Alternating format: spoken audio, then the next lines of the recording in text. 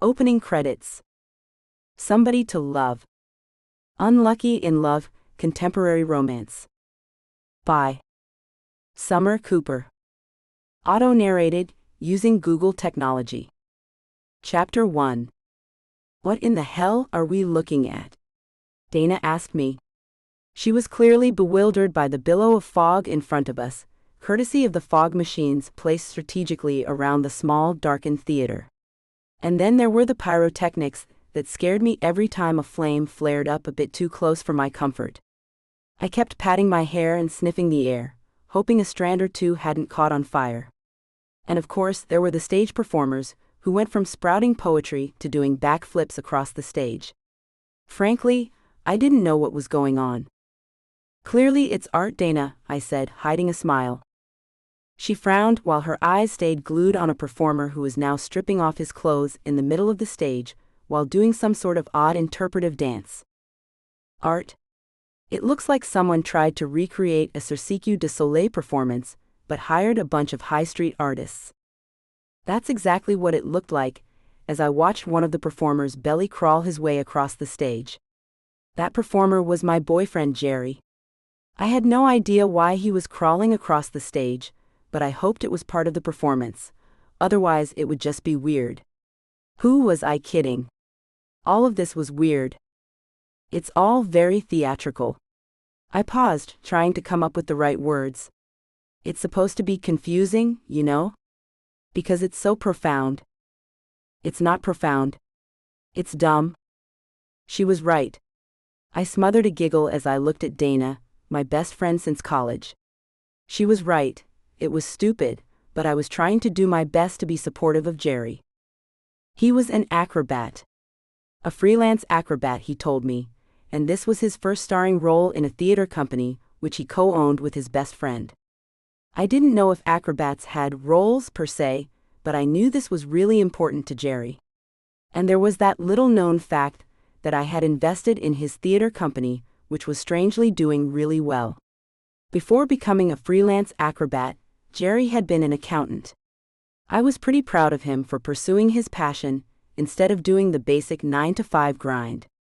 I liked men who were different, and as I watched Jerry, now wearing only his undies, dancing across the stage like a Vegas stage girl, I couldn't have been prouder. There must have been a look of pride on my face, because I caught Dana staring at me, with a look of bewilderment on hers. What? I said, even though I knew where this conversation was headed. I just don't understand your taste in dudes, Piper. She shook her head, and then gestured at Jerry, who was now doing handstands, which wasn't very flattering given that all his goodies kind of fell down south in that position. Can't you just date an accountant or a school teacher? I made a face. Jerry was an accountant. Operative word was. He was bored to death. And a school teacher? Please. I realized I shouldn't have been so dismissive in my reply once Dana shot me an annoyed look. Carter's a school teacher, well, at least he was. Remember? So you're saying your other best friend is boring? Carter was Dana's husband. The three of us had gone to college together and had been best friends all 4 years. Carter and Dana had always had a crush on each other, but they hadn't gotten together until years after college. And now they were happily married and had a total of 3 kids. One set of twins, who I think were toddlers or preschoolers now. I couldn't really tell, all kids looked alike to me. I could never tell one age from another.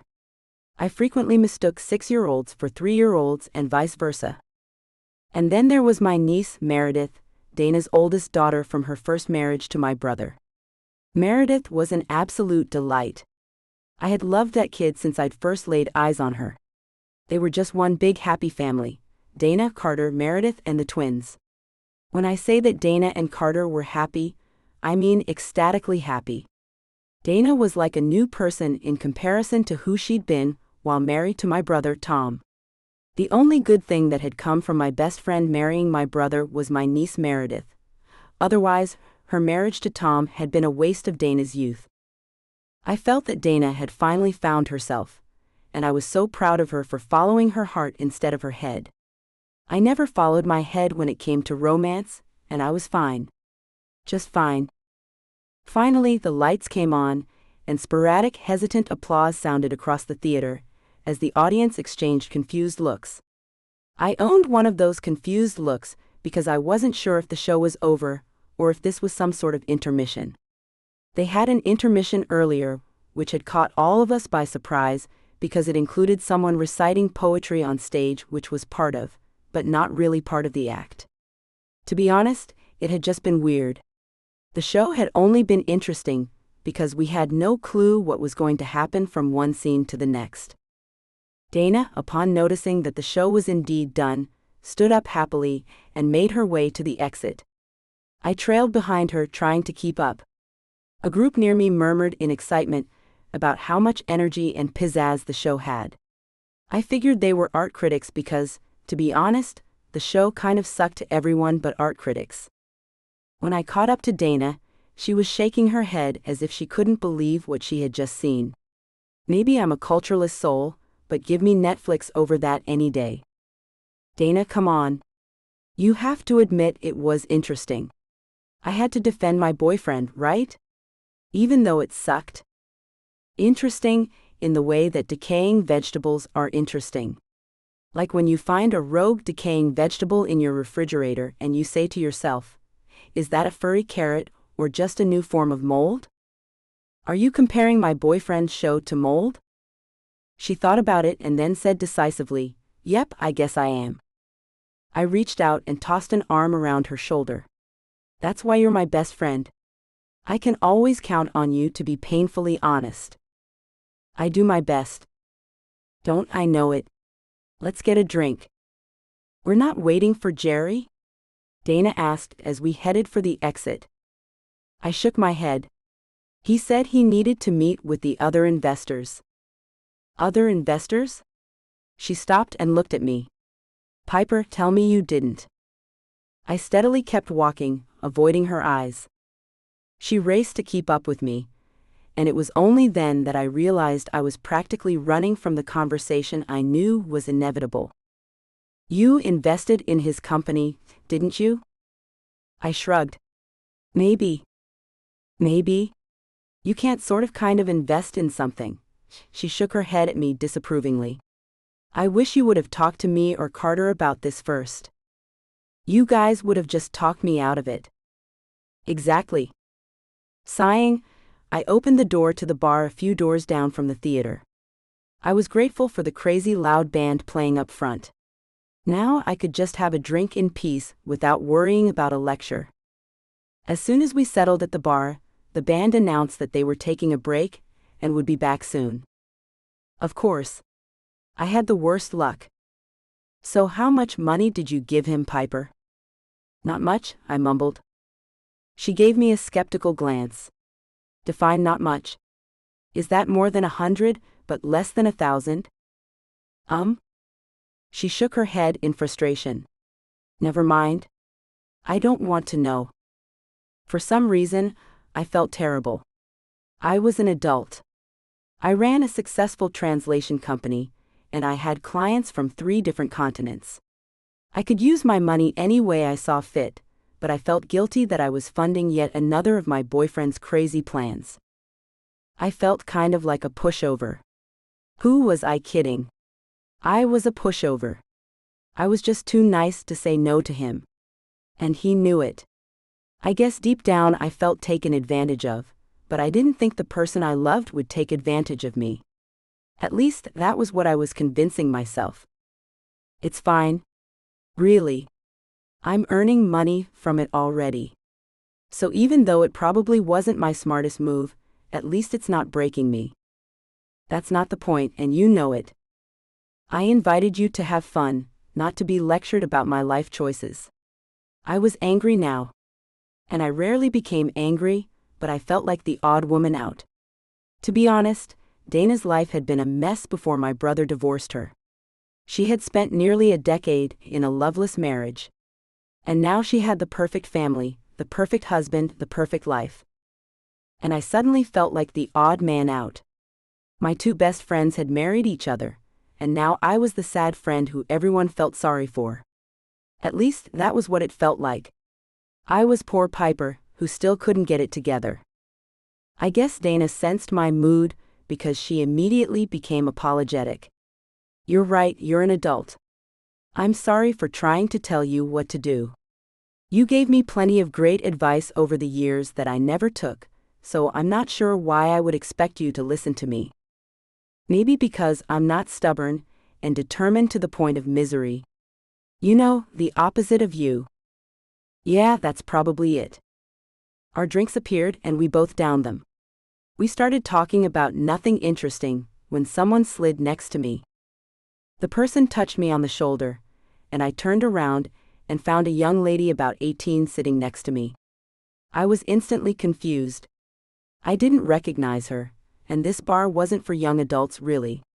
At least that was what I thought. Are you Piper? Hi, do I know you? I turned completely to get a look at her. She shook her head, and something about her eyes looked familiar. They were a strange light green with a hint of brown. Similar to Jerry's eyes. But that's your name? Piper, right? You're Piper. Jerry Lazarus' girlfriend? I instantly tensed. Is Jerry okay? Did something happen?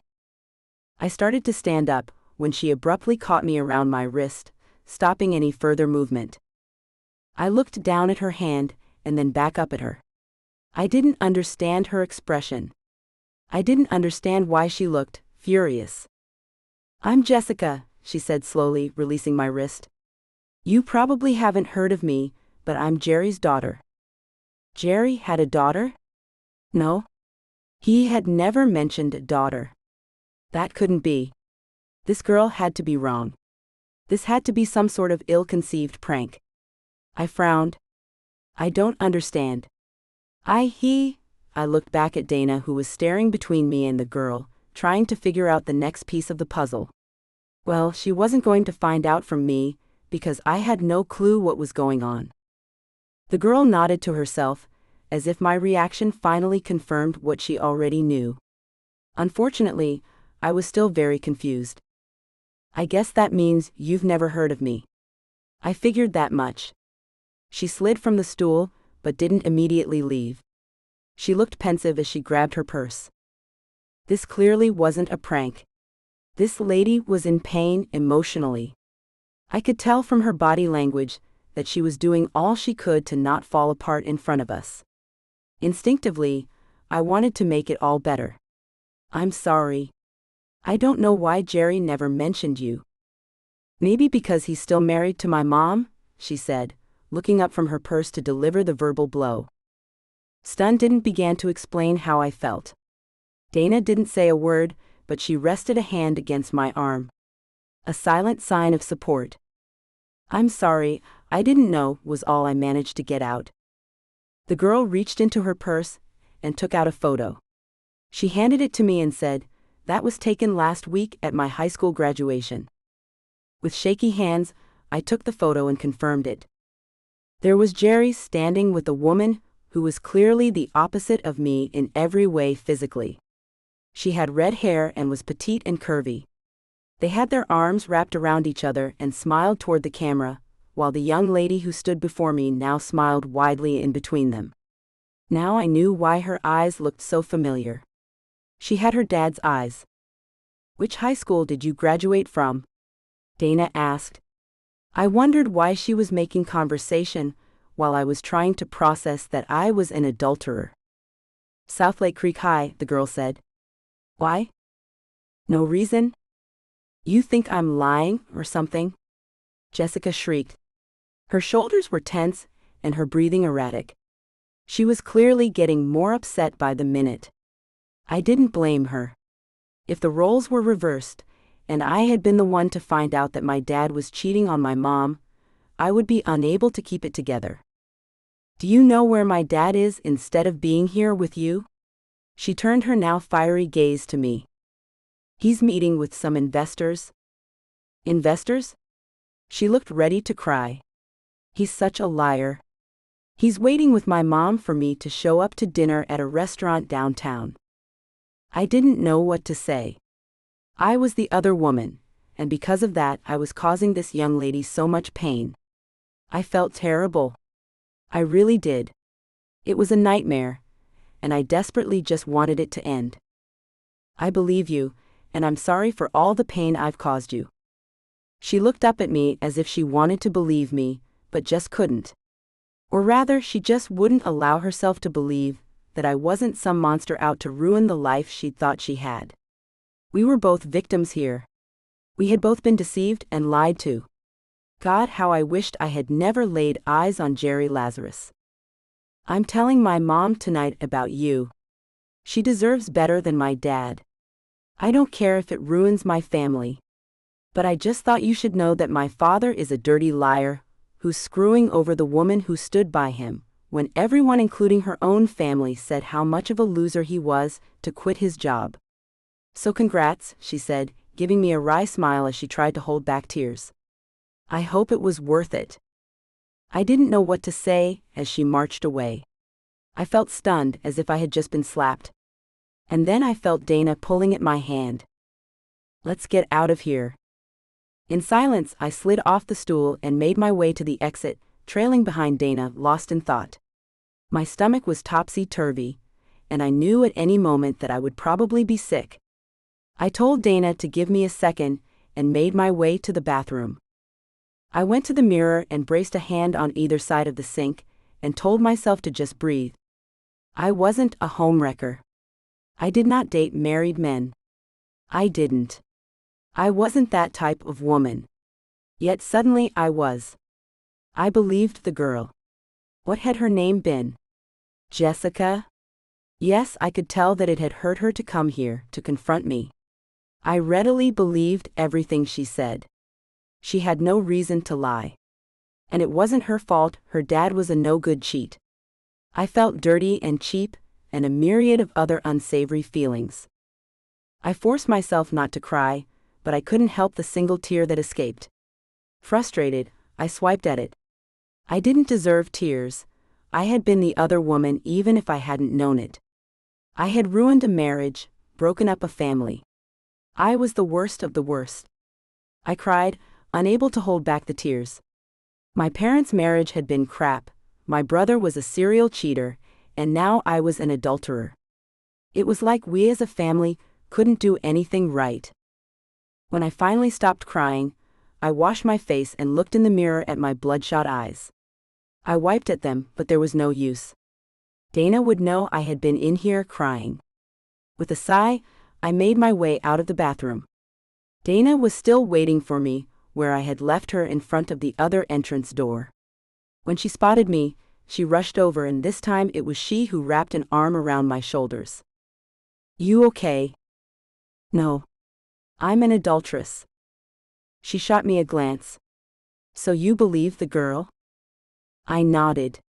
There's no reason for her to confront me and make up a lie unless she's some sort of crazy person. I checked Google. That high school did have a graduation last weekend, and Jessica Lazarus was one of the attendees. I even found a few of her social media pages, Instagram, Facebook, etc. And Jerry is in a lot of her pictures. In fact, he seems to be a very involved father. I snorted. Of course he is. When he's not boinking some random woman who isn't his wife, he's daddy of the year. Well, I wouldn't go that far. Dana stopped me then, and it wasn't until that moment that I noticed we were standing in front of Dana's car. We had ridden together to the show. She unlocked the door and I slid into the passenger seat, grateful for the reprieve. I felt suddenly self-conscious. I didn't know why. No one else had overheard our conversation.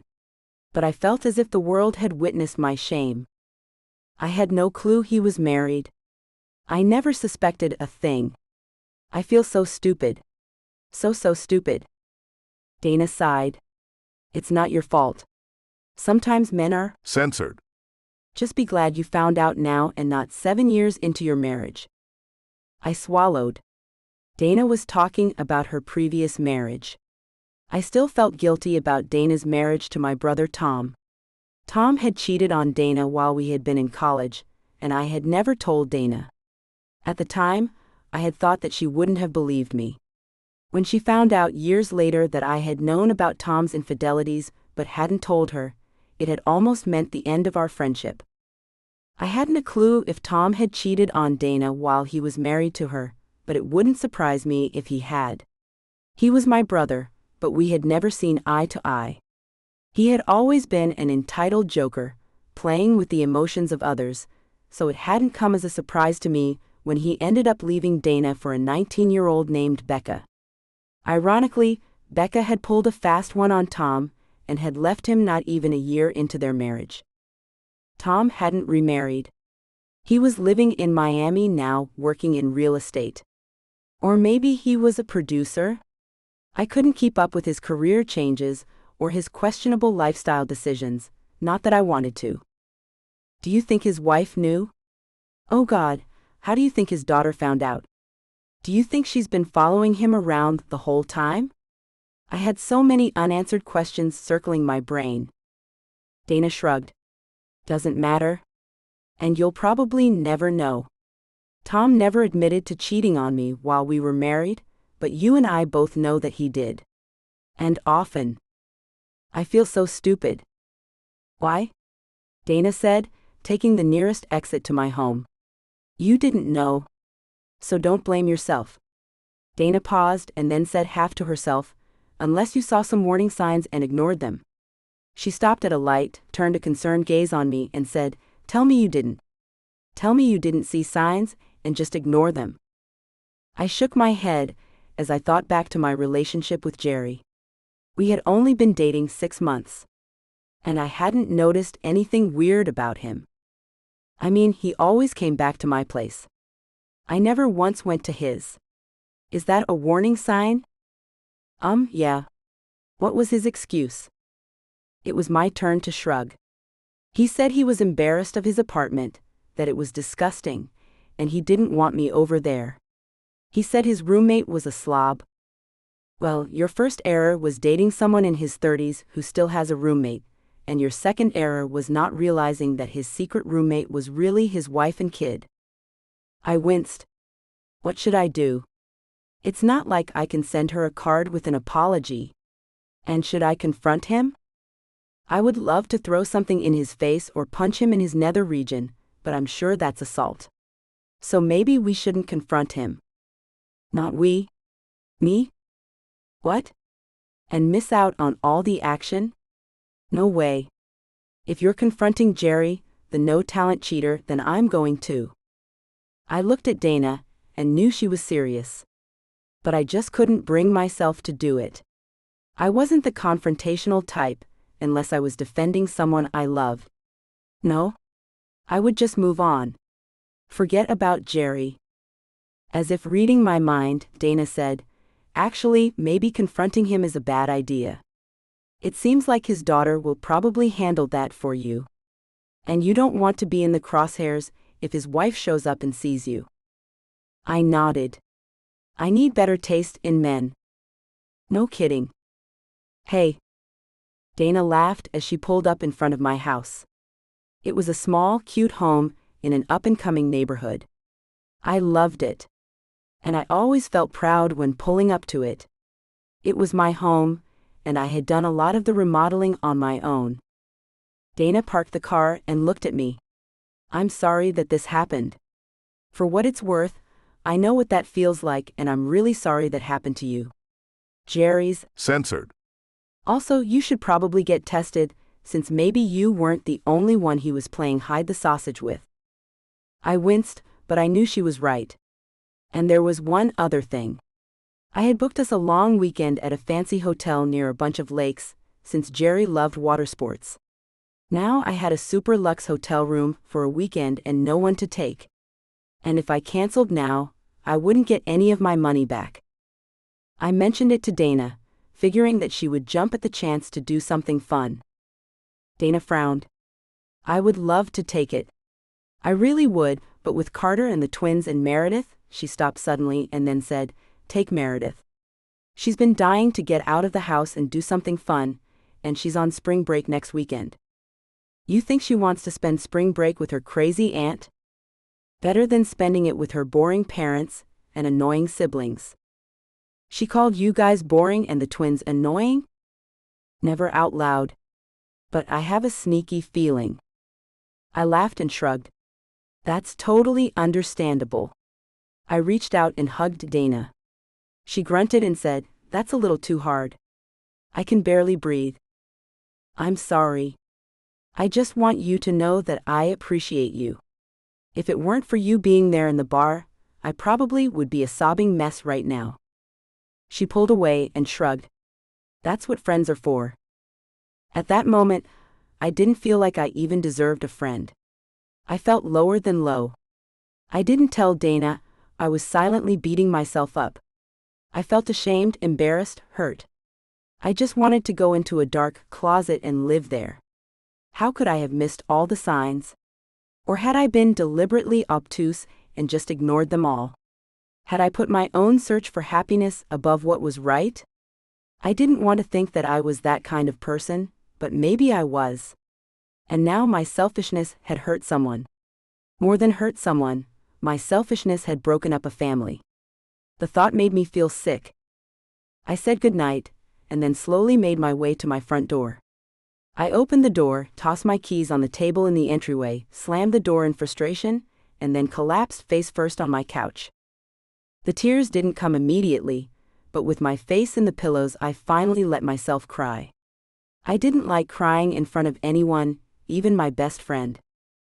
And when I was finally done crying, I picked up my phone and noticed he had texted me.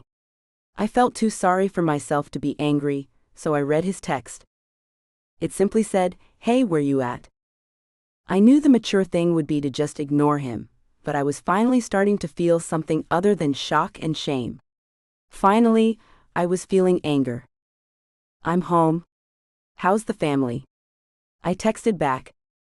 A few minutes later my phone beeped and I looked at the text. "What are you talking about?" "I met your daughter today. She looks just like you." I sat on my couch, hoping he would deny it. I didn't doubt the young lady, but deep down I hoped it was all a misunderstanding. I didn't want to be the bad guy in this story. I didn't want to be the person Jessica Lazarus thought I was. A homewrecker, an adulterer, a liar.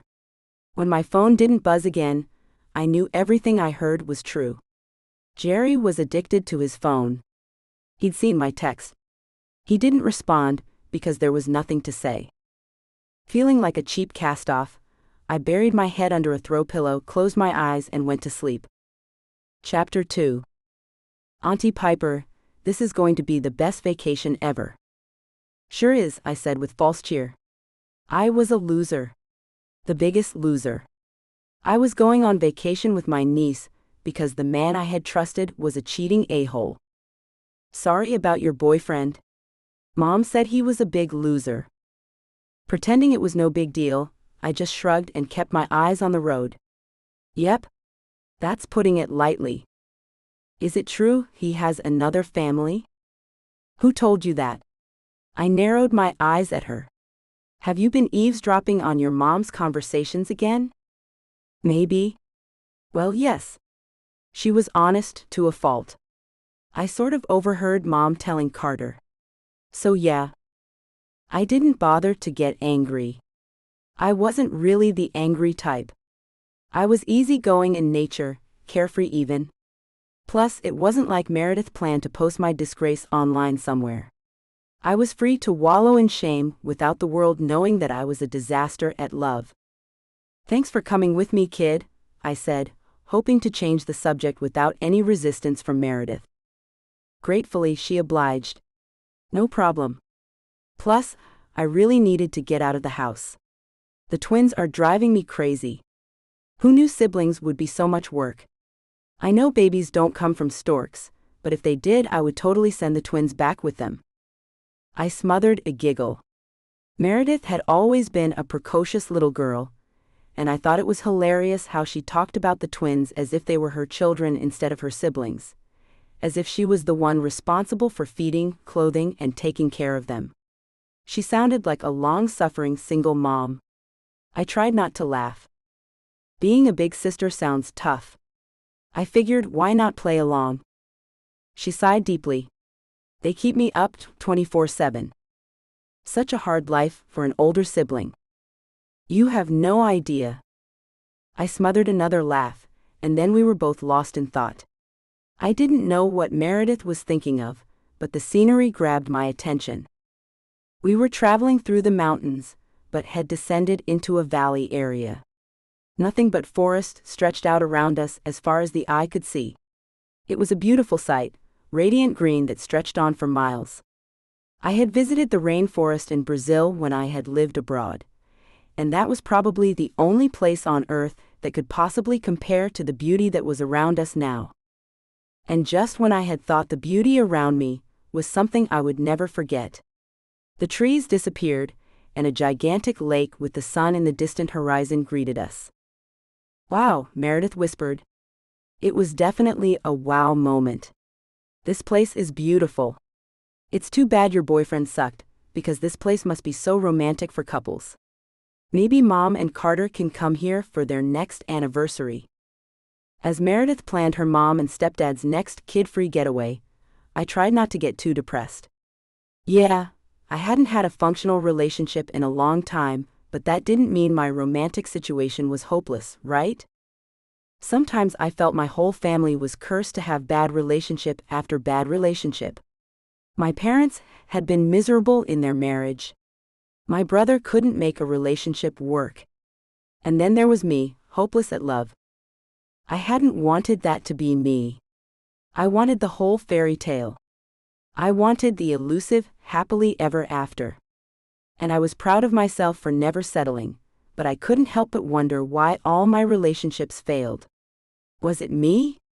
Was it them? Was it both of us? I thought about seeing a therapist, but I was way too cheap to pay someone to listen to my problems. I figured that's what Dana and Carter were for. My thoughts shifted to the lake in front of us, as the GPS navigated us to a large hotel, right off the lake, that had several other smaller hotels in its vicinity. It was like a little magical town, hidden from the rest of the world. Yeah, I thought to myself, this will be a great place to decompress. I pulled up to the large hotel, and Meredith and I piled out. There was a valet, and he quickly took my keys and had someone else grab our luggage. I smiled in gratitude. Once inside, Meredith and I exchanged impressed glances. "This place is awesome." I nodded, and the receptionist gave us a broad smile. "I take it you haven't stayed here before?" "Are we that obvious?" "Yes," he said, but in a sweet way. I gave him my information, and he entered it into the system, searching for our names from the guest list. Meredith began to twirl around in circles, trying to take everything in while saying wow over and over. The hotel reminded me of a log cabin, but obviously a fancier version. The entire hotel was an architectural wonder, as far as I was concerned, with all its fancy wooden surfaces and glass walls. Wow indeed. The host handed us our room keys, and together Meredith and I looked for our room. "This is awesome," she kept saying over and over, and once I found our room and opened the door. I thought so too. Suddenly, I didn't feel like such a loser. I felt kind of liberated. "You're smiling," Meredith said in a sing-song voice. I knew she was right, but I was feeling contrary. "Yeah, I'm smiling, and what? I thought you were going to be boring and down in the dumps all day." "Well, fooled you? I'm fine. Perfectly fine." "So what exactly happened with your boyfriend?" she asked, sitting down on the bed. "Nothing that would interest you, just boring adult stuff," I said, checking out the kitchenette and bathroom. Everything was spotless and luxurious with a rustic feeling. "Boring, huh? Really? You expect me to believe that? Really? So why did you guys break up?" "Because I didn't like him anymore." "I don't believe you." "Well, I don't know what to tell you, kid." "Did he cheat on you?" I didn't want to lie to her, but I also didn't know what to say. So I said, "Let's talk about something else. Want to head to the lake or pool?" She looked like she wanted to argue, but it was too late. I had already won. We had both seen the pool on the way in, and even though the lake was beautiful, the indoor pool was tempting too. We didn't even bother to unpack. We just tossed our bags on the beds, found our swimsuits, and then decided to head to the lake first. According to what I'd read online, all the supplies were free to hotel guests.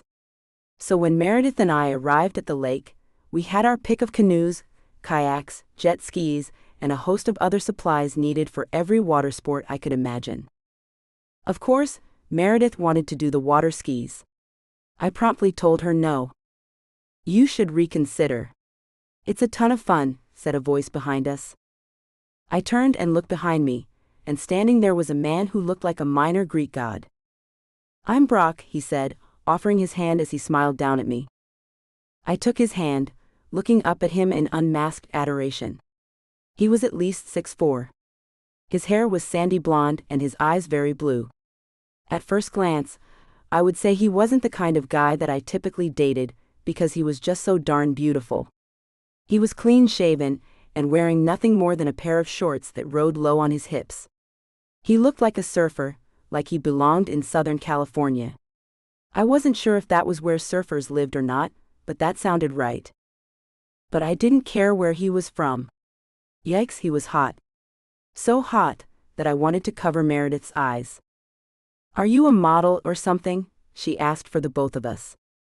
Brock looked around and frowned. He seriously didn't know that she was talking to him. Wow, he was hot and not full of himself. I figured he must be taken or gay, or a combination of both. "You do look like a model," I offered, finally finding my voice. He looked embarrassed by my words, which I found so charming. And then that's when I noticed I was still holding on to his hand. "Oops," I thought to myself, and promptly pulled my hand away. Now that his hand was free, he rubbed his hand through his hair and said, "Not a model. Far from it. I'm a librarian." Instantly, he piqued my interest with that mention alone. Wasn't I just saying to myself that I was done dealing with silly, flighty men? And look what had practically landed my lap. An Adonis with the world's most boring career. I bet he wouldn't be caught dead running around a stage wearing only boxer shorts while doing weird interpretive dances. I bet he didn't breathe fire or know any magic tricks. In short, he was the opposite of every guy I dated or had wanted to date. I felt it was a sign from the universe, so I quickly turned on the charm. "So you're into water sports? What would you recommend for newbies?" He pondered the question for a second, and then turned that brilliant smile on me. "Kayaking is my favorite. I used to whitewater raft in college though, so I'm partial to that too, but wouldn't recommend that to beginners." "So you're into whitewater rafting? Did you go to school around here?" "South Carolina." I could hear the tinge of a southern accent. "Really? I grew up in California." "Ha ha," Meredith said dryly, clearly enjoying my failure at flirting. I shot her a look and said, "Well, see you around. I think we'll try canoeing," as I pulled my niece away. "Oh man, I wanted to go water skiing." "Can you even ski?" I said, turning away from Brock. She ignored my question and shot me a look of pity. "You didn't even tell him your name," Meredith whispered loudly. "How are you going to get him to date you if he doesn't even know your name?" The last sentence was said in a rather loud whisper, and I just wanted to disappear. Maybe bringing Meredith wasn't the best idea. "Meredith, shish." Meredith rolled her eyes and turned back to where Brock was standing, untying one of the docked boats. "She's Piper, by the way." "That's her name." "Piper. I think it's a pretty cool name," Meredith said to Brock, who just looked at her and then me in confusion. "And she's not my mom. She's my aunt. And she's single. Just in case you were wondering. Like she doesn't have a boyfriend at all. She's super single." For the second time in 2 minutes, I just wanted to disappear. And as if the embarrassment wasn't enough, Meredith continued, "Why don't you come with us, Brock? You can show us how to do this canoeing thing. I'm Meredith, by the way." Brock looked taken aback. I guess a child's forwardness wasn't something he had experienced before.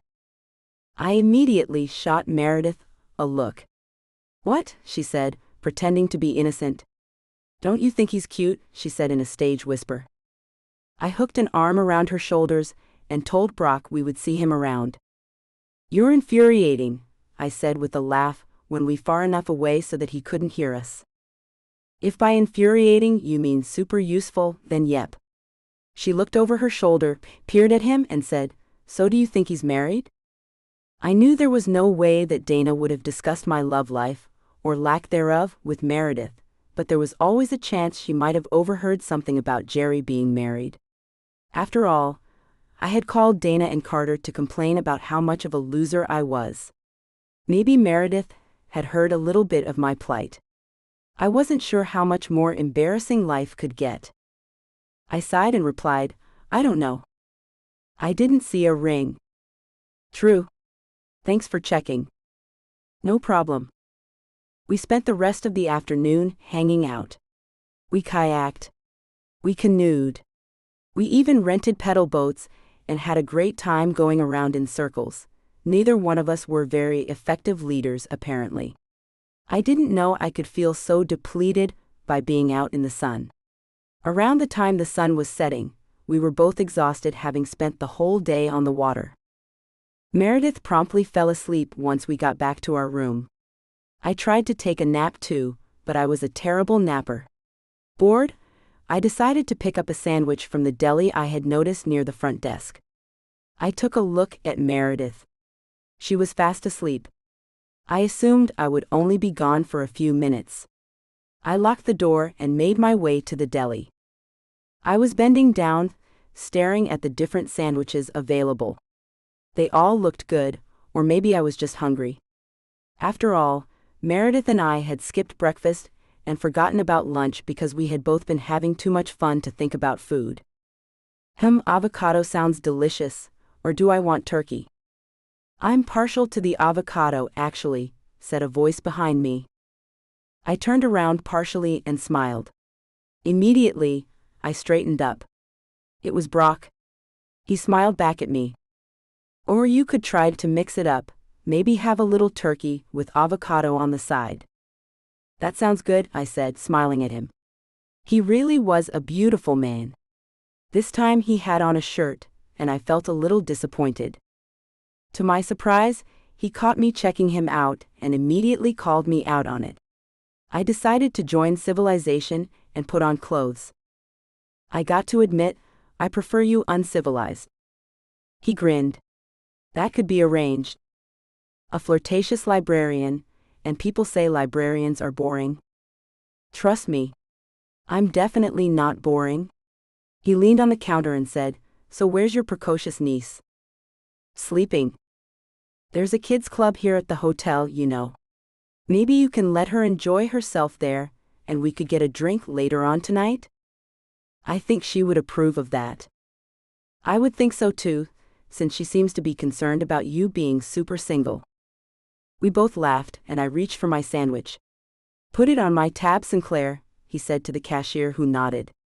He was on a first-name basis with the cashier?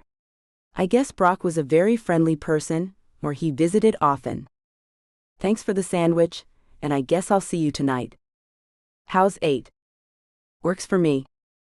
8 it is, he said, turning away from me. I walked away with pep in my step. I was doing great. I was asked out by probably the hottest man on earth.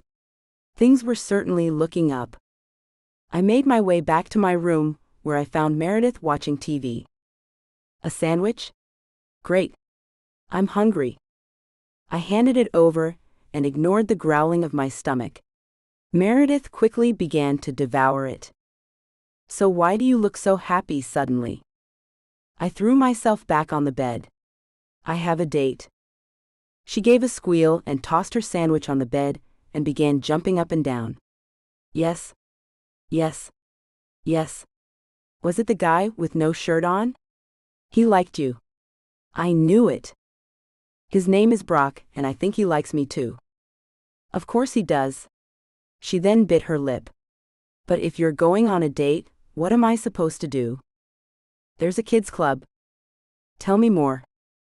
I laughed and said, I know nothing about it.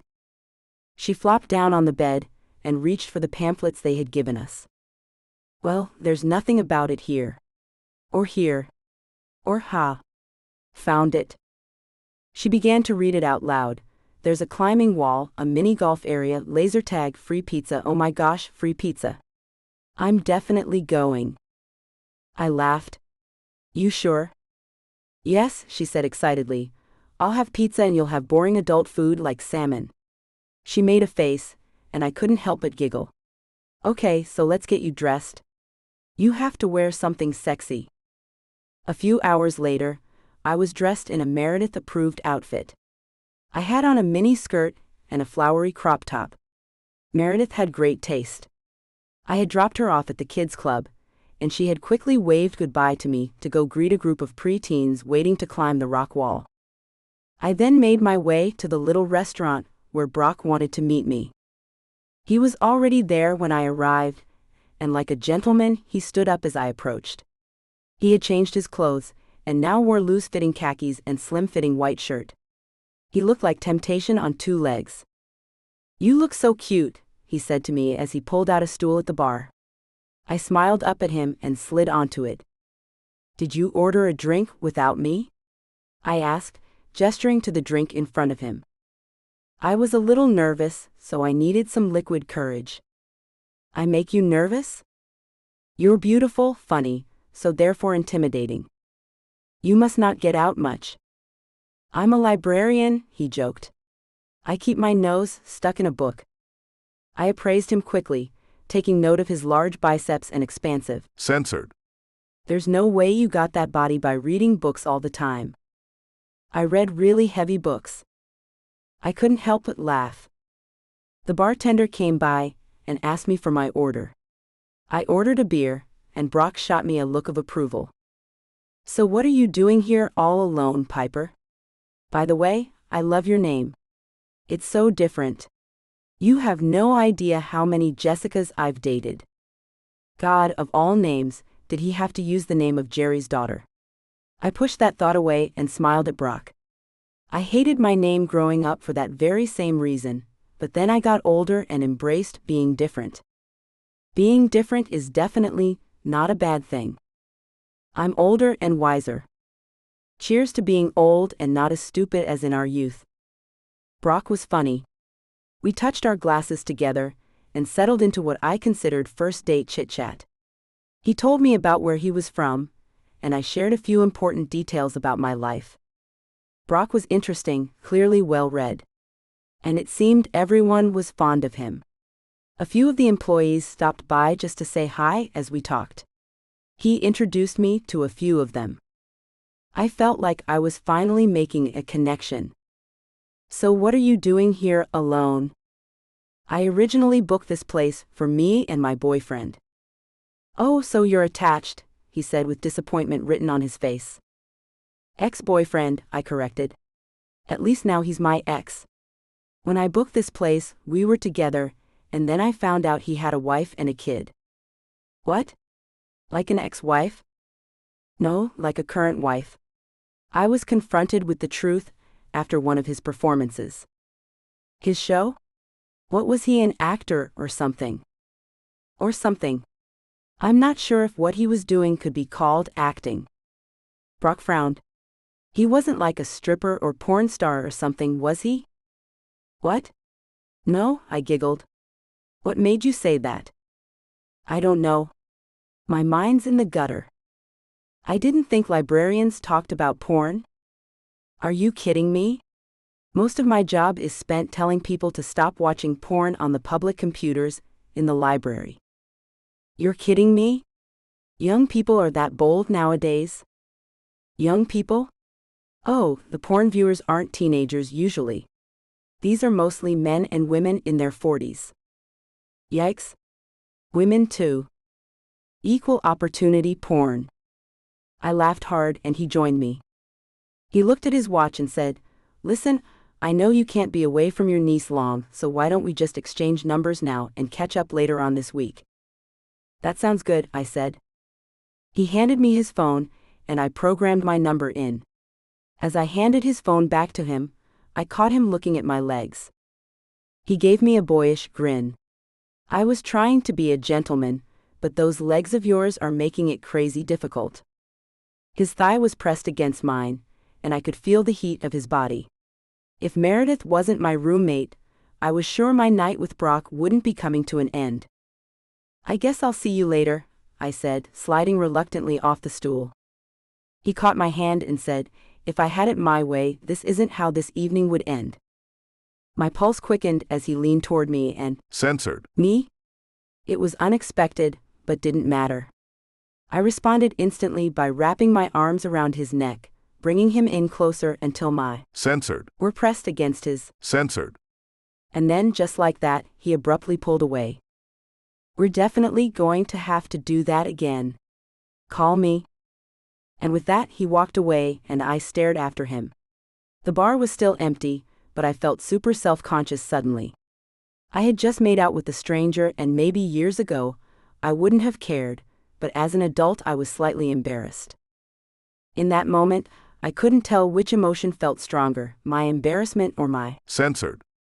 It didn't matter, because at least I was officially over Jerry. I laughed to myself. That had only taken about a week. You seem happy, were Meredith's first words to me when I went to pick her up from the kids' club. So do you, I said to her, and it was true. She looked exhilarated when I found her climbing down the rock wall. The rock wall was awesome, she admitted. I can't wait to do it again. Can I go to kids' club tomorrow? Pleasey, and you can go out on a date with Brock again. She twisted from side to side, barely able to contain herself. Fine, I said with a long-suffering sigh, as if it was such a big sacrifice to agree to go out with the world's hottest man again. Since you're twisting my arm, fine. We picked up dinner and headed back to our room. When Meredith was finally asleep on the sofa bed, I couldn't help but wonder to myself if I was making yet the same mistake again. How well did I know Brock? But then I told myself that I was being silly. Not every guy was a douchebag. Right? Just all the guys I liked. With that in mind, I fell into a restless sleep. Brock sat across from me in the large dining room, handsome in a blue button-down shirt. His hair was slicked back, and he had let a little bit of his beard grow in. It was our third and final day at the resort, and I wondered what would happen after I left. Would he keep in touch? Would we both just go our separate ways? I didn't want to be presumptuous. What if he wasn't interested in anything more than a fling?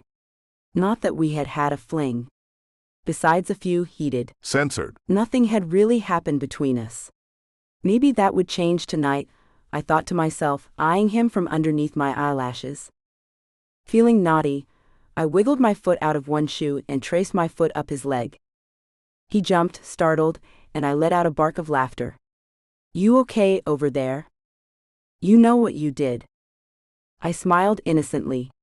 Feeling bold, I said, why don't we go back to your room? My niece will be at the kids' club for another hour. I've been dying to hear those words. He stood up and offered his hand to me. I took it, and he tossed a few 20s out of his wallet onto the table. This scene has been censored to provide a safe and enjoyable reading experience for everyone. The elevator began to slow, marking our impending arrival, and he groaned in disappointment. He quickly let me go, and we sprung apart at the last minute as a passenger climbed on. Good evening, the older woman said as she entered. She stood in front of us, facing the elevator door. I grunted a hello and tried not to gasp when I felt Brock's hand making its way back up my skirt. I hit at his hand and admonished him in a whisper. He gave me a boyish grin and pinched my ass. I tried to swallow my squeal, but apparently the other passenger heard me and turned quickly in our direction. I tried to look innocent while Brock said, "Must have been the elevator. It's old, you know. It squeaks sometimes." Was all the older woman said as she turned away from us, expressionless. I shot Brock a glare and he leaned down and censored me softly on the lips. That served to shut me up immediately. Finally, the elevator stopped again and the woman got off and surprised me as she turned around and said, "Have fun, you two." I blushed and Brock chuckled. As the elevator doors closed, he wrapped his arms around my waist and pulled me toward him. Now where were we? He said as he began. Censored. My collarbone, as his hand found its way to one of my. Censored. Gasping, I slapped at his hand and hissed, "Not in the elevator. There are cameras. Behave yourself." "You didn't ask me to behave myself earlier," he said as he. Censored. My ear, and I shuddered. This time, when the elevator doors opened, I was in too much of a. Censored. Daze to notice. It wasn't until Brock was pulling at my hand and leading me out that I even realized we were out of the elevator. This scene has been censored to provide a safe and enjoyable reading experience for everyone. I stopped immediately to answer it. Who would be calling me at this time of night? "Don't answer it," Brock said. I couldn't see his face in the dark, but his voice was thick with. Censored. I shimmied off him, trying not to notice how hard he was as I slid my body off his. "I have to answer it," I said, still breathless. "It could be Meredith." Quickly, I reached for my purse, answered the number which I didn't recognize, and said, "Hi, this is Piper." "Hi, Miss Piper, we have your niece here, Meredith." "Oh my God, is she okay?" "I'll be right there." "She's okay. We think she might have hurt her ankle though. Can you come get her?" "We're in?" "I'll be right there," I said, reaching for my purse and forgetting completely about Brock. "Wait, where are you going?" he asked, climbing off the bed as I opened his hotel room door. "Meredith hurt herself. I have to go." "I'll call you," and with that, I sprinted down the hall and didn't even bother to wait for the elevator. I found an exit sign and sprinted down the stairs as fast as I could go. In a matter of minutes, I was on the same floor as the kids' club. I found Meredith at the entrance, looking bummed. I instantly kneeled in front of her. "Honey, are you okay?" She nodded. "I told them not to call you. It's just a little sprain. Look, I can walk fine." She stood up, took 2 wobbly steps, and then almost collapsed. I caught her and steadied her weight against me. "Hold on to me. We're going home. Well, first we're going to a hospital, and then we're going home." "A hospital? It's not that serious. You can barely walk." "I'm fine. I think I just twisted something." The employee who managed the area piped up, "There's an urgent care about 10 minutes from here. You guys could go there." Grateful, I said as much, and then helped Meredith hobble to the elevator. How in the world did this happen? One of the bigger kids ran into me. Practically ran me over. Did he apologize at least? "No," she said, and I could tell she was trying not to tear up. I knew the other kid didn't do it on purpose, but I still was too angry to speak. "You're going to be fine." I brought her close to me, and Censored. her forehead. "I'm going to take care of you. You're going to be fine."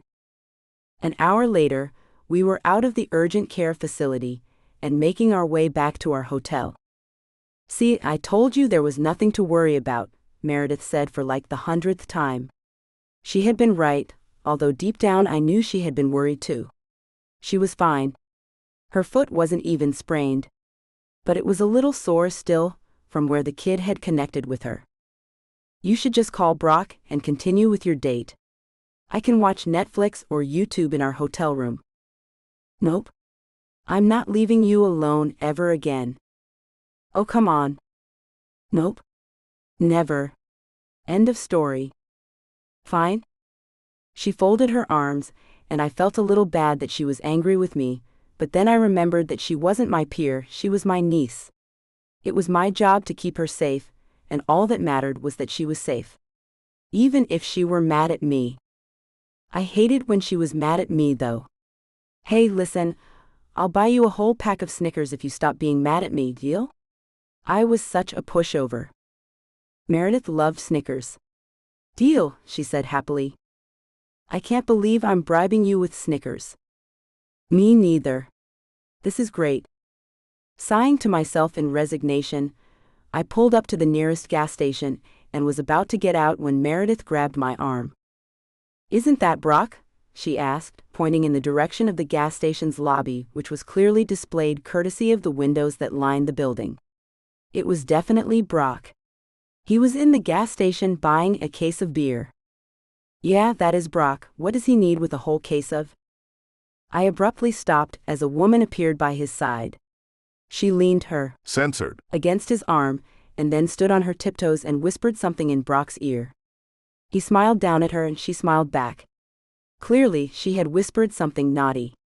She censored him then, and I recognized her as one of the other hotel guests. I was done. I'd seen enough. Feeling numb, I pulled out of the gas station. I could feel Meredith's eyes on me, but I didn't say a word. What could I say? I was an imbecile. I was stupid. So stupid. Brock had been playing me the whole time. I bet his game was sleeping with women who came alone to the resort. A librarian. Ha! What a liar. What a dirty, dirty liar. Auntie, you're speeding. Immediately, I slowed down and said softly, "Thank you." She looked at me from the corner of her eyes and I sighed. "I guess I'll get you those candy bars tomorrow." "It's cool," she said, looking again at me with concern.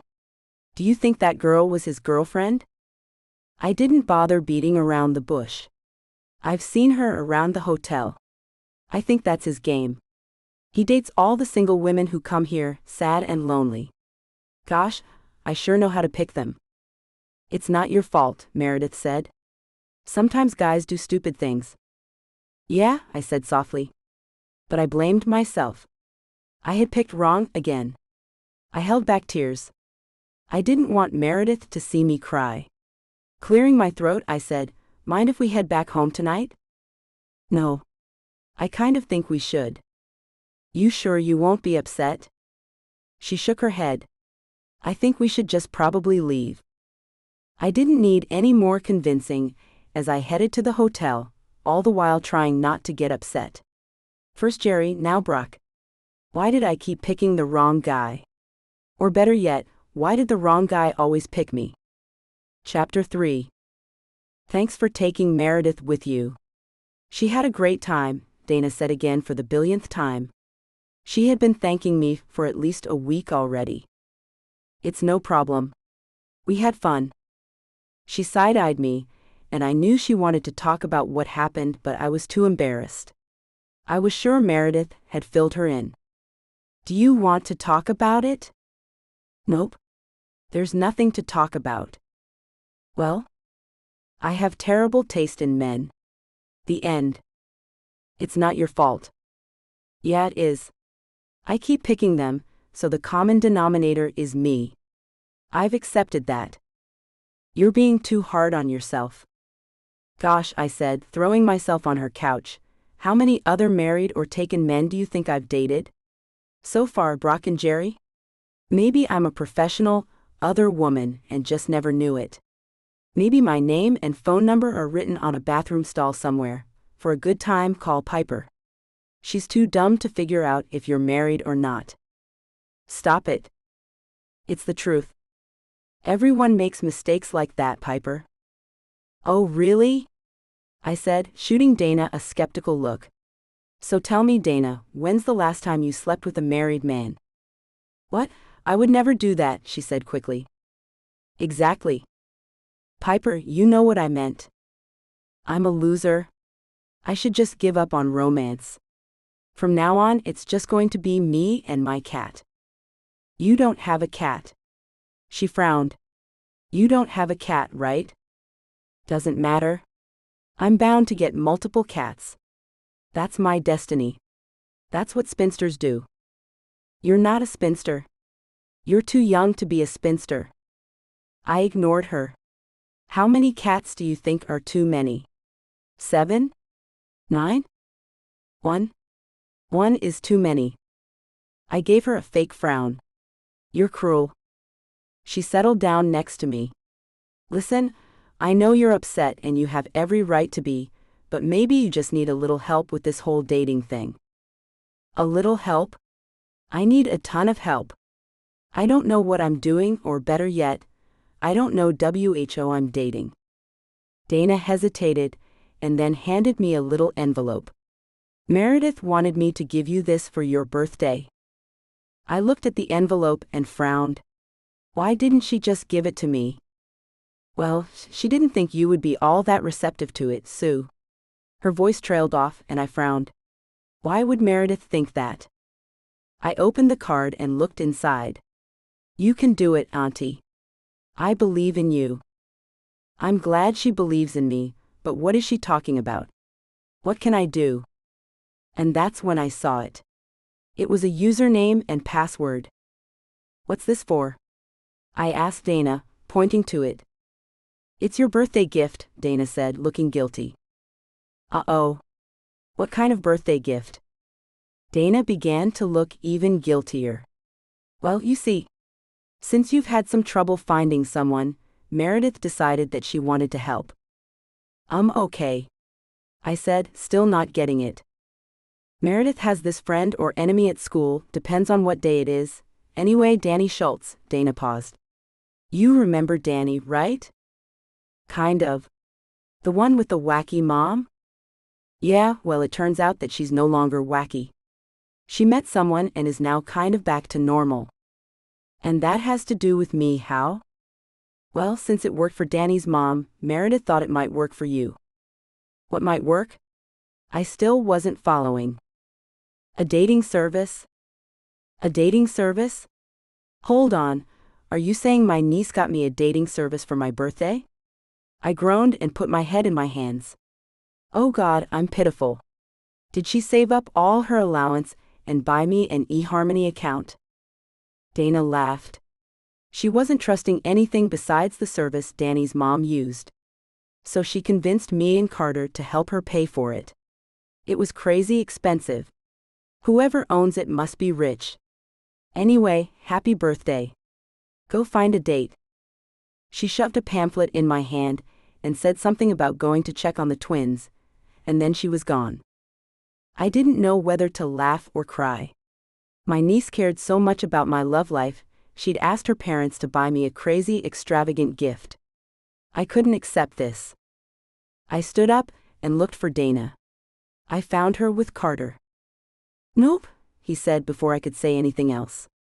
She wanted you to have it. So you have to keep it. Come on, you guys, this is too much. Just keep it.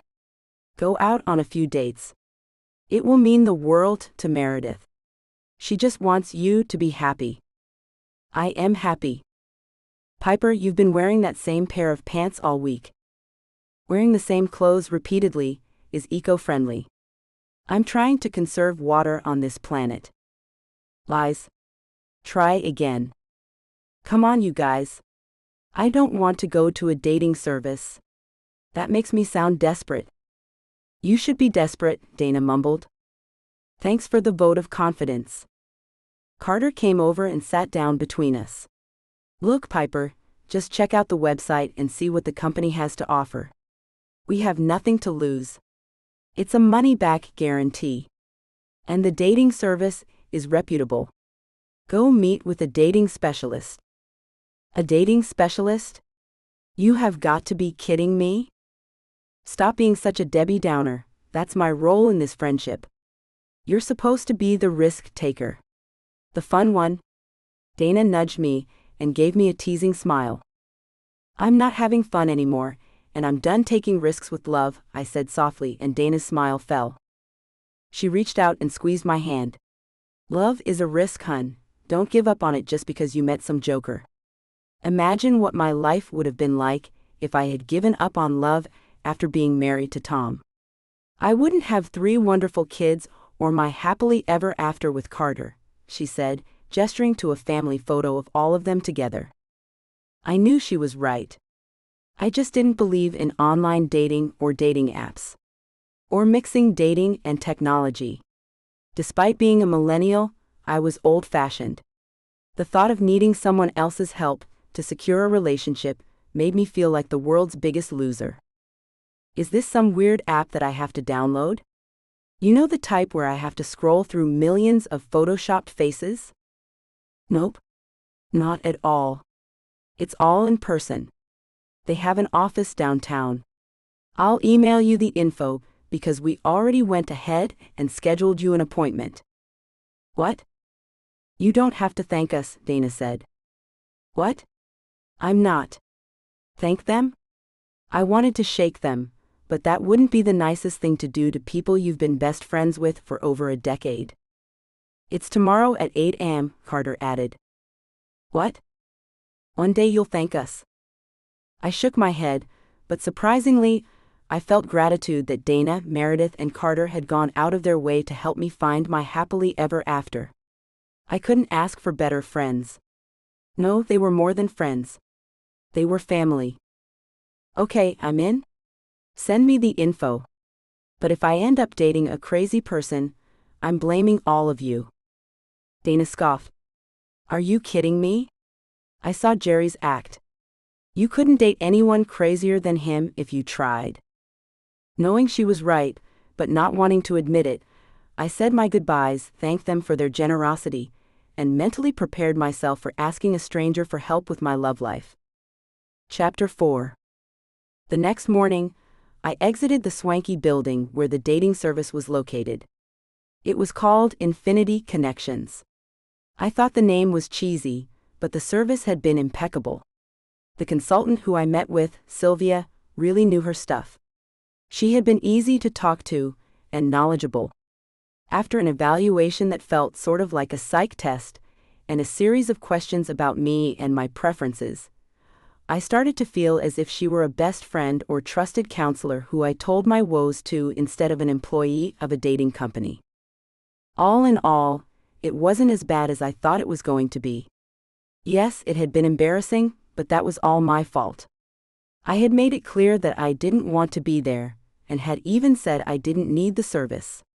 But then we started talking about my most recent relationships, and since both ended with me probably being the other woman, it became clear to me and the dating specialist that I was deluding myself.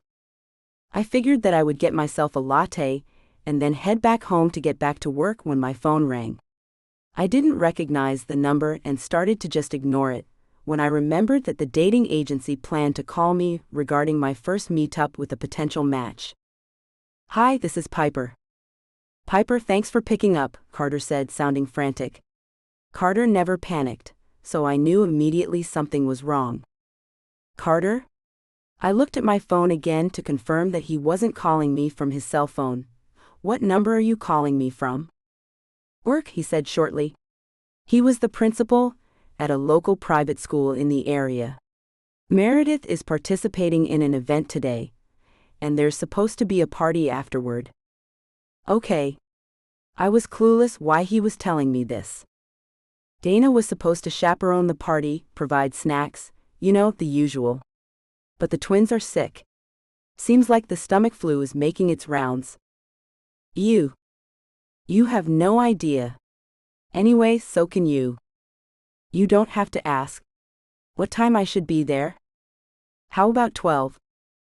I looked at my phone, and then confirmed mentally that I would have time to make myself look school presentable. Sounds good, I'll be there early. Thanks, and don't forget. No nuts. No dairy. Preferably no gluten. So that leaves me with what exactly? Air or fruit? You're creative. I'm sure you'll think of something. Thanks again, he said, hanging up. I stared at the phone, wondering what in the world I was supposed to prepare in a matter of hours that wouldn't include nuts, dairy, or gluten. I changed clothes, headed to the grocery store, and wandered the aisles looking for something, anything. I wasn't coming up with any ideas, but the clock was ticking. I briefly wondered if I could just buy the kids a bunch of chicken nuggets from a fast food restaurant, but figured greasy little children wouldn't sit too well with their parents. With a sigh, I grabbed a cooler, a bag of ice, and all the fruit popsicles I could find. Unconventional, yes. But hey, the kids would love it. Having a party? The checkout lady asked. Yep. An ice cream party? Yeah. I frowned, wondering if I was making the right decision. It was too late now, I said to myself as I paid the cashier and wished her a hearty goodbye. I placed everything in my car, and arrived 30 minutes early to Meredith's school. I was feeling pretty proud of myself, until I remembered that the popsicles could easily melt. I needed to find a fridge and fast. I grabbed the cooler, filled it with ice, placed the popsicles on top, and wobbled unsteadily in my heels toward the entrance of the school. I felt moisture pooling on one side of the cooler, and realized that there was a hole in it. Great. Just great. I approached the school doors with a scowl on my face. I had the worst luck. A guard saw me coming and stopped me. "Can I help you?" he asked. "I'm here for the recital after party," I said, forgetting the real name of the event. I wasn't sure Carter had described it as an after party. The guard held back a laugh, but couldn't conceal his grin. "After party? I didn't know we were running a club." I laughed. "I'm old. Cut me some slack." He smiled back. "I get it. I feel the same way. The party's in Great Room B, go straight down the hall and then to your left. You can't miss it. Straight down the hall and then to the left." "Got it." I walked down the hall, mindful of the trail of water I was probably leaving behind. I reached into my purse and tried to find some napkins. Of course, I didn't find anything. I started muttering to myself. "This sucks so much. So much," I said, digging deeper and getting frustrated because the stupid cooler was leaking a puddle near my ankles now. I couldn't let the kids slip and fall in this mess. I looked toward the security guard, but he was gone. He seemed to be arguing with a mom up front about moving her car. I looked for a janitor, but no one was around. The school was spotless, clearly someone worked there. I didn't want to risk a kid falling in the puddle I made, so I reached for my phone, determined to call Carter and have him rescue me from the situation I had caused by being cheap and buying a crappy styrofoam cooler. Just as I managed to pull my phone from my purse, I heard someone approaching. "Looks like you've gotten yourself into a little trouble," said a masculine voice.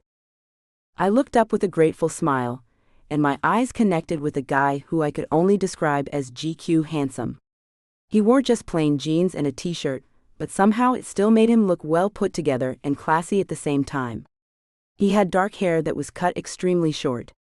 If it weren't for the clothes, I would have assumed that he was military. He smiled as he approached me and said, "Need some help?" His eyes were not quite blue, but not green either. They seemed kind of mysterious. I couldn't stop staring at him. I stuttered, flustered, "I have ice." He looked at me, and then looked at the floor. "Looks like your ice is melting." I looked down at the puddle getting bigger around my ankles. "Yeah, this cooler sucks." He positioned his hand under it, feeling around for a hole. His hand brushed mine and my pulse quickened. I pulled away from him, startled, and took a step backward. Apparently, that's all I needed to throw myself off balance, and the next thing I knew, I was on my Censored. in the puddle with my skirt around my waist. And the worst part was that I had apparently taken Mr. Handsome down with me. In fact, my knee was positioned across his thigh near his crotch, and as he picked himself up, I might have brushed against it. I immediately started having dirty thoughts. He seemed well endowed. What was wrong with me? I was at a school, for goodness sake. The last thing I needed to be thinking about was Mr. Handsome's crotch. He reached down and helped me up, and I hastily tried to pull my skirt down. I hadn't had a bikini wax in ages. I was so embarrassed. Who knows what he saw? Instantly, I tensed, but forced myself to apologize as I clumsily pulled my skirt down and bent over to pick up the cooler that had been tossed a few feet away and was lying leaking against the wall. I'd made a huge mess. I'm such a klutz. And to think I was trying to prevent someone from falling, and then I was the one to fall. And you took me down with you. And flashed your panties. I've always been a fan of women who appreciate lace, so I'm not complaining. And neon pink is your color, by the way. His comment caught me off guard, and I was torn between wanting to run away and hide and wanting to roll my eyes.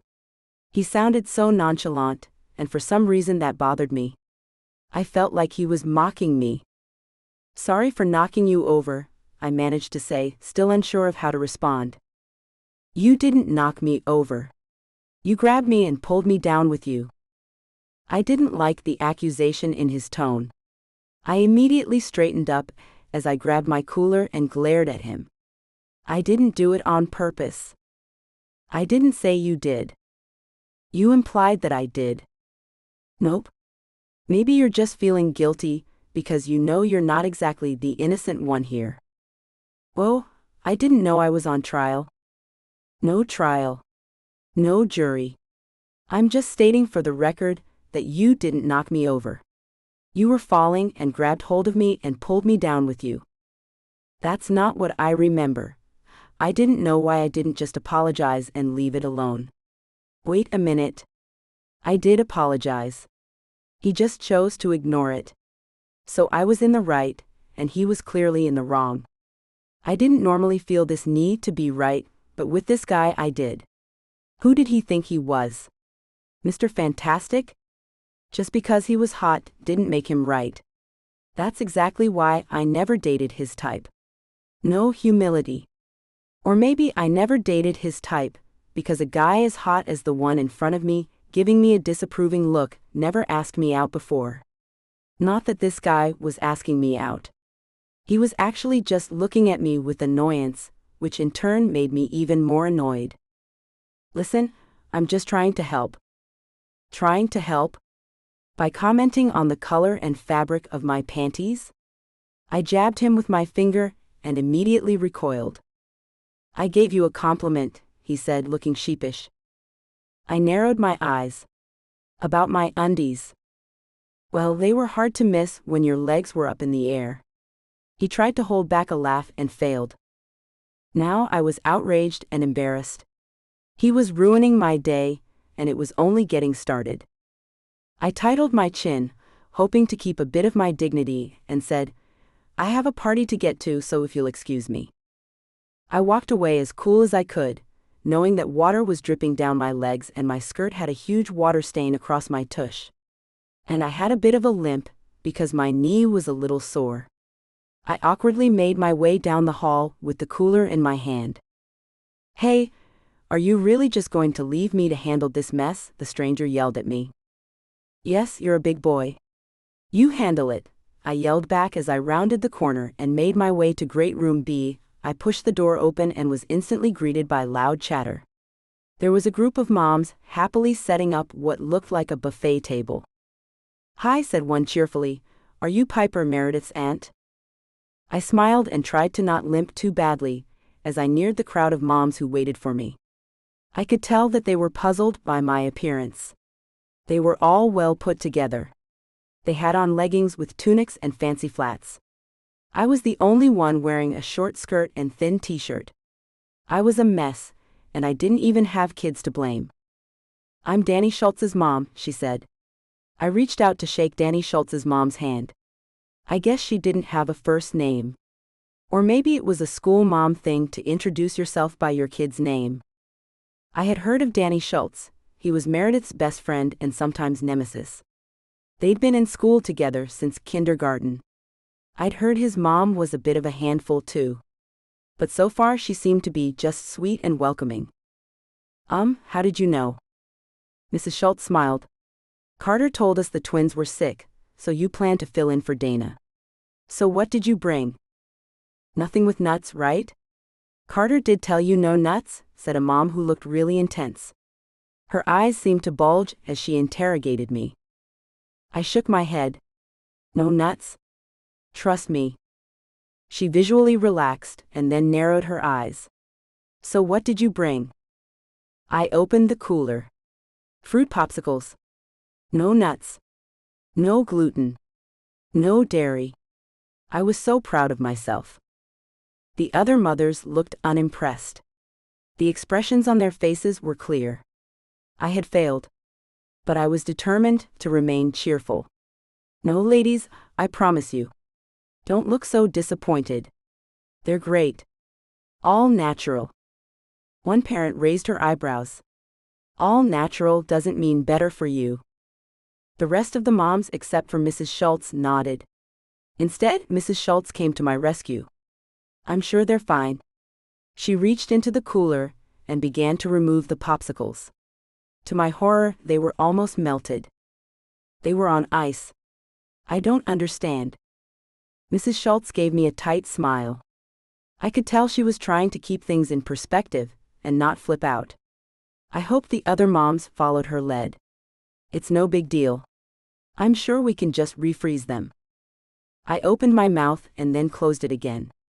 I could never be a parent. I couldn't even get the snacks to an event safely. I'll take them to the teacher's lounge. There's a refrigerator in there, a voice said behind me. I knew exactly who it was without turning around. I rolled my eyes and sighed inwardly. I'll do it, just tell me where the lounge is, I said, turning around and facing him. There was a gasp behind me, and it was then that I felt the draft. I didn't know how I'd done it, but I had somehow stuck my skirt into my panties. I reached behind me and quickly fixed my skirt. Now every adult within 10 feet of me had seen my goodies. Great. I was making a wonderful impression. Anything you say, he said as I turned back to the table, trying to muster a little dignity. I made eye contact with no one. I just pushed the mushy popsicles back into the cooler and marched past the annoying man.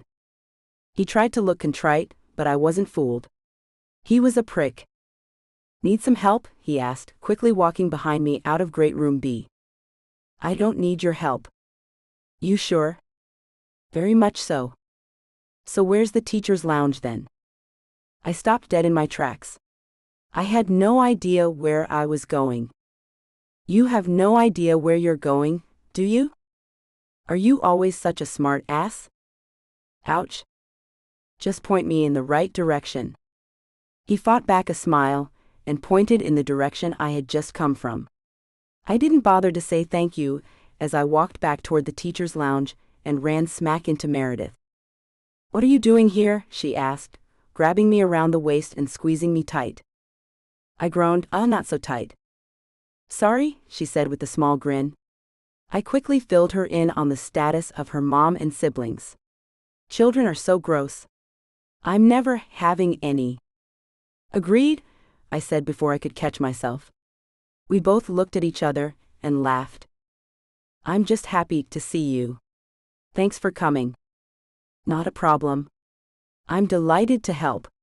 I looked around, relieved that Mr. Handsome had gone away. And now I need your help.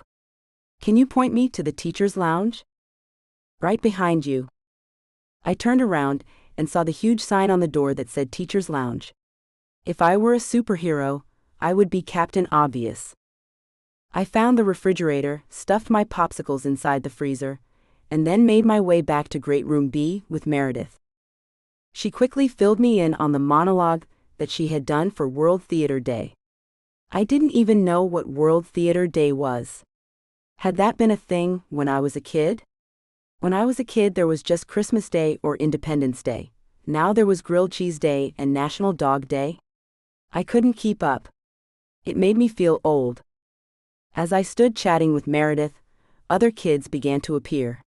Mrs. Schultz called out to me, "Can you go man the dessert station with Ty?" Ty? Who was Ty? I hoped Ty wasn't that mean mom who had looked at me as if she had wanted to punch me because I'd had the nerve to say, all natural around her. I groaned inwardly when I turned to look for the dessert table and saw Mr. Handsome standing there. He gave me a small wave and a knowing smile. He was so censored. God, he got on my nerves. Should I go get the popsicles? They might be at least a little frozen by now? I don't think so, Mrs. Schultz cut in quickly. We'll just use them next time. Thanks a million. Go help Ty now. Thanks. She gave me a little shove, and I instantly bristled. Gosh, private school moms were aggressive. Reluctantly, I made my way over to Ty and sat down stiffly beside him behind the dessert table that was covered in fruit. There wasn't any ice cream, I noted, feeling a little put out. I sat there and crossed my arms over my censored. Ty didn't comment. At least he was smart enough to know when to be quiet, I thought to myself. I was very aware of him as he sat there next to me. I nervously patted at my hair and hoped that I wasn't stress sweating. I inconspicuously tried to sniff at my underarms. You don't smell. What? I said, trying to stop from turning red in embarrassment. I smelled you earlier and you smell nice. Stop smelling me, I said, unsure of what to say. Stop smelling me? God, where was my brain? He looked at me strangely and then said, whatever you say. We sat there in awkward silence for a full minute before I gave in. I just couldn't do silence. I was a chatterbox. So does your kid go here? I was forcing myself to be nice. After all, I couldn't just sit here for an hour and not talk to the guy, right? God, no. I don't have any kids. You say that as if kids are gross or something. Well, they are. Let me guess. Unreformed bachelor? My tone was accusatory, even though I had been guilty of pretty much saying the same thing about kids only minutes ago while talking to Meredith. What makes you think I'm not married? He sounded scandalized, which made me snort with laughter. Guys who dress like you normally like to play the field. Dress like me? What do you mean? Do you always just jump to conclusions and stereotype people based on how they dress?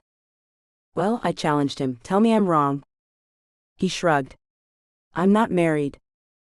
Ha, I said loudly, feeling vindicated. I felt like I'd won. The other moms shot me a look, and I sheepishly avoided their eyes. Kids were now gathering around our station. Most of them went away disappointed that there wasn't any cake or brownies. Yum, brownies. Why are you interested in my marital status? Ty asked, bringing my attention back to the moment and away from the subject of brownies. I'm not. Let me guess, you're single. But not desperate. So if you're asking me out, you might as well stop now. He laughed hard, so hard that people looked in our direction. What's so funny about asking me out? He was still laughing, and I shot him a glare. Sorry, he said, trying to contain his laughter. So let me get this right. You inquire about my marital status, but I'm the one planning to ask you out? He was right. I made no sense. This was all his fault. He was too good-looking, and I had already embarrassed myself around him too many times to not feel stupid, so in fact I had instead said something stupid. I was doing great. I could sit there angry with him, or I could change the subject. I decided to just change the subject. So what do you do? He asked me, beating me to the question. I was about to answer when he added, I think I should at least know what you do before I ask you out, or should I leave that question to our first date? Ha? Ha? He tried to hold back a smile, but he lost. When he smiled, he was even more handsome. I felt so out of my element. I didn't know what I was doing, flirting with a guy like him. Because that was what we were doing, flirting. I liked the way his full lips tipped up just at the corners, when he was trying to smother a smile. For some reason, he reminded of like a young James Bond. Kind of mysterious. Definitely sexy. A little pretentious, but still thrilling to be around. I made myself stop thinking of him that way. I didn't even know him. But I wanted to know him. Which I realized was in direct violation of the contract I had signed with Infinity Connections. I hadn't thought of it at the time, since I was sure I wouldn't meet anyone else until I was 80. I had signed a contract to only go out with the guys of their choosing until my membership expired. In fact, I was required to go on 4 dates just to step out of my comfort zone. At least that's what Sylvia had said. But I was getting ahead of myself. We were just chatting. Flirting. Whatever you called it. I run a translation service. He looked impressed. What languages do you speak? French, Portuguese, and Spanish. Wow. Did you speak all those in your home, or? I laughed. Oh please, as my dad called it, we only spoke American at home. I spent some time abroad in South America, and languages come easy to me. So learning French wasn't a big deal. My specialty is Spanish and Portuguese though. I learned French just to make sure I'm not insulted in French next time I go to Paris. I've never been to Paris. Haven't been much of anywhere outside the States. I frowned. Mr. GQ wasn't a jet-setter, breaking hearts across the world? I was surprised. Why don't you travel? I spent most of my adult life in school and then building a profitable business. So I just haven't had the time or inclination. I also didn't have a woman with neon pink undies, tempting me to run around the world with her.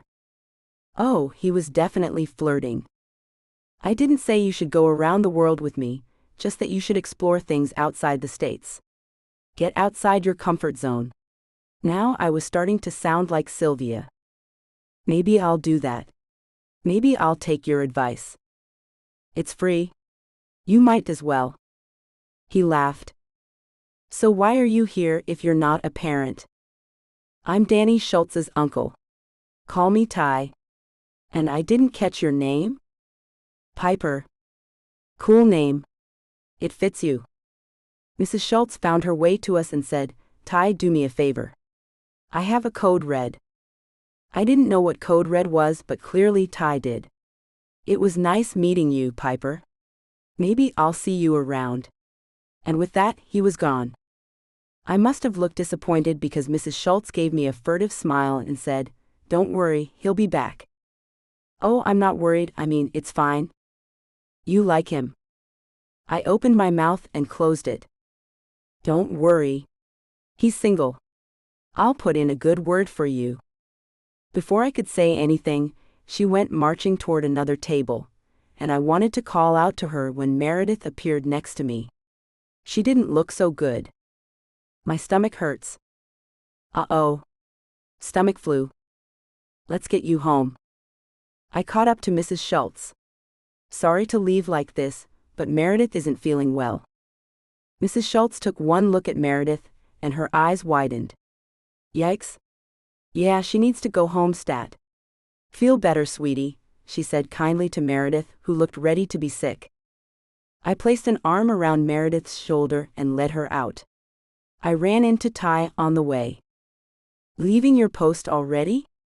I didn't figure you for a quitter, he joked until he saw Meredith. Sick kid, let me get out your way. Yeah, sorry to ditch you. No problem, he said, and I hurriedly rushed past him. I had to get Meredith home. But as I loaded her into the car, I couldn't help but look back at the school and wonder if I would see Ty again. Chapter 5. Good morning, said the voice on the other end of the phone. I didn't know who it was because I had answered the phone by knocking it off the nightstand next to me. Somehow it had landed right side up and on speaker. Good thing I didn't use Skype or FaceTime. I was sure I looked horrendous. Who is this? I said with my eyes still closed. Sylvia from Infinity Connections. Hey Sylvia. Hi Piper. You have a match. He's very excited to meet you. Would you be open to meeting him this weekend? This weekend? What day are we on? Wednesday. Wednesday? Yes, the day after Tuesday, but before Thursday. Wednesday, I repeated to myself. Piper, would you like to call me back when you're more awake? No, I said, sitting up. I wanted to go on a date. No? I needed to go on a date. After meeting Ty, I had been sort of feeling sorry for myself. A date would get me out of a funk. I was tired of feeling like a reject. I'm awake now, I said, clearing my voice and hoping that I sounded convincing. Can you text me his number? Piper, you know the rules.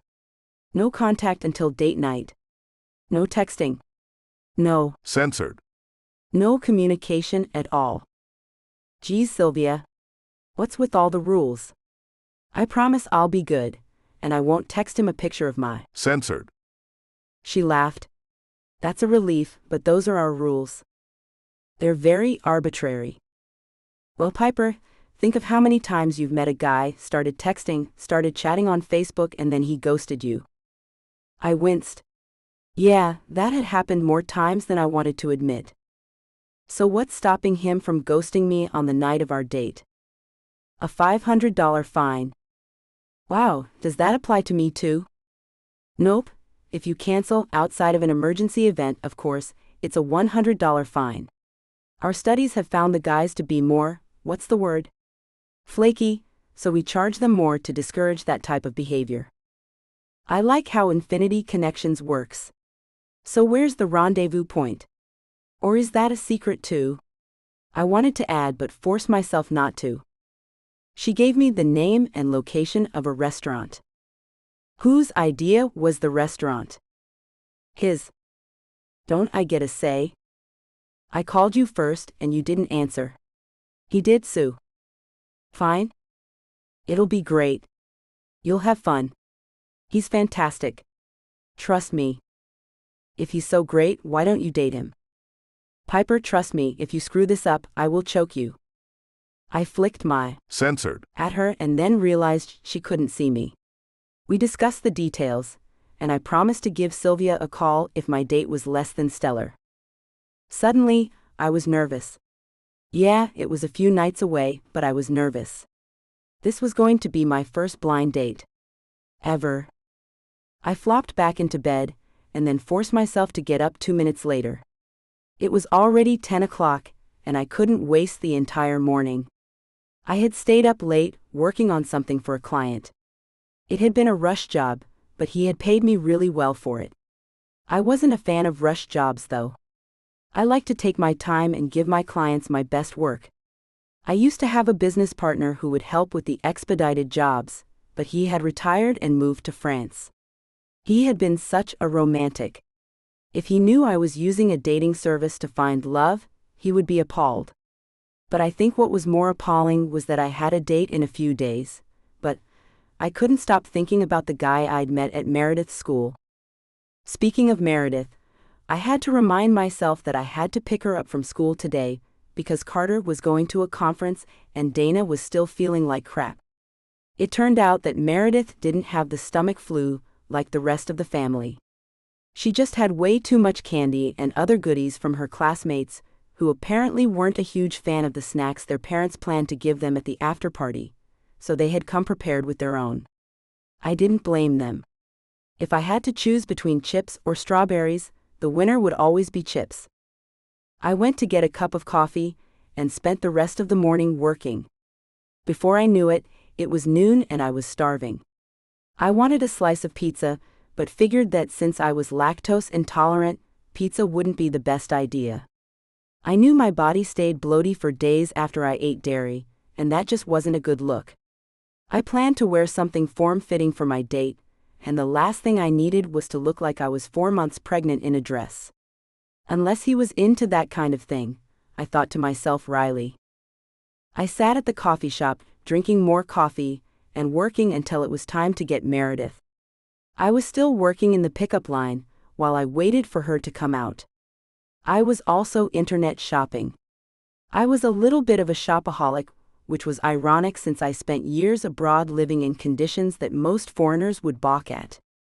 I guess all the years of living like a pauper made me appreciate discretionary income even more. I heard a tap at my window and looked up to find Ty there. He smiled at me and then peeked into the car to see what I was looking at. "Hey," I said, slamming the laptop closed. "Mind your own business. I just wanted to say hello. I don't care if you spend all your free time looking at panties online." I wanted to roll up the window and pretend he wasn't there. Why, oh why, did I continue to embarrass myself around him? Then I stiffened up. It wasn't my fault. It was his. He had the worst timing. Just play it cool, Piper. I find shopping online convenient. Me too. But I go commando, so I don't bother shopping for underwear. I couldn't help myself. I looked straight at his crotch when he said that. And of course, he caught me. He gave me a teasing smile, and I hurriedly looked anywhere but directly at him. "Gotcha," he said. "See you later, Piper." Without another word, he turned away from me and went to greet his nephew with a high five. And then, like the boys they were, they started to shadow box each other. "He's a big kid," I said disapprovingly to myself. I shook my head. Now I was turning into a stick in the mud. Since when did I have a problem with someone enjoying himself and being youthful? Oh yeah, since I decided those were the type of men I would definitely stay away from. After all, hadn't I admired that youthfulness in plenty of my failed relationships? It wasn't that I was becoming unbending and losing my sense of humor. I was just finally being practical about dating and matters of the heart. At least that was what I was telling myself. Meredith popped up while I was in deep thought and hollered something to Danny before getting in the car. "Hey kid," I said as she got in. She smiled up at me and was about to greet me when Danny called out to her and ran over to the car. He shot me a glance and then said, "Meredith, don't forget to tell your aunt about the party. You know, just in case your mom is sick again, I don't want you to miss it." He sounded so eager and so in love. Meredith rolled her eyes. "I told you already. I'll be there." "Promise?" Danny asked. "I promise," Meredith mumbled. That was good enough for Danny, it seemed. He promptly jumped in the car with his uncle and they drove off. I pulled off behind them. "So you're going to a party?" "Yep, Danny's birthday party. I go every year. I'm not sure why he feels he needs to remind me. That's annoying. Boys can be annoying." "No kidding, but Danny is like over-the-top annoying. His uncle likes you, by the way," Meredith said, going through her backpack and looking for something. She pulled out a tablet and started playing a game. I couldn't believe she would drop that news on me and then just start doing something else. "How do you know he likes me?" I asked, unable to bear the silence. I needed answers, and I needed them now. My love life depended on it. "Danny said so." "Okay. That told me nothing. How does Danny know?" "He said his Uncle Ty was asking about you." "Did he say why he was asking about me?" "Because he thinks you're hot," Meredith said, looking at me like I was stupid. "Oh." I drove in silence. Did Ty really think I was hot, or was Danny just exaggerating? I like to think I was hot, but I felt I was more of a 7 on a 10-point scale. I had plain brown hair, big blue eyes, and a pretty great smile. I was definitely not average, but not drop-dead gorgeous either. I wouldn't describe myself as hot though, more. I immediately told the inner monologue running through my head to shut up. If he thought I was hot, then hot I was. After I dropped Meredith off, I quickly made a run to the store to grab a few things Dana needed. The twins were back to their normal selves, but Dana was a mess.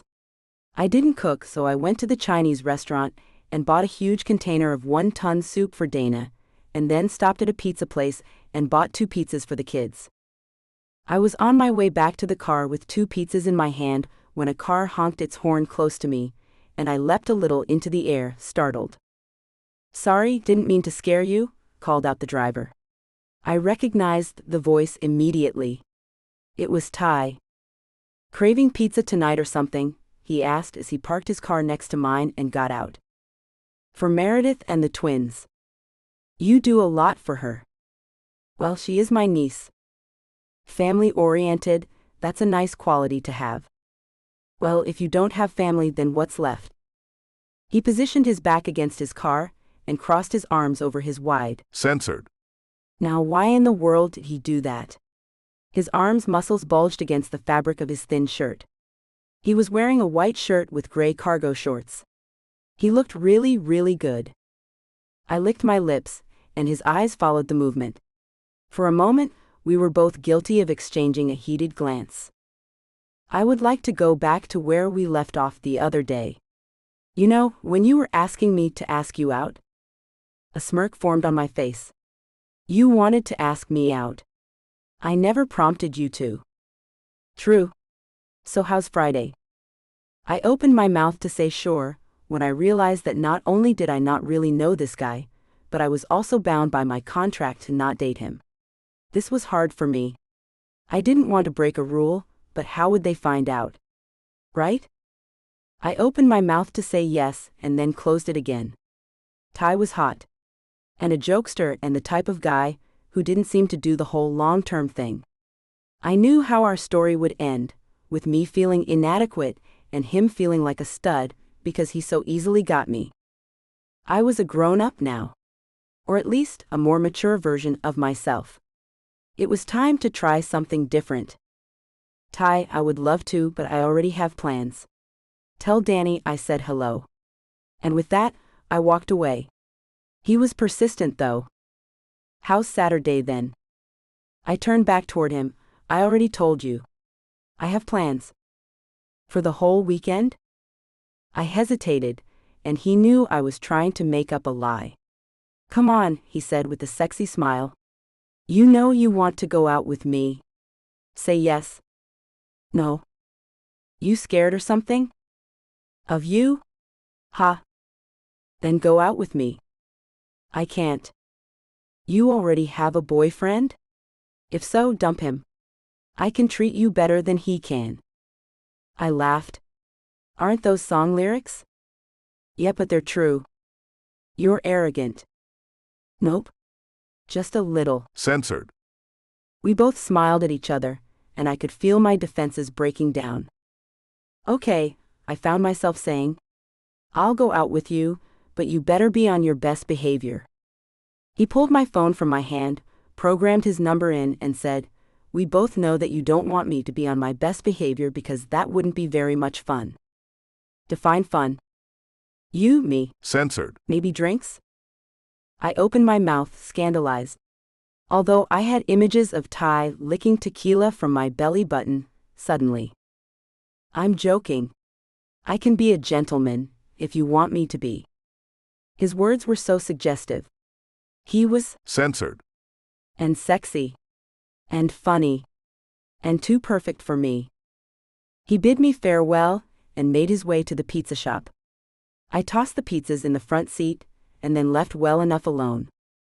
Now I had 2 dates lined up for the weekend. I was on fire. What do you think? Do you think this dress makes my censored look like a uni? Censored. Uni. Censored.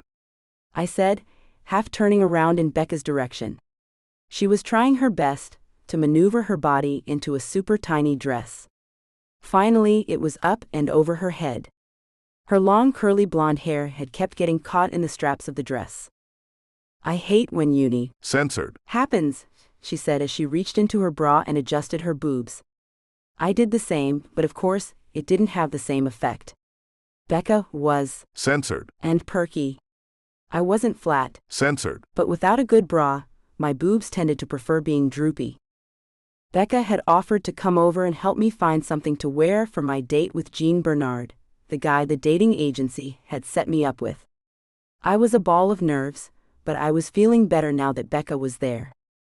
Becca was my brother's second ex-wife, and I thought it was hilarious how I was best of friends with both of his exes. He picked great women to marry, too bad he was such an ass and couldn't keep them.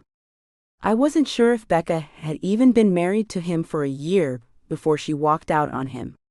Rightfully so.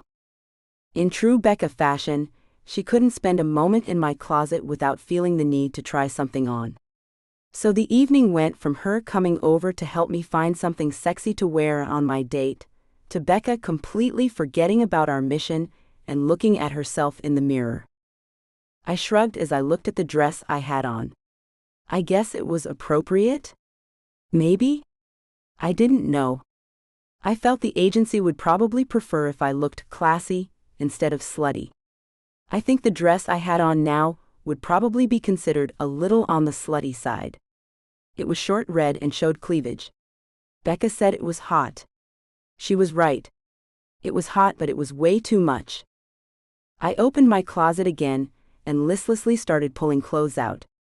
I wasn't excited about dinner with Jean Bernard. I knew he was French, but just his name alone sounded pretentious. If it weren't for my contract, I would have texted him that I couldn't make it. Not that I even had his number. But I read all the bylines of my contract, and there was no way I was going to cancel this date and pay a $100 fine like Sylvia had mentioned. It felt weird to be pursued by 2 guys at a time. Not that I was actually being pursued, but still. I smiled at the thought of Ty. We'd had fun during our brief interactions with each other. I would never tell him that, but it was true.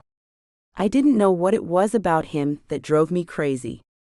I guess now that I decided to act like a grown-up, I just couldn't be bothered with men who acted like children. It kind of made me feel like a fraud. But I wasn't in the mood to focus on my feelings. That sounded much too complicated and exhausting. Instead, I would focus on my date with Ty. Oops, I meant Jean Bernard. Ty was tomorrow, not that I was counting down the hours until I saw him or anything like that. I totally was. Shoving thoughts of Ty out of my head, I reached for my most serious dress. It was a long maxi dress with a deep V-cut in the back that almost went down to my waist. It looked demure from the front, and when I turned around it was va-va-voom. I smiled and then my smile promptly fell. I think va-va-voom was supposed to be reserved for date 2. Didn't Sylvia say something about making a man look forward to something? But what did I care what Sylvia said? She told me that she'd been married to the same guy for like 15 years, which meant she hadn't had a real date in ages. Either way, I found myself reaching for a demure blue chiffon dress, while storing the black dress in the back of my closet for another time. Maybe the little red dress or the black dress would come out later for date number 2 with Jean Bernard if he wasn't a complete joker. Or a quarter of a joker. I looked at the picture of him that Sylvia had sent me. He was a really good-looking guy. But I couldn't really believe the pictures. After all, Photoshop was used liberally in this day and age. I'd been guilty of it myself. I erased a blemish or two in my own profile photos. After jumping in the shower, I got dressed and Becca wished me luck. I made my way to the restaurant where Jean Bernard and I were supposed to meet. I hadn't been nervous up until that moment. What if he took one look at me and ran the other way? What if I had photoshopped a bit too much in my profile and he didn't recognize me? What if? All thoughts of what ifs went from my mind as I caught sight of him. He was easy to spot. He was the guy stepping out of the Tesla with a smile on his face as he scanned the outside of the restaurant, clearly looking for me. I gulped hard. Maybe this birthday gift would be worth it. Maybe everything would go great. Maybe I would fall in love and live happily ever after with this guy with a fancy car, fancy name, and a GQ kind of style. That's exactly what it was.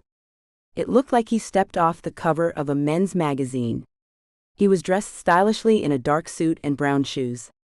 His hair looked freshly cut, and I liked the longish beard he sported. He was kind of sexier than Ty. Kind of. Speaking of Ty, I secretly hoped he wasn't walking by at this very moment, since I hadn't exactly cut ties with him, as the relationship advisor had requested. Yeah, I was violating the contract, but whatever. It didn't count unless I was caught, right? Piper? Jean Bernard said, coming to stand in front of me. I nodded, suddenly. Censored. Tied. He looked nice, smelled nice. He was probably a bit more than my senses could take. How do you do? You must be Jean Bernard, I said, trying to sound as fancy as he looked. I felt so stupid. Who said, how do you do? Any more? Grandmas who grew up back in the Great Depression. That was who. To me, I sounded stuffy and ridiculous. I wanted to kick myself. He didn't seem to notice my antiquated vocabulary. Instead, he smiled widely and I was like, whoa. Dude was even more gorgeous when he turned the full force of his pearly whites on me. You're even more beautiful in person than in your pictures, he said without a hint of a French accent. Thank you. I knew I was blushing, and I knew now was my chance to say something clever and flirtatious, but I couldn't come up with anything. So instead I said, are you hungry? God, I was such a great conversationalist. Not. I'm starving, absolutely ravished. He let his eyes travel over me as he said the last part. Apparently, food wasn't the only thing Jean Bernard wanted to ravage. Again, I knew that I was blushing, but I was thankful for the nighttime sky. I was sure disguised it. He handed his keys to a valet who looked pretty excited about the prospect of parking the Tesla, and then he took my elbow and gestured for me to walk in as the doorman opened the door for us. Polite. Rich. Gorgeous. Winner, winner. I continued to be impressed as we made our way to our table, the maitre d' chatting happily with us about nothing at all. It seemed she knew Jean Bernard since she asked about his travel plans. He was polite, but clearly distancing himself as he answered. I didn't think he was being rude.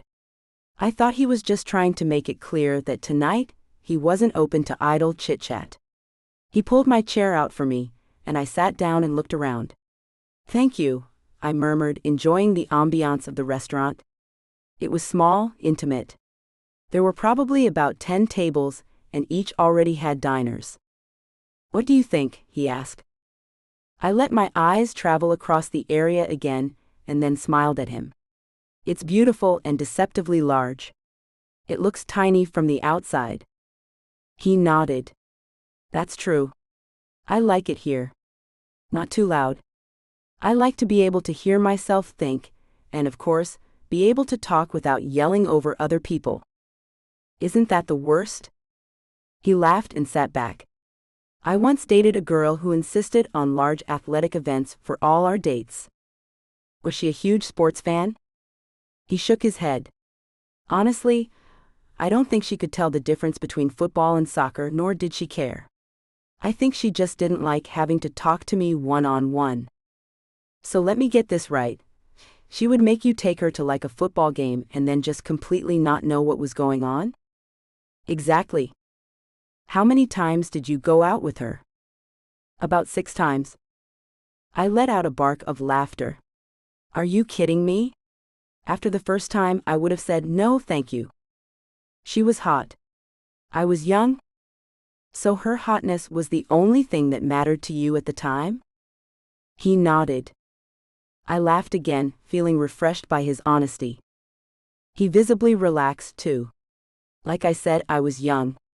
Now I prefer that my dates be not only beautiful, but also women of substance. It seems like the dating service finally got it right. They paired me with you.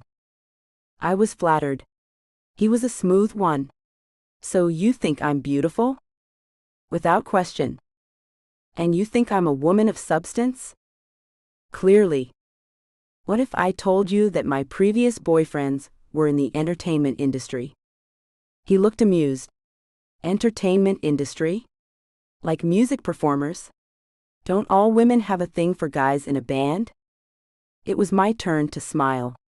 More like I had a thing for guys in the circus. Clowns, magicians, carnies. He let out a bark of laughter. You're kidding me? I wish, I said with a sigh as I rested my chin on my palm. I date all the wrong guys.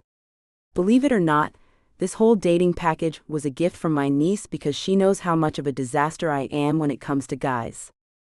How old is your niece? I don't even know. Does that make me a horrible person? He shook his head, but I saw amusement in his eyes. How old are kids in middle school? At least I think she's in middle school. She could be in her last year of grade school. My ignorance when it came to children was rearing its ugly head again. He chuckled. So a child roughly between the ages of 11 to 13 was critical of your ability to choose your own date? Yep. At least you have family who cares. You guys sound close, especially since I'm assuming your sister or brother paid for it and not your niece? You would be surprised. She's very enterprising. She must have sold a ton of lemonade.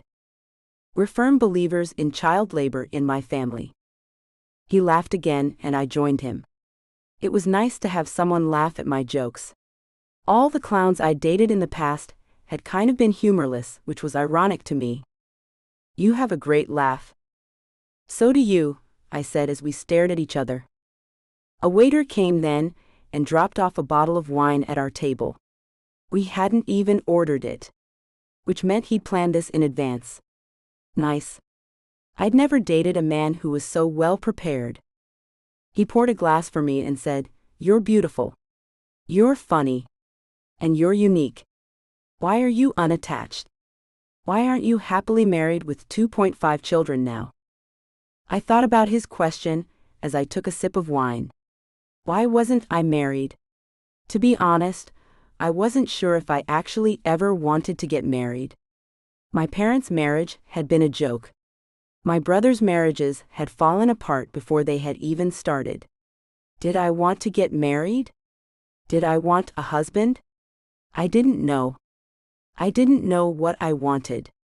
I just knew I didn't want to get to the age 70 and only have 5 cats for companionship. I didn't think Jean Bernard wanted to hear that. I felt that confession would be a mood killer. So I made something up. I don't know. I guess I never found the right one. Unlucky, I guess. He was silent for a second and then said, "Well, maybe your luck is changing." His tone and words held so much promise. Jean Bernard was definitely smooth. I would have to be careful with him. He was the type of guy a woman fell for and mourned for years if he got away. A woman slayer, I thought with a wry smile. He raised his glass to mine and said, "How about a toast? What would you like to toast to? How about to new ventures? Is that what dating is to you? A new venture? What's the saying? Nothing ventured, nothing gained. And what do you hope to gain from this date exactly, Jean Bernard? I like the way you say my name." I was flustered. God, he had a great voice. And he was clearly using it to distract me. I knew he was being deliberate by not answering my question. I didn't date many sophisticated men, but that didn't mean I didn't know how. We chatted and ate, and the time flew by quickly. Surprisingly, I had a wonderful evening and we sealed it with a chaste. Censored. He was a gentleman. I definitely wanted to go on date number 2 with him. After our date, I got in my car and headed home. I wondered how my date with Ty was going to compare with my date with Jean Bernard. I was looking forward to it. Against my better judgment, when Ty called me the next morning and told me that he wanted to take me kayaking in the evening, I knew I should have said no. I didn't know how to kayak. But I was feeling bold and confident. I had 2 hot guys interested in me.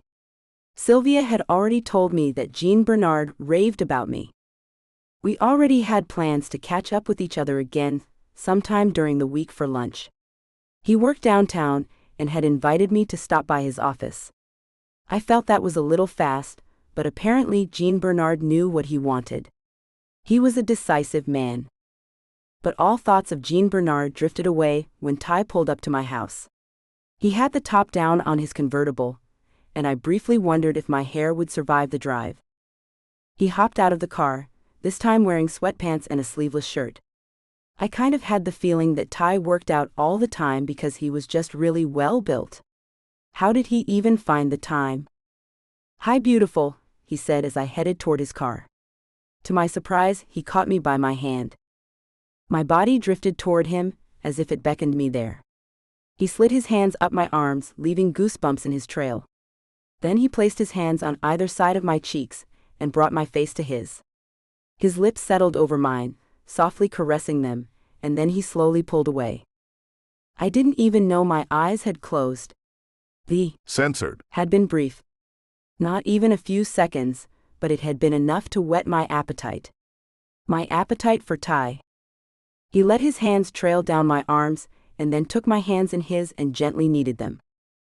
I figured that we might as well get that out of the way first. That way we don't spend the rest of the night wondering. Wondering what exactly? I said, giving him a pointed look. You stare at my lips all the time. I do not. You do. If I had a dime for every time I caught you staring at my lips, I would have. -10 cents? He laughed. Get in the car, smarty pants. I smiled at him and slid into the car as he held the door open for me. To my surprise, once I was in the car, he bent down and Censored. me again. Another one for good measure, he said with a wicked smile. I couldn't help but smile back. Ty was going to be trouble. Have you ever been kayaking before? he asked as he pulled away from my home. I love the style of your home, by the way. I beamed. Thanks. I did a lot of the renovation work on my own. And yes, I've been kayaking before. With Meredith, actually. We were doing an environmental cleanup in a nearby lake, and so we took these huge. I stopped myself. Actually, no, I haven't been kayaking, that was canoeing. Or had we gone kayaking at the lake? I couldn't remember. The Lake Brock, all of that felt like a lifetime ago. He laughed. Now I know your memory can't be trusted. You stole two. Censored. From me, which one of us can't be trusted? You? Because during that second. Censored. I know I felt a little. Censored. Action from you. He glanced at me with a mischievous look in his eyes. I laughed, appreciating his sense of humor. Your imagination is clearly running away from you. He shrugged and put his eyes back to the road. Say what you want, but I know it. Censored. In my mouth when I feel it. Are you sure that it wasn't your own? Censored. I said, holding back a giggle. Ha? Ha. Ha, he said dryly. Now you're a comedian. I sat there self-satisfied until we pulled up to a lake. To my surprise, there were other cars there. Other people do night kayaking? Yeah, it's pretty popular. He looked at me quizzically then. Don't tell me you thought we were going to be all alone? Well, Dating Safety 101 Piper. Never go out to a place you've never been before with a stranger. Stranger danger and all that. I wanted to kick him for mocking me. When we got to the pier, the entire area was lit up with romantic lighting, courtesy of the little lights strung through the trees, and I could see other couples making their way across the large lake that was picturesque with the half-crescent moon sitting above it. This is beautiful, I said once we were finally on the water. Peaceful, right? Definitely, I said, watching little fireflies dancing in the air. How did you find this place? Or do you bring all the ladies here? He chuckled. I actually don't date that much. I work a lot. What kind of business are you in? I run a small startup. It's doing really well, but I'm always looking for ways to expand. I wish I was more business-minded, I said wistfully. My partner had handled all client relations and marketing, so I felt a little bit like I was drowning now that he had retired. He frowned. I'm confused. Don't you already have a business? Like a very successful one from what Danny tells me. Do you think Danny and Meredith spend all their time talking about us to each other? Yep. I would say 68% of their time. What an exact number. I'm an exact kind of guy. What does that even mean? I don't know. Ignore what's coming out of my mouth. It's just nonsensical mush. This is what happens when I date someone that I'm attracted to on more than just one level. I was surprised by his honesty. So much so that I didn't know what to say. Instead, I just rowed. From there, we didn't talk much. We focused on rowing across the water until we made our way back to the dock. Within walking distance from the dock was a little restaurant, and he took my hand and helped me walk up the steep stairs to the platform where the outdoor restaurant was located. I could hear laughing and people talking just above us. This is such a cool little place, I thought as we seated ourselves at a table only illuminated by a lantern. For a second, I felt as if he had transported me to a Caribbean island. The evening was breezy, and I could smell the water from afar. I looked at Ty and noticed that in the dark his eyes seemed more mysterious, which made him even sexier to me. Not that he needed any help in the looks department. He had such a strong face and a confidence about him that I found appealing on so many levels. I had never dated someone like him before. Yeah, he was Censored. Handsome and silly, but he also had a quiet strength about him that I liked. For the first time, I was dating a man who I felt I could trust to take care of me. I didn't mean financially. I just meant in general. If things got tough, I felt Ty would be the type of guy to weather the storm without issue. He seemed to be solid. Sighing internally, I knew choosing between him and Jean Bernard was going to be tough. It was my own fault. I shouldn't have said yes to Ty, and now I was in a predicament. There were two men in my life who I genuinely liked. So tell me about all the places you've traveled. His question was a welcome distraction from my thoughts. I began to tell him about my trips throughout South America. He listened, leaning in as if he wanted to know everything. He asked a lot of questions and seemed genuinely interested. So why did you come back to the States? I missed home, my friends and family, I said simply. Is your family here? No. It's just me. No wife and kids sitting around somewhere waiting for you to come home? He laughed. Not that I'm aware of. He stretched his hands out in front of him and took mine. Now it's my turn to ask, do you have a husband at home? Watching Netflix by himself, with your toddler on his knee waiting for you to come home? The image made me laugh. And when I was done, Ty said, I love hearing you laugh. I laugh a lot when I'm with you. I hope that's because I'm funny and not just funny looking. A little bit of both, I teased. He laughed with me then, and I thought again about how easygoing he was. My other boyfriends had been so uptight, so sensitive. Ty was a breath of fresh air. We ordered a couple drinks and a giant plate of nachos and devoured them while talking about nothing in particular. I found out that he was from Washington State. He found out that my brother was a terrible person and was probably on his third or fourth wife somewhere in America or maybe abroad. Who knew? Everyone wants to get married, he commented. But no one wants to put in the effort it takes to make a marriage work. I think some people fall in love with the idea of marriage and forget about the sacrifice it takes. I would say less sacrifice and more compromise. I thought about my own parents' dysfunctional relationship, but didn't want to ruin the night with their sad story. I think you're partially right. Partially? Like 56% right? More like 45. That's mostly wrong then. Yay? You know math. He smiled widely and said, now that you've trampled all over my ego, would you like me to take you home? I know it's getting late. I didn't want the evening to end, but he was right. Silently, he took my hand again and led me down the steps back to his car. I slid in when he opened the door for me, on high alert, waiting for him to try to Censored. Me again, but he didn't.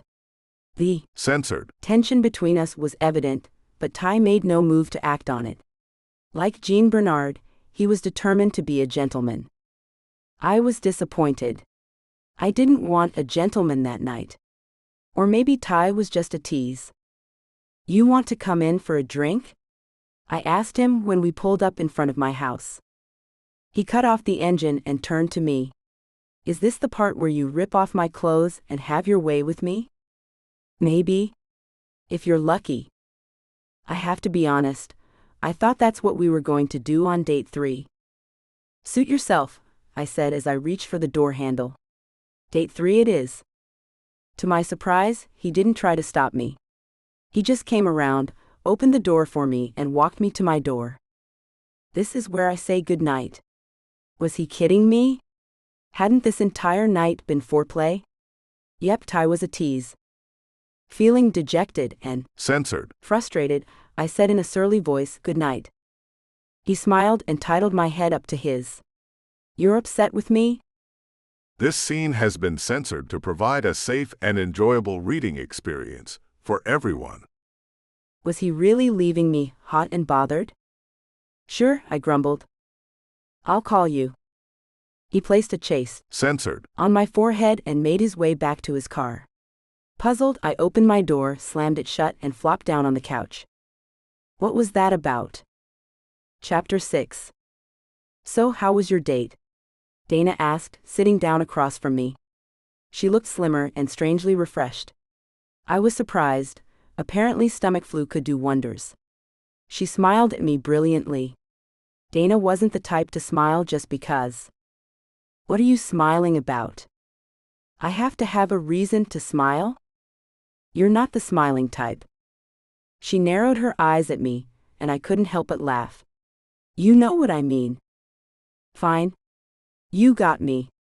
I'm smiling because after what feels like forever being up to my neck in sick kids, I'm finally feeling better. I'm smiling because I survived what felt like the plague. She then beamed at me. And I'm 10 pounds lighter without having even tried. Nice. I knew Dana had struggled to lose weight after the twins, and she was still carrying around an extra 20 pounds or so. She had tried a ton of diets and always worked out when she could, but the weight was being stubborn. To be honest, the extra weight looked good on her, and it was primarily concentrated in her boobs and hips, but I knew she wanted her pre-twins body back, no matter how impossible that was. Exactly. I'm definitely going to order cake for dessert to reward myself for a job well done. I feel like I've had nothing but soup and Gatorade for the past week. You deserve cake for surviving that. I sure do. What the heck, why not get cake and ice cream? Wild woman throwing caution to the wind, I teased. She kept smiling and dug into the fries the waiter sat in front of us. I'd already ordered the appetizer for us. Dana was my best friend for ages. I knew what she liked. My stomach growled as I visually devoured the fries. They were covered in cheese, salsa, and pico de gallo. I picked up a fork, hoping to eat the fries in a ladylike manner, when Dana simply reached out and stuffed multiple fries in her mouth. God, she said between bites, carbs are so good. So good. I followed her lead and stuffed my face. It was nice to get out and see her. I'd missed my friend, and I had so much to tell her. Dates, I corrected, referring to her question. Not 1 but 2 dates. She looked impressed. That dating service is working out, huh? I nodded and then added, well, 1 date was with the agency and the other was Danny Schultz's uncle. Danny Schultz has an uncle? A very sexy uncle. Her eyebrows shot up. How did you meet him? A friend of a friend. Carter and I are your only friends, so that means you must have met him at Meredith's school? Hey, stop taking away the mystery. And I have other friends besides you and Carter. At least I thought I did. I couldn't come up with anyone else, besides Becca. So how was your date with Danny's uncle? And did you get laid? She asked, helping herself to another fry before taking a sip of the beer she had ordered. It was very clear that it was Carter's night in with the kids. Dana was a lightweight. I would be in charge of getting her home. I didn't sleep with Danny's uncle. His name is Ty, by the way. Ty? Ty what? I felt like a dirty girl. I didn't even know his last name. Schultz, I said, but I could have been wrong. Dana didn't need to know that. That's a nerd's name, she said, making a face. Well, for a nerd, he sure can. Censored. Among other things. So you did sleep with him? She looked so happy about the prospect of me sleeping with Ty. It was as if she was going to high-five me at any moment. No, like I said before. The answer is still no. Boring. Really? You've only had like 2 Censored. partners your whole life. I know, and that makes me really boring. But I'm not single anymore, so that's acceptable. You, on the other hand, should be sowing your oats. No one sows their oats anymore. She took a big gulp of beer, slammed the bottle down and sighed. Such a shame. So is he a boxer or a briefs man? I told you I didn't sleep with him. Got it. But I wanted to. Dana's smile grew wide like the Joker's, and she had a glint in her eyes. I knew it. I figured Ty Schultz was one sexy-ass nerd.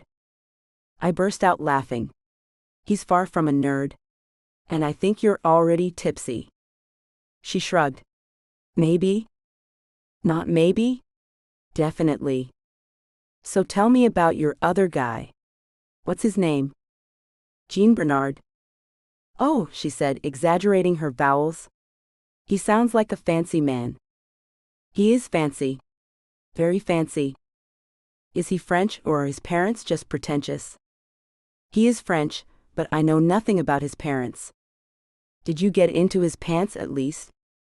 Not even close. She made a face. Is he unattractive? I didn't pay a fortune for you to go out with anyone but the best-looking guys. I told them to pair you with guys who could do their own underwear commercials. You know, like Mark Wahlberg, David Beckham. Sexy men. Well, Jean Bernard is actually very good-looking. So you're dating two hotties. She high-fived me. That's what I'm talking about. Maybe you could get the two of them together, and you guys could have a Piper sandwich. A Piper sandwich? Yep, you in the middle, one hot guy on one side of you and another on the other side. That sounds freaky, yet delicious. Sign me up. We both started laughing. For the first time in a long time, I felt like we were teenagers again. It felt good. Life had led me and Dana in different directions, and I was so happy that we had still maintained our friendship. It had been tough after she married my brother, because we had grown distant. She had been busy trying to be the perfect wife while raising a child. I had been busy traveling the world and learning who I was and what I stood for. It was nice to be back, around the familiar, around friends. So who do you like better? Ty is intriguing.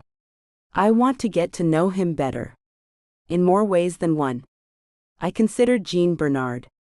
But the Frenchman represents everything I want in a guy. What are you going to do? Date them both and hope for the best. And I have another agency-sponsored date tonight. I'm kind of over it, but I signed a contract, Sue. Girl, enjoy yourself. Don't limit yourself. Do what you want. You're right. I know. I always am. I gave her a dubious look, and she laughed. I'm on my second beer. I'm going to need you to drive me home. Sure. In that case, she said, gesturing to the waiter.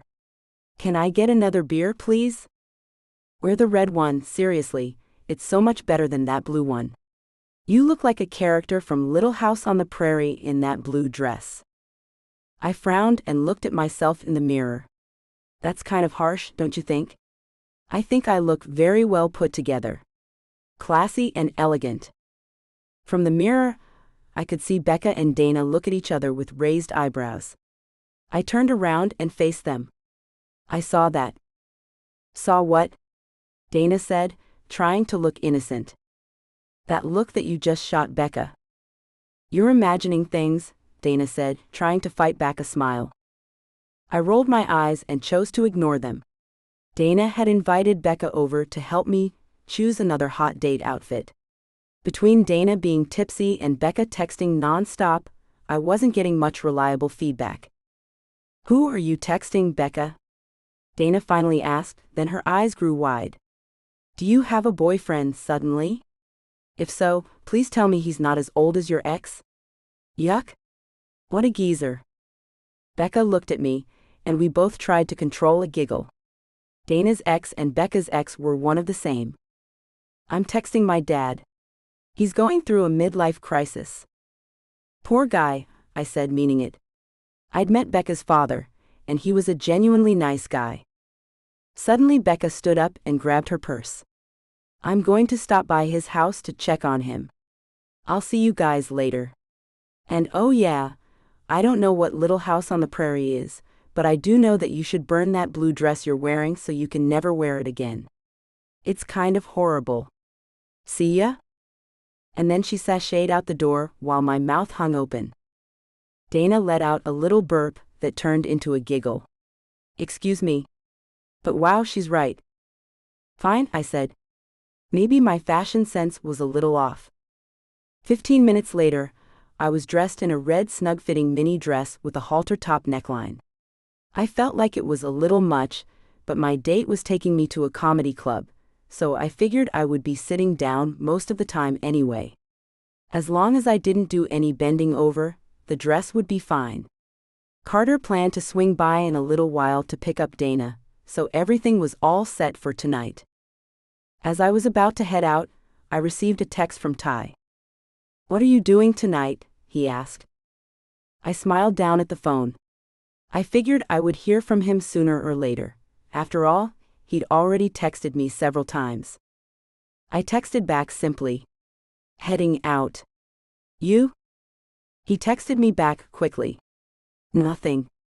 Just thinking about how you looked in that dress. I couldn't keep the smile off my face as I thought of that night. It felt like ages ago, and I had even seen Jean Bernard since then, but Ty had been on my mind the whole time. My phone beeped again, and I looked down at the message as I got in the car. Call me when you get a chance. I made a mental note to do exactly that, and then programmed the comedy club's address into my phone's GPS. 20 minutes away, just as I'd thought. I quickly made my way there, parked the car, and walked up to the outside of the venue. It was a 2-story venue, with posters of comedic greats posted across the bottom floor. I wandered inside, not seeing my date, and took a walk down the long hall looking at the posters that were signed by some of the funniest comedians from the 80s onward. I recognized a few of them, but not others. There you are. What happened? Did you get lost? Asked a voice suddenly next to me. I turned and looked at the man whose voice it was. I smiled, assuming he was joking, but he didn't smile back. I thought we were going to meet in front of the building, he said, sounding whiny and demanding. I disliked him instantly. I studied him briefly. He was wearing expensive designer jeans and a muscle tee. He had on sunglasses, even though it was dark inside the building. He looked like a member of a 90s boy band. I guess that look was back in vogue. I would have thought he was cute if it weren't for his tone earlier. I ignored his rudeness and said, I figured I would take a look around the inside since you weren't here yet. Oh, okay, cool, he said distractedly as he gave my figure a long look. You look hot. Hot hot. I didn't understand his need to spell it. After all, we all learned how to spell hot in elementary school, right? Thanks. I didn't know what else to say. You look great too. Yeah, all the ladies like this look. Makes me look like a celebrity. He gave me a big smile. I didn't know why. And then his smile faded. God, you need to loosen up some. Don't you have a sense of humor? I was taken aback. What was with all the attitude? I have a sense of humor, but I wasn't aware that you made a joke. He chuckled. Good one. I was bewildered. The dating agency had totally gotten this one wrong. This guy, Jeff, I think his name was, according to what Sylvia had told me, was coming across as a nightmare, and our date hadn't technically even started. He then boldly placed his hand on my lower back and attempted to usher me down the hall. I maneuvered away from his hand, much to his consternation. He didn't say anything, but I could feel the tension now apparent between us. He grudgingly bought our tickets, not saying a word to me. He was surly, and his demeanor was off-putting. Determined to make the best of it, I told myself that I wouldn't let his bad attitude ruin the evening. And if worst came to worst, I could always just pretend to go to the bathroom and never come back. With that thought in mind, I made my way to the front of the club while Jeff came in behind me. He sat down across from me and didn't say another word. I felt so uncomfortable and thought about calling an end to the date right then and there when the waitress popped up next to us. Oh well, I thought to myself, I guess I'll just have to make it through the first 10 minutes of our date at least. The waitress was a busty, pretty girl, and probably all of 20 years old. She smiled brightly at me and then Jeff. He gave her a flirtatious smile, and the waitress' own smile quickly became constrained. So what can I get for you guys? How about a new date? Jeff had the nerve to say. He began to laugh, and the waitress cast a sympathetic look in my direction. I was fuming. Standing up, I gathered my purse while the waitress looked on like an innocent bystander. Where are you going? Jeff asked, standing up. Far away from you. Have a great life. I turned and walked away, and he didn't bother to come after me. Gosh, he was terrible, I thought to myself. That had been a record for me. I never had a date that ended in 5 minutes. I considered myself lucky. 10 minutes with Jeff probably would have had me foaming at the mouth. I reached for my phone, ready to tell Dana and Becca about my horrible date, when I noticed I had a missed call. It was from Ty. I called him back immediately, and the sound of his voice relaxed me instantly. "Hey, I didn't expect you to call me back so soon. My night didn't go exactly as I expected." "Sorry to hear that." He sounded distracted, but not sorry at all. I wondered then if he knew I had gone on a date with someone else. I didn't know what to say, so I blurted out, "Can I come over?" A long silence followed my question, and I instantly felt stupid. What if he was seeing someone else too? And I didn't even know his last name. And here I was inviting myself to his home? What was wrong with me? I couldn't take the silence anymore, so I just started blubbering. "If you're busy, it's fine. It's no big deal. I mean, I did just invite myself over. You probably have plenty to do tonight. It's cool. So it's fine if you don't want me to." I was droning on, and it was like I couldn't stop. "Are you done?" he asked softly, cutting me off, and again the sound of his voice did things to my body that I didn't want to acknowledge. I knew if I looked down right then and there, I would find my censored poking against my dress. Yeah. Great, then yes, I would love for you to stop by. I'll text you my address. Come right over." He hung up then without another word, and I could feel myself already growing excited as I used GPS to figure out exactly how far I was from his part of town. It turned out that I was 30 minutes away, which meant he lived outside of town. I sped there. And before I knew it, I was on the outskirts of the city and approaching an unincorporated part of town. I quickly found Ty's neighborhood. He lived in a high-rise that overlooked a lake. It was a breathtaking view. I couldn't help staring at it as I parked my car and called him. "I'm here," I said after he picked up on the first ring. "Be right there." I slid out of the car, and only then did I realize I still had on my date night attire. I hoped he would just think my choice of clothing was for him. I hoped he wouldn't get suspicious. I closed my door and leaned against the car. For some reason, I was nervous. And excited. I couldn't remember feeling this way about someone in a very long time. I watched him exit the elevator, positioned near the front lobby of his building. He wasn't wearing any shoes was the first thing I noticed. He was dressed casually in low-slung jeans and a t-shirt that did not disguise the fact that Ty's body was movie star hot. "Hi," I said, feeling sort of breathless. He stopped right in front of me and gave me a slow smile. "Where's the rest of your dress?" I laughed. "Are you complaining?" "No." He pulled me toward him and slowly spun me around. "You look beautiful in that dress. I'm not sure if I'll be able to control myself." I gave him a smile over my shoulder and said flirtatiously, "Then don't." Together, we made our way into the lobby of his building, and I followed him silently, checking out his backside as he moved in front of me. He then turned around, took my hand in his, and the gentle gesture only served to turn me on even more. The censored tension between us lingered in the air. As he held my hand, I could feel my skin heating up. I was already growing wet. I wanted him badly. Ty was calm and collected. His voice gave nothing away, nor did his body language.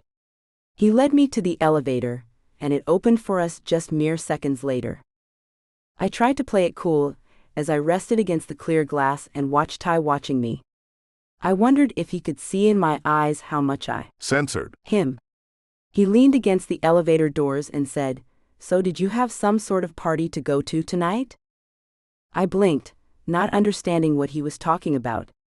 And then I remembered his comment from earlier about my dress. "Something like that," I said barely above a whisper. My date with that guy whose name I suddenly couldn't remember was the furthest thing from my mind. All I could think about was Ty. He kept his eyes trained on mine as he waited for me to say more. Even his gaze was sexy. "So that's it?" he said softly as the elevator came to a stop. You're not going to elaborate? Does it matter? I'm here now. He seemed to find my answer to be enough, I guess, because he took my hand again and led me out the elevator toward the hall that I assumed led to his place. It was swanky, that was for sure, but I barely paid attention to the aesthetics of his building. His warm hand stroked mine and triggered little goosebumps on my flesh. He turned around and looked at me, and I could see the heat in his eyes. He felt the same way, I realized, but he was much better at controlling himself than I was. Finally, we arrived at his door, and he opened it. It was dark, but as we walked further in, our arrival triggered the lights to come on. I followed him into the kitchen and sat down on the bar stool across from him. He opened the refrigerator. Would you like a drink? I'll take a beer, I said. He opened one and handed it to me. And then my stomach growled. I was instantly embarrassed, but he laughed it off. Hungry? Just a little bit. Food was the last thing on my mind, but I should probably eat something, I said to myself. I don't have much of anything, he said, looking in his refrigerator. Just a bunch of fruit. Fruit? I've been on a health kick lately. I eat too many burgers. I guess I'll take whatever you have. He started pulling out fresh fruit like strawberries and grapes. I immediately reached for some strawberries when he said, "Oh yeah, I have Cool Whip. Would you like some?" "Sure," I said with a shrug. I took a moment to look around his apartment as I chewed slowly on a strawberry. It was spacious but warm and welcoming. It wasn't what I expected from a bachelor. So is this an apartment or condo? Condo. It's nice. Thanks, he said. Did you decorate it yourself? Yeah, with some help from my assistant. He seemed like he was about to say more, but then he reached for a strawberry instead. I shrugged it off and continued to look around. I spied a pile of papers and a laptop open on a table. Clearly, he had been working. I kind of felt bad. Kind of. What do you do for a living exactly? You said you run a startup. He popped a grape in his mouth and thoughtfully chewed. I tried not to look at his lips, but I couldn't help myself. I couldn't even watch him chew without getting turned on. I was a mess. It's similar to a consulting firm. Really? And you consult on what exactly? He seemed to carefully consider his response. Human relations, I guess you could say. I figured you would be more into the sales and marketing side of things. That's definitely not my forte. Then what is?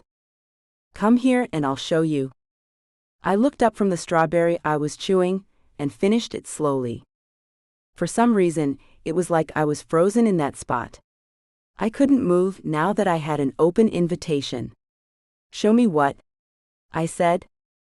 He motioned for me to come sit next to him, and I rose slowly and slid on the bar stool next to him. So what are you good at? He leaned toward me and I leaned in too, knowing that this was the moment. Finally. But I was wrong. He reached right past me, took a strawberry off my plate, and grabbed a little knife. And then, to my surprise, he carved the strawberry into the shape of a flower. Where did you learn to do that? I was impressed. It was something I'd seen on the cooking channel, but I'd never seen anyone do it in real life. I worked as a line cook while in college, so I picked up a few things from the chefs. The only useful thing I learned outside the classroom in college was how to chug a beer. He looked pointedly at the beer I was holding. I guess that's a skill you lost in your youth. My lips curled in a smile. Are you calling me old? I'm not walking into that trap, he said, returning my smile. He took the strawberry-turned flower and rubbed it in Cool Whip, and then said to me, "Open up." I leaned forward, doing as he said. And that was when he slipped the strawberry in my mouth. It was small, and I took a little bite that was mostly Cool Whip. My mouth brushed against his fingers, and we both stopped to stare at each other as I slowly chewed. He brought a hand up and slowly wrapped it around the nape of my neck. He pulled me toward him, saying, Come here, you missed a spot. This scene has been censored to provide a safe and enjoyable reading experience for everyone. Tell me more about yourself, Ty, I said sleepily. I didn't know what to do next, but I thought it would be a little presumptuous just to take over his bed without at least talking to him. What do you want to know? He said, pulling me closer and lazily stroking my arm. I didn't know where to start, so I went with my first pressing question. Why did you let things pitter out at my door the other night? He said thoughtfully, rubbing a hand down my hip. I don't take intimacy lightly. I sat up on my elbow. Now I was awake. Explain? Nothing to explain, he said. I'm just careful about who I sleep with. That's like the opposite of most men. He shrugged in the darkness and then said, I guess you're right. You could have fooled me.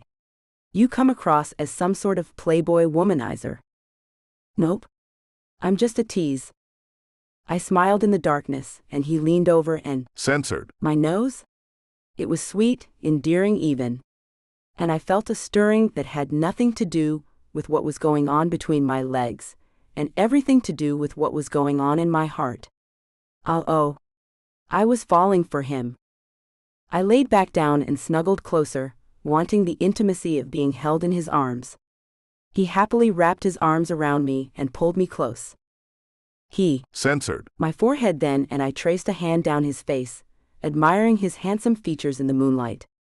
So let me guess, I said softly, not wanting to deal with my newfound feelings at that moment. Your parents were high school sweethearts and stayed married for like 100 years. He laughed. I wish that had been the case. My parents couldn't get it together. They were never married but broke up while my mom was still pregnant. I'm sorry. Don't be. My mom left me to be raised by her parents, but they were just as neglectful as she was, so I ended up living with my dad's parents. I saw my mom randomly over the years and only saw my dad on certain holidays. They definitely wouldn't be up for any Parents of the Year awards. Only if they gave awards for the most neglectful parents in history. So how was that, being raised by your grandparents? Probably the best thing that ever happened to me. Besides meeting me, you mean? He laughed. You think very highly of yourself, don't you, Piper? Only on the weekends when I don't look like a slob. I could hear the smile in his voice as he said, I need to stop by randomly while you're working one day and see the real Piper. You'll run away screaming. That's a risk I'm willing to take.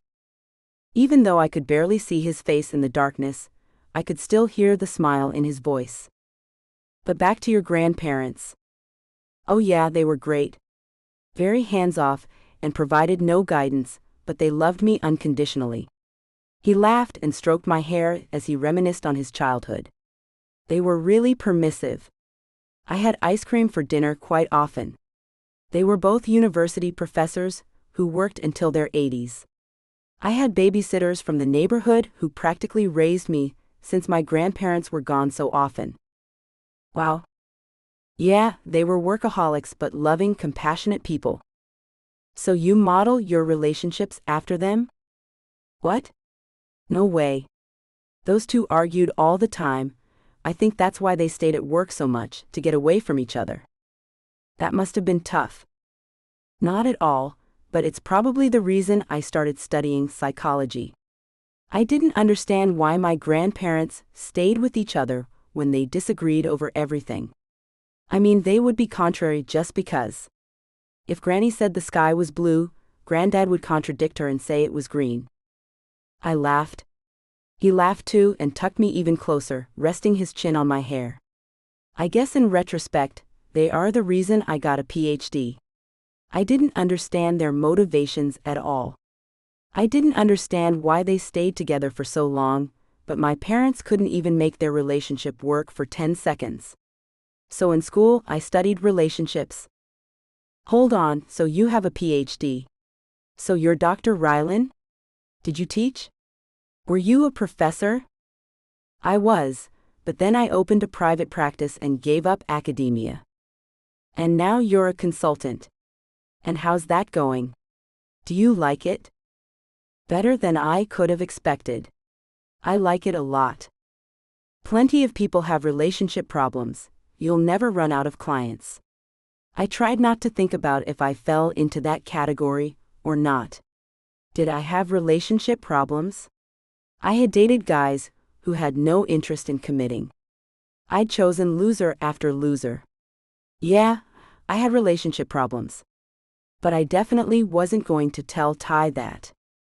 But enough about me, he said, nuzzling my neck. I instantly felt myself getting turned on again. He slid down me, planting. Censored. Across my collarbone, on the space between my. Censored. Then he was. Censored. My belly button. I sighed. He. Censored. Below my belly button, and then brought his hands up and spread my thighs. I couldn't think any more, as he settled between them, and started to make magic with his. Censored. Chapter 7. This goddamn computer is so slow, I said, slamming my hand down on the desk. Oh, take it easy, Becca said. She looked at me curiously with her big blue eyes, and I avoided her gaze. She had asked to come over just to hang out, but I wasn't exactly the best company right now. What's wrong with you today? Nothing. Are you sure? Nothing's wrong with me except that this computer is way too slow. She said nothing, and then turned away from me. You've been a little cranky all day.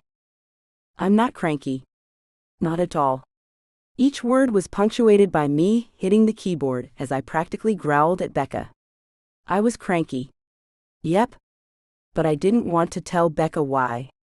I was too embarrassed to tell her anything.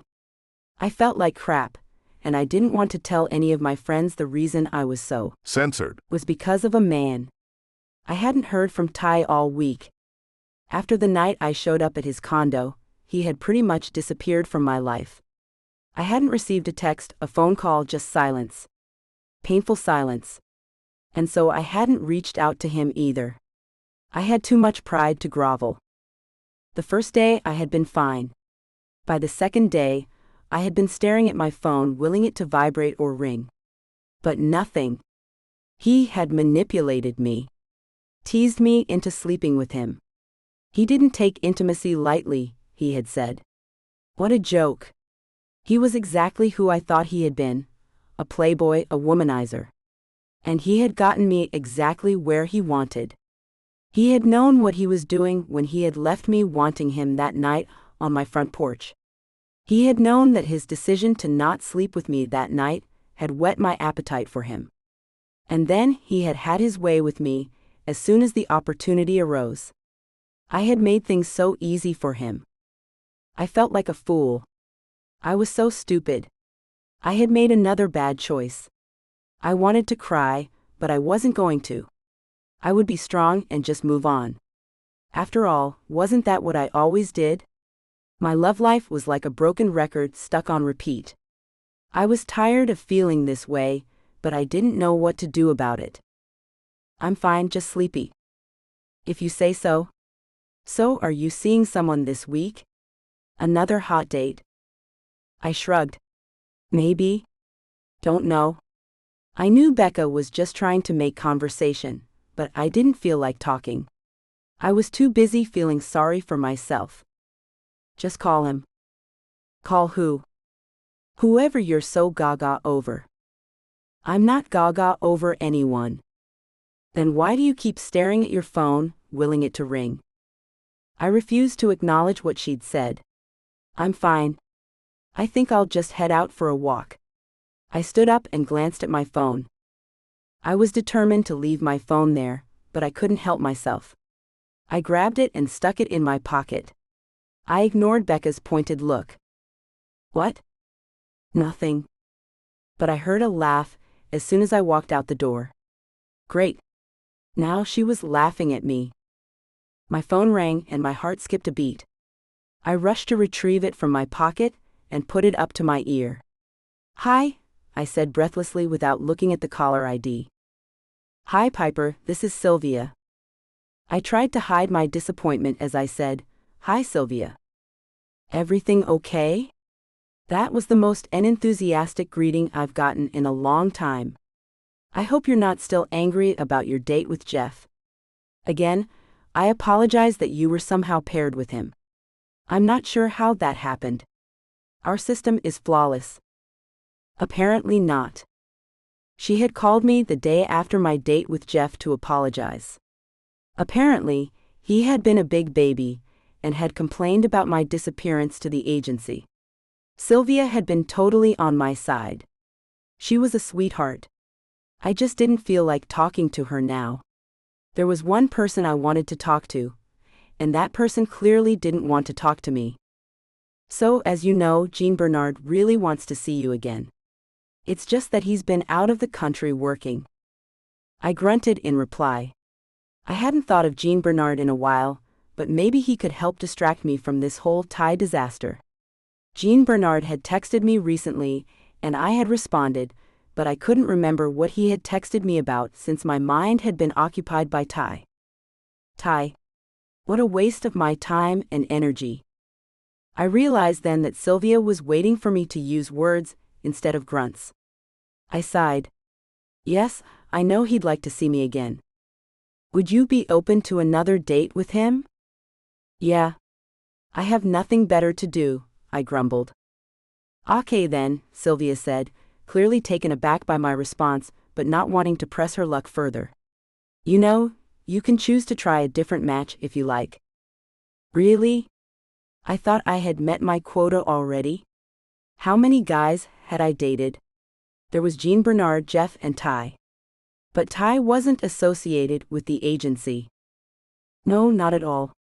Plus Jeff was a dud, so we would like to make that up to you. You know what? Why not? I found myself saying. I needed a distraction from Thai, and I needed one now. Great. I'll send you details. I made a non-committal noise, thanked her for her time and hung up. Great, I'm going on another date. Woohoo, I said to myself. Becca was right. I was cranky, and clearly I didn't know what I wanted.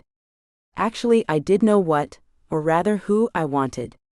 He just didn't want me. The night of my date, I pulled my hair into a tight bun and put on a black silk jumpsuit and dangly earrings. I added dark red lipstick and a little eyeliner and looked at myself in the mirror. I looked beautiful, but kind of unapproachable. Good, I thought to myself. That was exactly the look I was aiming for. I was feeling pretty crappy about myself, but I wasn't going to let my inner turmoil be reflected on the outside. I still needed to look hot, no matter how messed up I felt on the inside. I got in my car and gingerly made my way downtown. I wasn't looking forward to my date, so I took my time getting there. Truth be told, I wasn't excited at all. I had been tempted to call Sylvia and cancel, but part of me knew the best way to get over one guy was to date another. I knew I couldn't just sit in the house and mope. I was a grown woman, not a 15-year-old. As I neared the exit to downtown, I glanced at my GPS, wondering which exit led to the museum.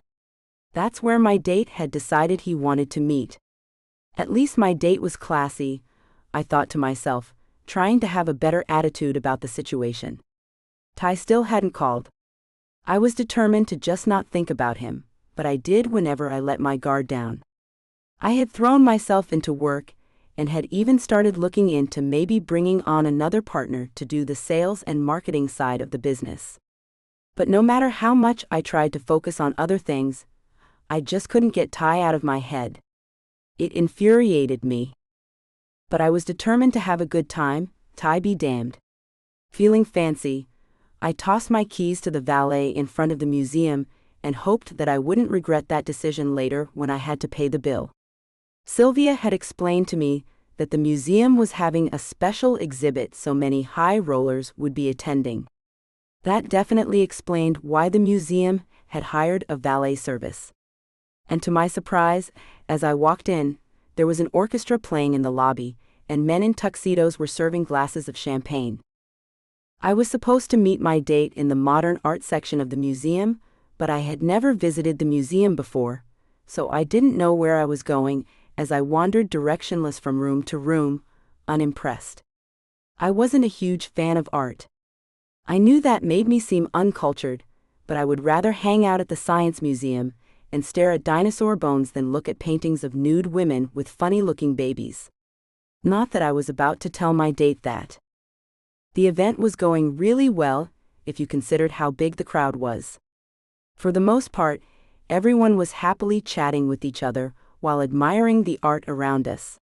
I was clearly the only one not enjoying myself. I looked left, then right, searching for a sign or something that would direct me to the modern art section, but I didn't find one.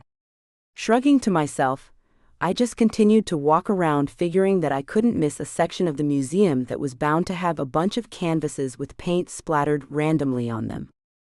A smartly dressed waiter spotted me and made a beeline in my direction. He insisted that I take a glass. "Compliments of the museum," he said when I opened my mouth to refuse. I quickly found myself with champagne in my hand. My date wasn't here yet, I thought with a shrug as I took a sip. I was not in a good mood, so that was probably for the best. I was still censored at Thai, and my thoughts were totally not on my prospective date. "Fancy meeting you here," came a voice from behind me. My heart quickened, and I turned slowly in its direction.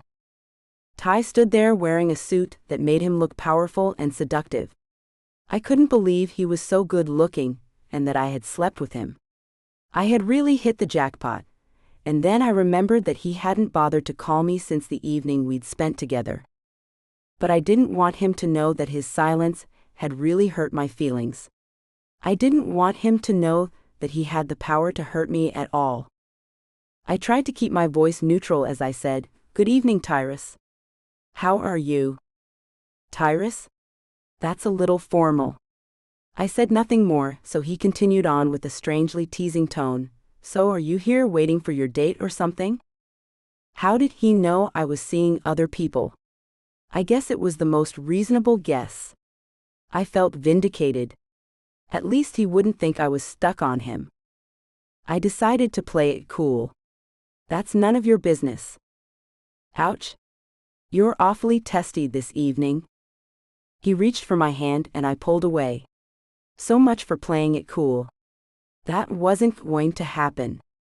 I was still too angry. "What are you doing here, Ty?" He placed his hands in his pocket and studied me, as if trying to figure out what I was thinking. "Trying to have a nice time with a beautiful woman." "Really? I understand that you're angry, but I have a perfectly good explanation." "Explanation?" I wanted more than that. I was ready to tell him off, but I kept my anger in check. "If you excuse me, I have a date tonight." He seemed unperturbed by what I said. So I guess he wasn't the jealous type. "Date? I don't see a date."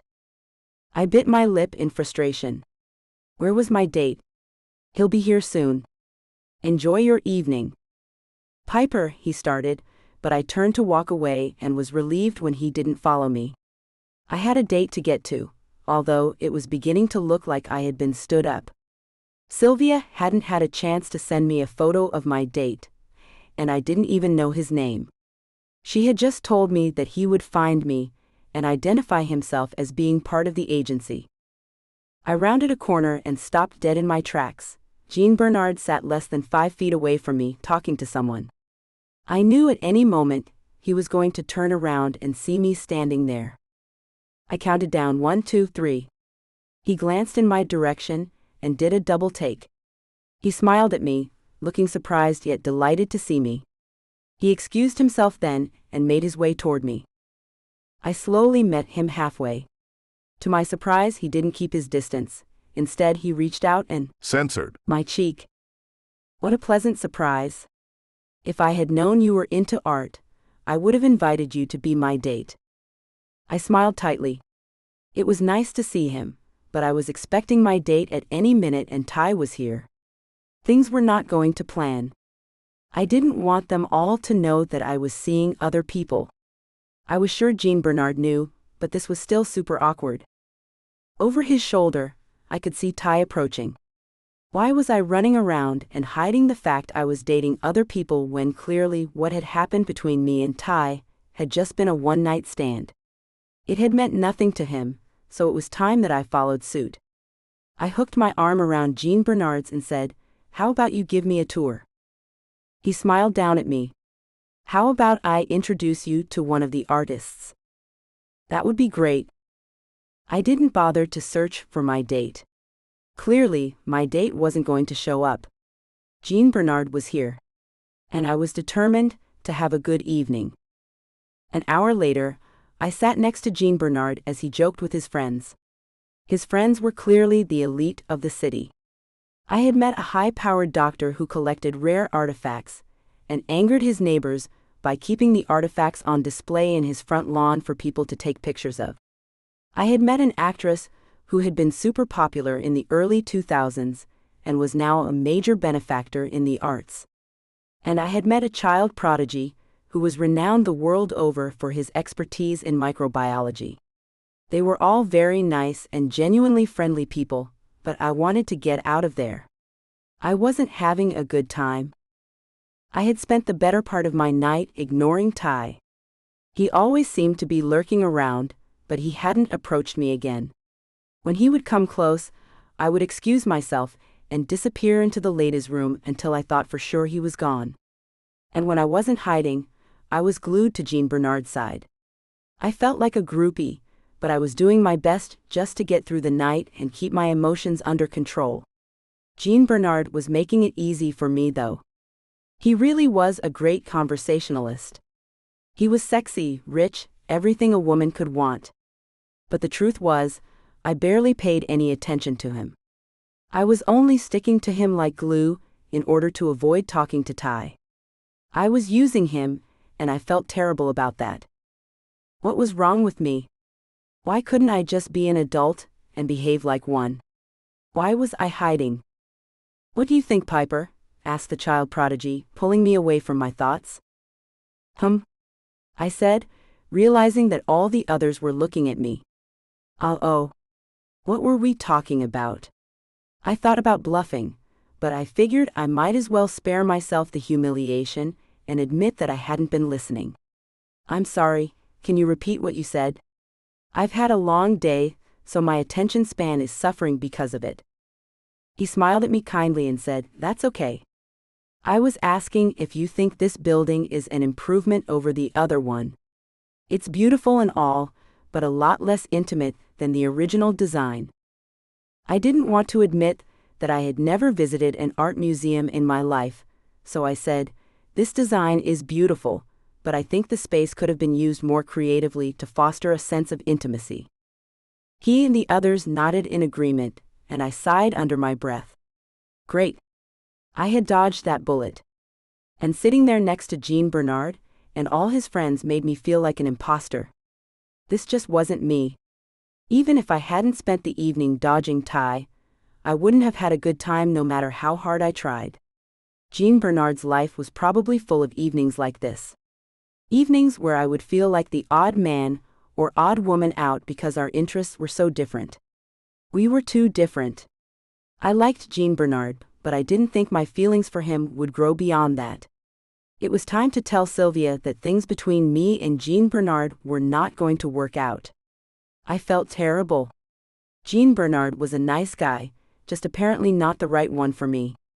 But it would be okay, for him at least. I was sure he would find what he was looking for with someone else. As I thought about how I felt about Ty, I didn't think things would be as simple for me. I placed a hand over Jean Bernard's, and he stopped mid-conversation and turned to look at me. I gave him a soft smile. "I think I'm going to head out. Want to walk me to my car?" "Sure," he said. I said my goodbyes to his friends and then stood up. He took my hand, and I couldn't help but feel terrible that things hadn't worked out between me and him. As we exited the museum, I noticed the crowd had considerably thinned. I surreptitiously looked around, hoping that Ty had also gone. The last thing I needed was for him to witness me kind of dumping Jean Bernard. "Thanks for being my unofficial date for the evening," Jean Bernard said, taking both my hands and placing a chaste Censored on the back of them. He lowered my hands and smiled at me, before leaning into censored me. I pulled away, and he looked at me curiously. Is something wrong? I nodded and looked away, feeling horrible for what I was about to say. Jean Bernard, I don't think I... Shish, he said, letting go of my hands and giving me a regretful smile. You don't have to say it. I guess we're not a match after all. His voice sounded disappointed, and I instantly felt like crap. I didn't break up with guys. They normally broke up with me. This was new territory. It's not that. He shrugged and gave me another regretful smile as he slowly shook his head. I just hope you find what you're looking for, Piper. Actually, I just hope you know what you're looking for. He turned away from me and silently walked away. Feeling like I was ready to cry, I signaled for the valet to get my car. Within minutes, he pulled up and placed the car in park. I paid the valet, reached for the handle of the door and paused. I knew what I was waiting for. I was hoping that a certain someone would stop me. That someone was Ty. But he wasn't there. And I figured he probably wouldn't stop me now anyway. I'd made a mess of everything, and I just wanted all my problems to go away. As I drove home, all I could think of was what Jean Bernard had said. Maybe he was right. Maybe I didn't know what I wanted. Maybe that was why I chose all the wrong men. Or maybe that was my problem. I always let the man choose me, but I never chose the man. I dated whomever was even remotely interested in me. I gave everyone a chance, especially the lowlifes, the men without real jobs, ambition, or morals apparently. I always told myself it was because I liked to date men who were unique and thought outside the box. But maybe I just liked dating the rejects because then maybe they wouldn't reject me. I didn't know what my problem was. I just knew I had issues. And maybe I needed to solve them on my own. The next day, I got a call from Ty. I didn't answer. I had some demons I needed to exorcise, and I couldn't do that around him. What Jean Bernard had said had resonated with me. I was still lying in bed feeling sorry for myself, and thinking of Jean Bernard's words when Sylvia called. I reluctantly picked up the phone. If I was determined to change myself, it might as well be now, I thought sullenly. Hi, said Sylvia when I greeted her. Hi, I said and cut straight to the point. So my date never showed up. She was silent for a long moment and then said, That's surprising, I could have sworn, are you very sure? Maybe you missed him? Nope. She sighed deeply, and I wondered if she was finally fed up with me and my inability to be happy. I didn't blame her. I was fed up too. I'm sorry about that. Can you give me a second, please? She placed me on hold, and I patiently waited. A few minutes later she came back to the phone and said, We've authorized for you to go on another date with a totally new. No thanks. I'm sorry? Sylvia, I just think it's best if I figure this whole dating thing out on my own. Take a break from dating maybe. You know? In my voice I heard defeat. I hoped she didn't hear it too. I'm sorry to hear that, she said after a long pause. I'll be sure to issue you a full refund. And I'm so sorry this didn't work out. I really wish you the best of luck, Piper. You deserve love. Everyone does. I didn't know why, but I teared up. She was right, I did deserve love. But I had no idea what I was doing, or how to find it. To be honest, I didn't even know what it felt like to fall in love. I was at a loss. And now, I wouldn't even have Sylvia to help me. We said our goodbyes, and I sighed as I sat up in bed. I closed my eyes and tried to clear my thoughts. It wasn't working. I needed to get out and do something. I couldn't just sit there. I stood up, took 2 steps toward my door, and then sat back down. I was still just wearing my pajamas. That was when Dana called. She started talking as soon as I answered. I didn't even get a chance to say hello. Hey, do you think you can do a school event with me again? I don't want to be bored out of my mind. Sure. I would rather do that than sit at home trying to get my emotions in order. That was going to be way too hard of a task. When is it, and what do I need to do? It's a family fun run. Nope. No thank you. I don't want to work out. I just want to sit here and pretend all is right with the world and that I'm not a disaster of a human being. There was a long silence, and I wanted to pinch myself for revealing so much. I hadn't told Dana yet about my disastrous night. That's pretty harsh. Why are you beating yourself up? Is everything okay? I gave a forced laugh. Everything is great. I paused, trying to come up with something reassuring to say. I'm just a little antsy because I have so much work to get done since I'm now partnerless. Well, I only speak one language, so I can't help with the translation part of your business, but if you have any projects that I can help you with that don't involve translation, I'd be more than happy to help. I pretty much have gotten the hang of this whole social media thing, so I could help you with social media marketing if you needed. That's sweet of you to offer, I said, truly appreciative. And yeah, I could use some help. How about we talk about it after the fun run? So you'll come? Yes, to be a spectator, but nothing else. I'm not running. I'm not even going to walk. That's fine. You can just cheer. Excellent. I've always wanted to be a cheerleader. Dana laughed. You hated cheerleaders. That's because they got all the boys. Something I'm having a very hard time doing. Oops, I had already said too much. Dana immediately caught on. The dating agency isn't working out, huh? I'll tell you all about it later. We got off the phone, and she texted me the location and time of the event. I made myself work a little, and then I got dressed and headed to the event. It was on school grounds, but located about a mile behind the main facility. I parked my car and got out. As soon as I got out of my car, Meredith was there. Finally, she said, clearly exasperated. I didn't know what I had done wrong, but she looked pretty miffed. What's up? Am I in trouble? I said, locking my car door. She placed her hand on her hips and glared at me. You were supposed to be here like 15 minutes ago. Come on, she said, grabbing me and dragging me toward the field. What? Huh? Where are we going? We have our event in like 1 minute or we forfeit. Event? What? No. No one told me about an event. I can't do an event. I'm terribly out of shape, Meredith. I don't even walk to the mailbox. She powered on, dragging me behind her. I didn't stand a chance. Apparently, kids were really strong. I looked around, trying to figure out what was going on.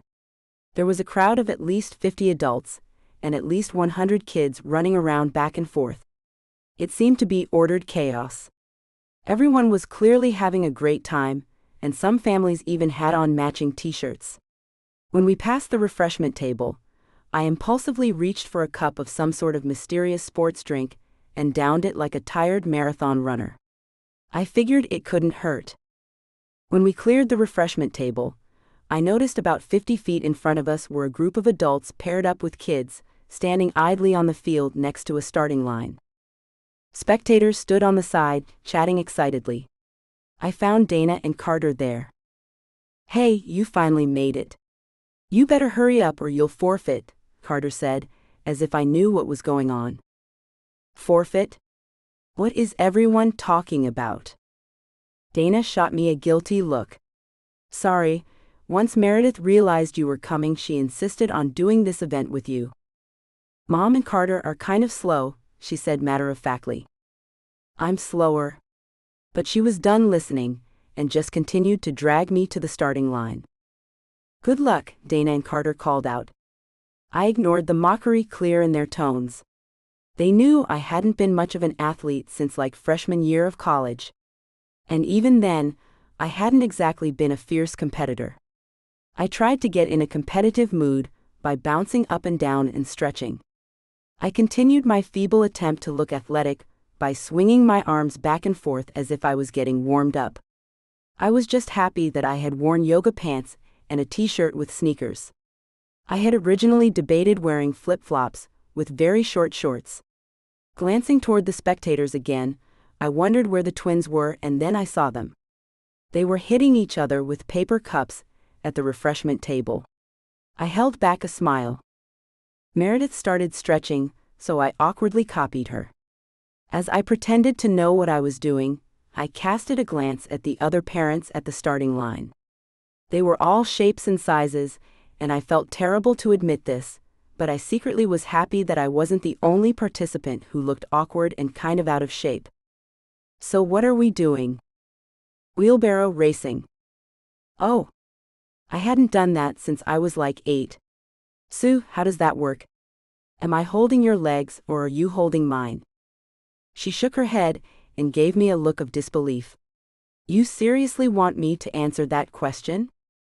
We hold their legs while they make their way to the finish line by walking on their hands, a voice said from behind me.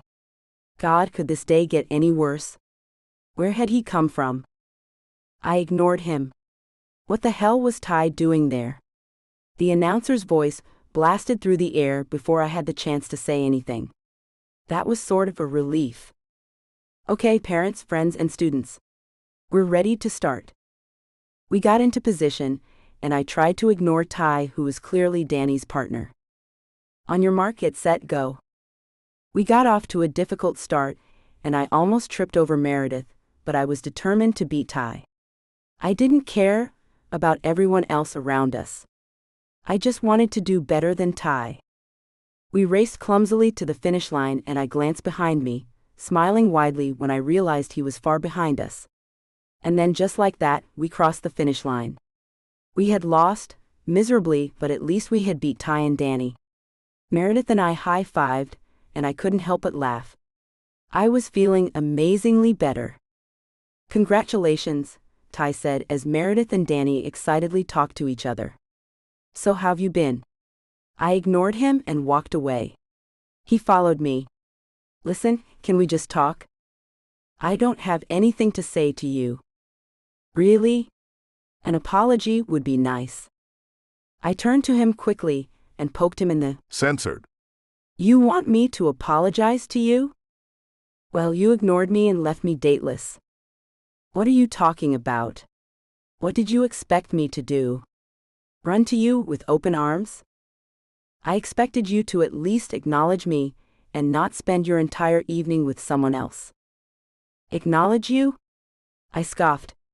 Before I saw you at the museum, you hadn't even bothered to even acknowledge my existence since we slept together. He frowned. That wasn't some sort of calculated slight. I've just been busy. Whatever, I said, walking away from him. I'm telling the truth, he said, trailing behind me again. I pointedly walked away from the spectators and the crowd. I didn't want everyone to see me arguing with my reluctant lover. Or ex-lover. I didn't know what Ty was to me. He continued trying to convince me as he followed me to my car. Once I reached my door, I turned around and confronted him. You have some nerve, I growled. And to think I fell for your I don't take intimacy lightly line. I feel so stupid. I didn't lie to you. Especially about that. I don't take intimacy lightly. You slept with me and then disappeared. I didn't disappear. Oh, really? I said, opening my car door and getting in. I put the key in the ignition and looked back at him. I couldn't read his eyes, but I wish I hadn't looked into them. Their odd color pulled me in, and I could feel my anger fading and my resolve softening. I had to take care of some business, and then I knew I would see you at the museum opening. What do you mean, you knew you would see me? How? Well, he said with a sheepish shrug, I was supposed to be your date that night. I stared at him. But no. That couldn't be. What was he talking about? He couldn't have been my. I was your match that night. What? What are you talking about? I didn't know whether to be mortified or relieved. I didn't want him to know that I had been such a disaster at love that I had signed up for a dating agency. But how amazing would it be if he actually were my match? You're with Infinity Connections? Disbelief was still clear in my voice. Yep. And that's why you showed up at the museum? Yep. Sylvia didn't say a word. He shrugged again. I asked her not to. Oh my God, I said, putting my hand against my forehead in exasperation. I told Sylvia that you, well, not you, but my date who now I know was you. You're blubbering, he said, leaning his gorgeous body against my car door. I glared at him. I told her that you hadn't shown up. Oh, that explains why she gave me the cold shoulder and then yelled at me. That explains a lot now. I loved Sylvia. So when did you join Infinity? He hesitated and then said simply, recently. So you were violating the policy too, huh? He looked at me curiously. I guess he hadn't read the rules. You know, us seeing each other when we were only supposed to be dating people from Infinity Connections is against company policy. He shrugged. Oh yeah, but no one cares. Sylvia does. Sylvia is a force to be reckoned with. Yeah, but she's a bleeding heart romantic under all that toughness. He nodded in agreement. That's what makes her the best at her job. I thought about what she had told me about deserving love. Yeah, she's really sweet and believes in the company's goals. She wants to help people find their own happily ever after. She's a sucker for romance, that's all. Sounds like you got a chance to know her well. He smiled. You could say that. So can you please go on a date with me, or should I ask Sylvia to ask you for me? I closed my car door and started the ignition. He looked at me in surprise. It felt good to have the upper hand, even if for just a few minutes. I rolled down the window, and he smiled and began to lean toward me. Tell Sylvia to call me. Bye, Tyrus. And with that, I drove away. With a smile on my face, I thought to myself, I guess I wouldn't be needing that refund. Chapter 8. The doorbell rang, and I glanced at myself in the mirror. I hoped my wardrobe looked casual enough. I was wearing jeans and a t-shirt, and had decided on no makeup. After all, I didn't want my date to think he was special.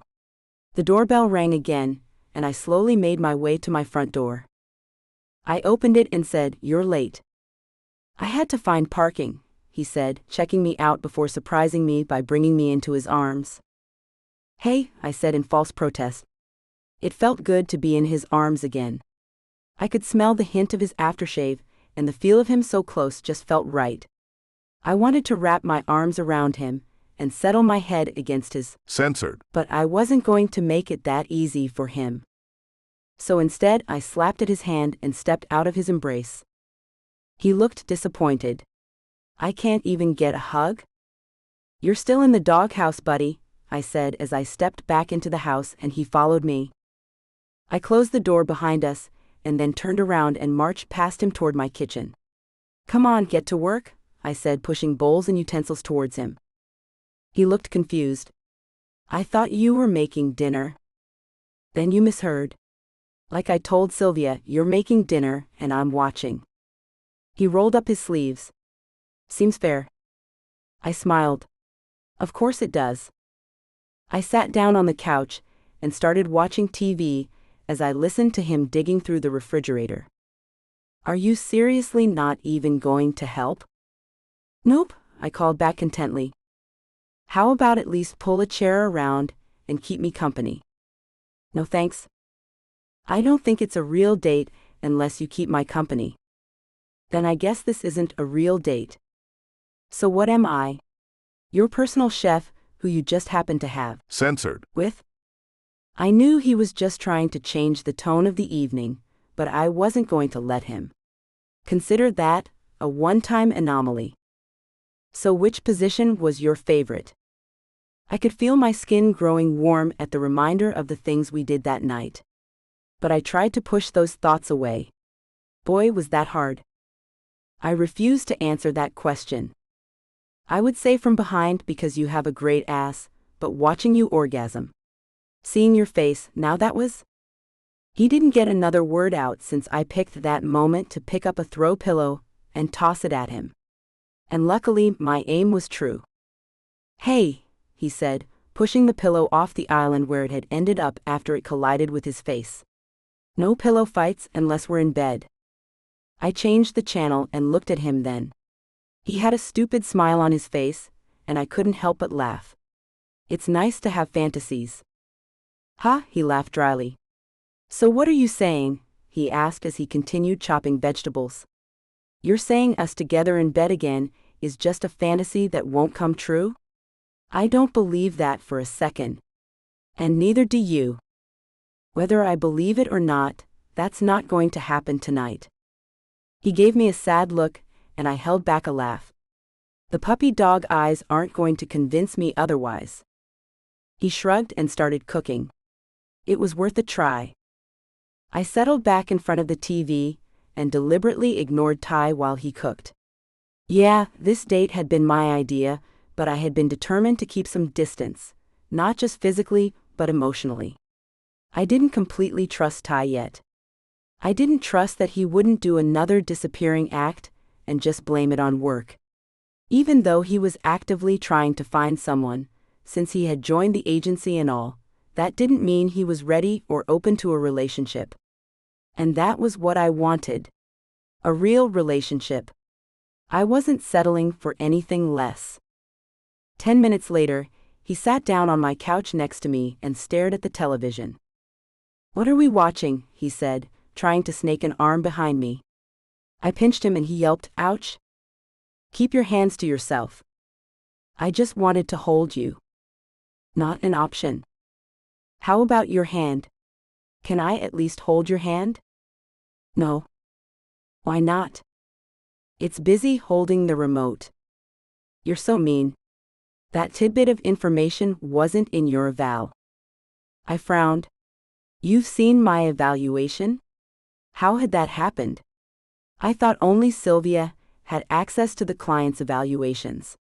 And surely, she didn't release that info to prospective dates? "I'm saying that it must have not been in there. Otherwise you wouldn't have been paired with me, you know, someone so decent and kind."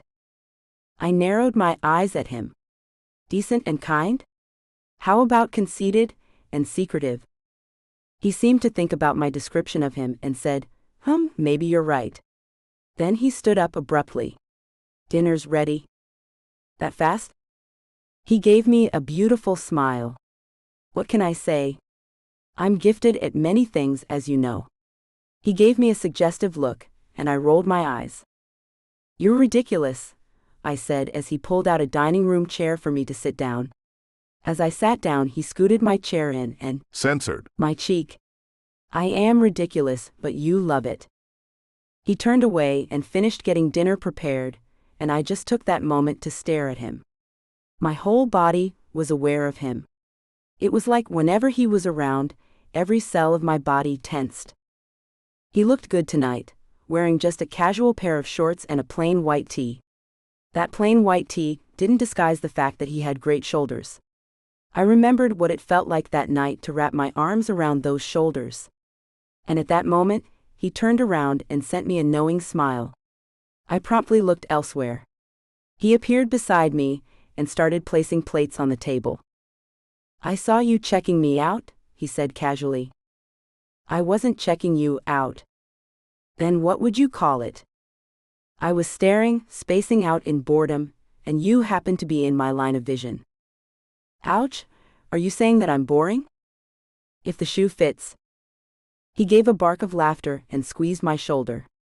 I shifted away from his touch.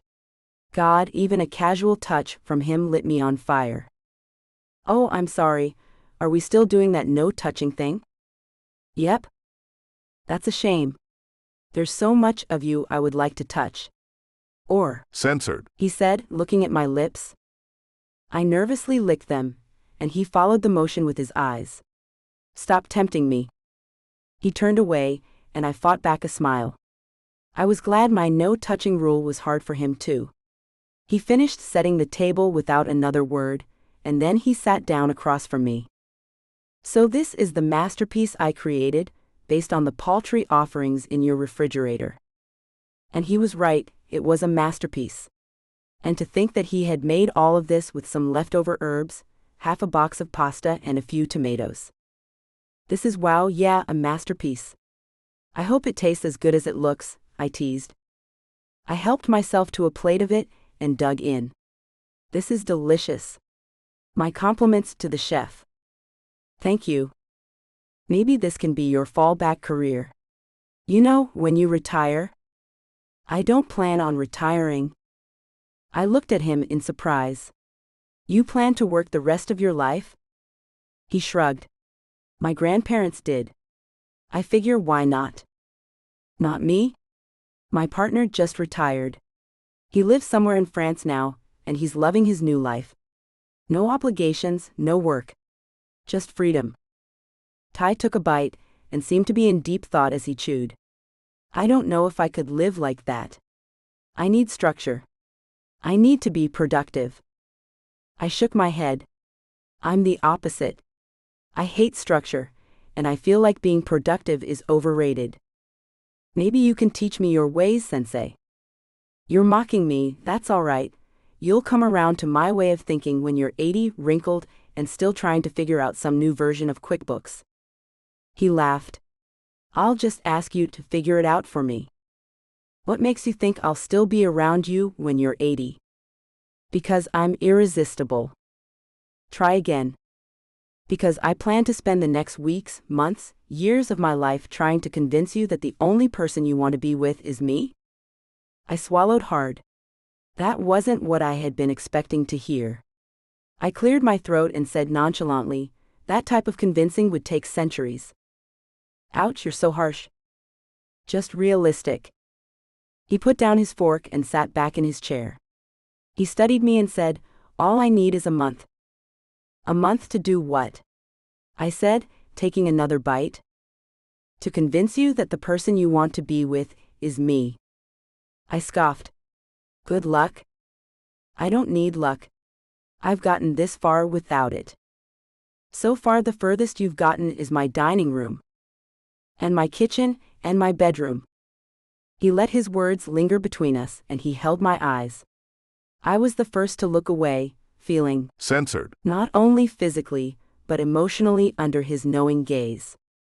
We finished dinner, but didn't talk much. Or rather, I didn't have much to say. I was deep in thought thinking of what he had proposed. I found his proposition interesting. What are you thinking about? He asked me as he cleared our plates, catching me off guard. I had been in deep thought until that moment. Thinking about him, actually. Clearly, I couldn't stop thinking about him. That was my problem. Talk to me. Don't leave me guessing or making assumptions. I wiped my mouth and put down my napkin. I don't know what you want me to say. Say that I still have a shot. I messed up, but it won't happen again. And now I'm trying to make things right. He turned toward me with a dish rag in his hands. He even made doing the dishes look sexy, I thought momentarily. So what do you say? Can you give me another shot? Give us another shot? I had glanced down to think, but I looked up and met his eyes. I instantly regretted it. His eyes held sincerity. He meant what he was saying. And I felt deep down that I could trust him. Or maybe it was just because I wanted to trust him more than anything else. I wanted things to work out between us because I felt that of all the men I'd dated with Ty, at least I could see a future. I was going to tell him yes. How could I not? I liked Ty and he was my match according to infinity. So there must have been something in both of our evaluations that meant we were compatible on some level. We just needed to figure it out and lay down some ground rules. Ty, please join me on the couch, I said formally, standing up from my chair and making my way to the couch. Uh-oh, am I in trouble? He said as he sat down beside me. Maybe, I responded. If we're going to do this whole dating thing, then there are a few rules that we need to establish first. He crossed his arms and looked at me with a mixture of intrigue and amusement in his eyes. These are the rules, I said, feeling emboldened by having the upper hand. At least, I felt like I had the upper hand. Rule number 1, complete transparency. For example, if you don't want to do this anymore, I said, gesturing in between us, just tell me. By this, you mean have a relationship? Relationship, dating, whatever you want to call it. That rule's useless because I'm not going anywhere. I narrowed my eyes at him and said, which brings me to rule number 2. No more disappearing acts after we, tear each other's clothes off again. Get censored. Make passionate, dirty, kinky love. I cleared my throat and glared at him. He had a smug expression on his face, and it took every ounce of my strength to ignore it. You know what I'm talking about, I ended up growling. He tried to look contrite and failed. And rule number 3, which kind of goes back to rule number 1, just be honest with me. If you don't think things are working out between us, tell me. I don't want to be led on anymore, or lied to. And if I find out you're lying to me about anything, we're through. Does this include white lies like, oh honey, of course you look good in that dress? I fought back a smile. That would never be a lie, because I look good in everything. You're right, he said, leaning his head against the couch and staring at me. His eyes traveled across my face. You're so beautiful that you could wear a paper bag as a dress, and I would still try to get in your pants. I rolled my eyes. You need to work on giving compliments. They start off and then finish terribly. He shrugged and then caught me off guard when he reached out and stroked the side of my face. His touch was gentle and strangely reassuring. I'll stop behaving like a juvenile now and refrain from making censored jokes. That's a relief. He smiled and met my eyes. You really are beautiful, Ever since the moment you tripped in a puddle of your own doing and fell into my arms, I knew there was something special about you. I punched him in the shoulder, and he pretended it hurt. He caught my hand and brought it up to his lips. He held my eyes as he censored it. The simple gesture was sexy, in a gallant kind of way. As soon as his lips connected with my skin, that familiar burn of censored caused my skin to flush at his touch. I pulled my hand away and crossed my arms so I wouldn't be tempted to touch him. So what do you think of the rules? He sighed and sat back. I think your rules are fair. But? I know there's a but coming. No buts. I didn't buy that for a second. But before I could argue with him, he continued talking. So do you mind if I watch a little TV with you before I head out? I was surprised. That hadn't been how I had expected this conversation to play out. Sure. I guess.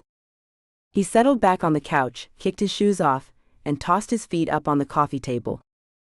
I'm sure your grandparents taught you better than that, I said, referring to his feet. They did, but this is so much more comfortable.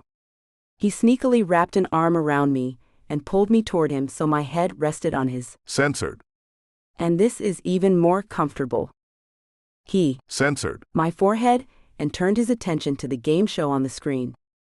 I briefly thought about pulling away, but then thought better of it. I would give in, at least for this one night.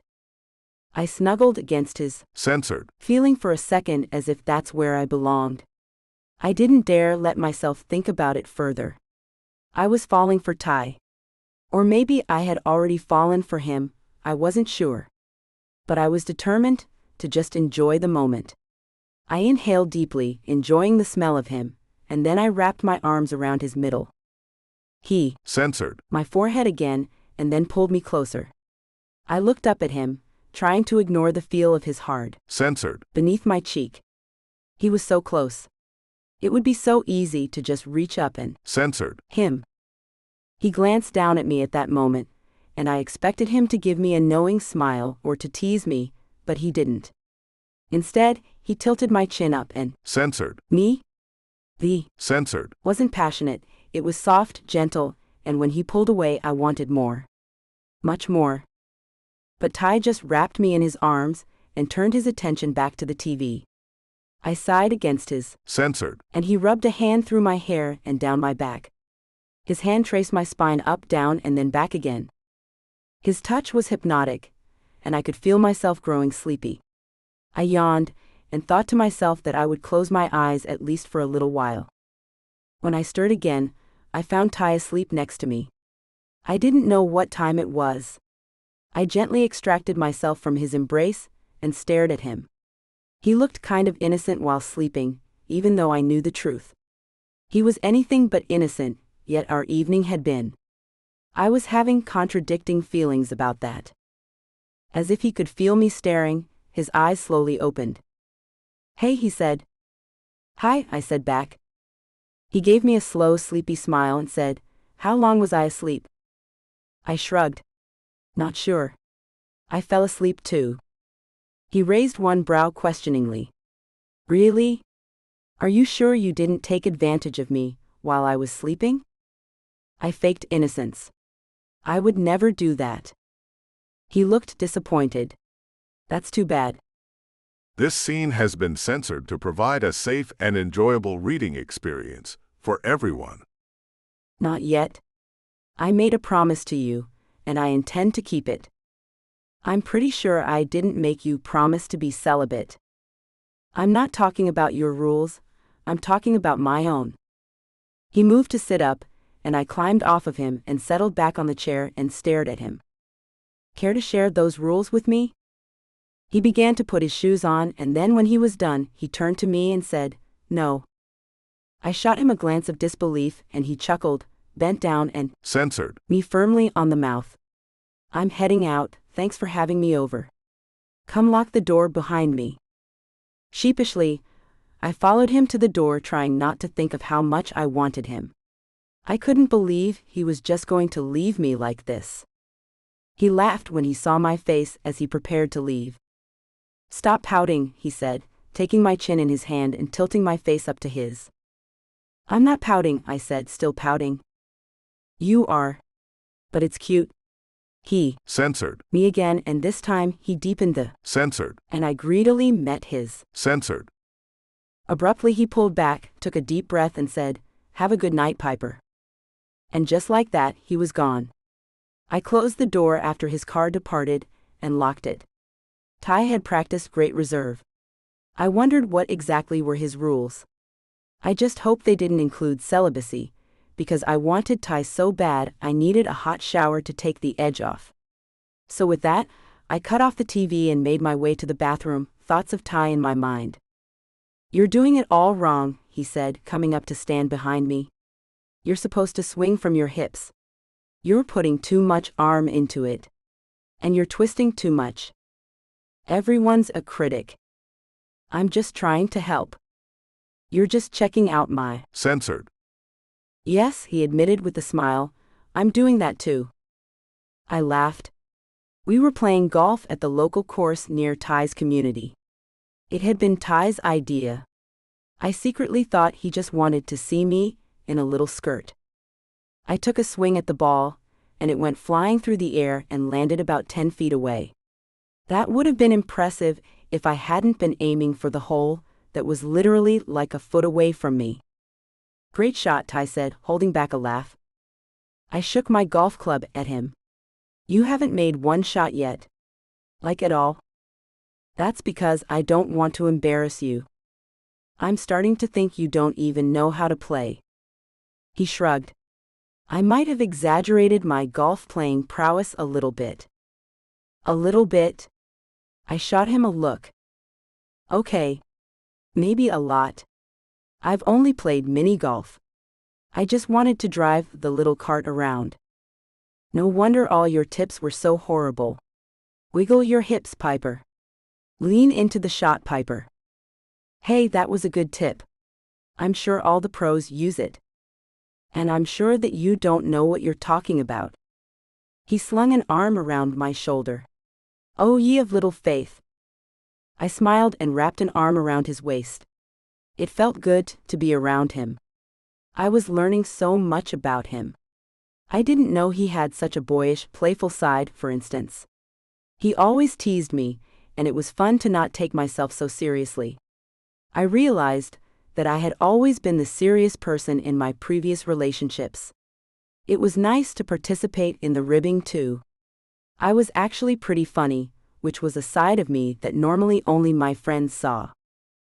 We had been dating for about a month now, and things hadn't heated up in the bedroom at all.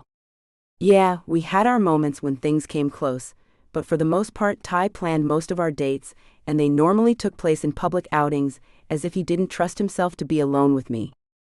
To be fair, I didn't trust myself to be alone with him. He was too much of a temptation. He took my hand in his and said, "There's a play at the outdoor theater today. It's starting in like an hour. You want to check it out, or did you need to get back to work?" I thought of the meeting I had set up with Dana, to go over some marketing stuff. I didn't want to cancel, but I knew Dana wouldn't want me to miss a date. So I figured I would text her and tell her that there was a change of plans. "Sounds good to me, lead the way." We hoped in our golf cart, which I insisted on driving, much to Ty's disappointment, and then looked down at my clothes. "Do I have time to change?" "You look fine." "You sure?" "Again, you could wear a paper bag and..." "You would still find me beautiful, I know. I said it as if I were tired of hearing him say that. But honestly, it never grew old. Mostly because I knew it wasn't a line, he meant it. It felt good to feel secure in a relationship. It felt good to feel as if I could trust his word. I didn't doubt Ty's feelings for me at all. I had asked for transparency, and that was what I had received. Even though I had been burned before, something about him made me feel as if I could trust him. And I simply did. Once we left the golf course, we went to the outdoor theater in a clearing in a community filled with walking trails under a canopy of forest. Trees stretched for miles on each side, and in the midst of them was the clearing, situated on a slight hill, where at least 50 people had already gathered to see this evening's show. It was just beginning to get dark when we arrived. And on our way there, Ty had insisted on stopping at his home to grab a blanket for us to sit on. I was glad he had, because about time we reached the play, all the lawn seats in front of the stage were taken, and the only room that remained was on the hill overlooking the stage. We made our way up there, placed the blanket on the lawn and sat down. Quickly, we realized that tonight's show wasn't a play at all, but an opera. "This is my first opera," I admitted in a hushed tone. I didn't want to disturb the other people around me, even though the nearest person was like 8 feet away. "How are you liking it so far?" "I'm enjoying it. It's not boring at all." He laughed. "You expected it to be boring?" "Well, yeah, once I realized it was an opera and not like a children's play or something." "You thought I was taking you to see a children's play?" "Well, I sort of thought it would be, since it's free and all." He nodded in understanding. "These are professionals. Some sort of art endowment pays for the performance." "Ah, that explains it. Wealthy donors." "My grandparents donated. I heard even once upon a time, my mom wanted to be an opera singer." "Whatever happened to her?" I asked softly. At first, I didn't think he had heard me. "She died of liver cirrhosis. She pretty much drank herself to death." He cleared his throat. "And Dad, before you ask, he's still around. He started another family." "You have siblings out there?" I asked, not wanting to focus on his mother's death. No matter how he felt about her, I was sure it was hard for him to lose her. His face spread into a smile, and I was relieved that I had asked him a question that hadn't caused him pain. "I do. Just one. A sister. She's about 18 now." "So you've met her?" He nodded. "Definitely. I had already moved out of my grandparents' home before my dad remarried, but he would bring her over for certain holidays, so I would always visit when he did." "You never went to his home?" I knew I was probably asking too much, but I was curious to know more about him. And the type of parents we had impacted us so much. "Dad's?" He shook his head. "I'm afraid I'm not the forgiving kind. If it hadn't been for my sister, I wouldn't have had anything to do with him. And he knew that." "I'm sorry. I really was. Among all my friends, we all had rocky relationships with our parents. It is what it is." I just moved forward, promising myself that I wouldn't make the same mistakes. And you haven't. You're Mr. Perfect. A doctor. An upstanding citizen. Running your own business. Successful by anyone's standards. Successful, yes, but far from perfect, he said, directing his eyes back to the stage. Something about the way he made that last statement gave me pause. I shrugged it off. He was just being humble, or just dealing with his own demons. Either way, I let the subject drop. I sensed that the mood of the evening had changed. It had gone from fun and light to a bit more intense than we both obviously wanted to deal with. I let my attention focus on the opera in front of me. I was surprised by how much I enjoyed it. I had always thought I would find it boring, but the colors, the plot, the sheer brilliance of the lead singer's voice all told a story that I couldn't pull away from. My experience reminded me of that one scene in the movie, Pretty Woman, when Julia Roberts cried during the opera. I didn't think I was at that point of being moved to tears, but I was enjoying it, which made me smile. It's really good, isn't it? I glanced at him and nodded. I have no idea what they're saying, but I love it. He smiled and gestured to his lap. You can lie in my lap, I don't bite. And so I did, and I sighed in contentment as I watched the opera and Ty stroked my hair. I felt a drop of water touch my face, and then another one. And before I knew it, raindrops were unleashed from the sky. People sprinted away, as torrential rain fell abruptly, bringing our peaceful evening to an end. Ty grabbed my hand, I grabbed the blanket, and together we took off running toward our car. It wasn't until we got there that we realized, somewhere along the way, he had lost the key. We were getting soaked, so I grabbed his hand and raced toward a large cypress tree. We huddled under it and tossed the blanket on top of us. The rain had slowed down, but I couldn't see much around or in front of us. The moon was barely a blimp in the sky, but under the tree at least we had some shelter. Thanks for showing me such a lovely evening. He laughed. Are you saying you aren't enjoying being soaking wet and stuck under a tree in the woods? Let me think about it. I'm going to have to go with no. We huddled together, waiting for the rain to pass. His arm was wrapped around me. I rested my head against his shoulder, and he slowly ran his hand idly through my wet hair. This is kind of romantic, I found myself saying. Great, because this was all part of my plan. Oh? So you controlled the weather too? Yes, in my free time. This scene has been censored to provide a safe and enjoyable reading experience for everyone. Dusting myself off, I took a look at my clothes. I was covered in mud. Maybe he was right, but I wasn't going to admit it. I could feel mud cake to my Censored. But refused to acknowledge it. He tried to dust me off, but mud was caked in my hair, on my back, my legs, everywhere. He laughed, and then I started to laugh, and that's when a light shone on us, bringing our laughter to an abrupt end. Instantly, Ty stepped in front of me, blocking whomever was shining their light on me from seeing me. What are you two doing back here? Came an authoritative-sounding voice.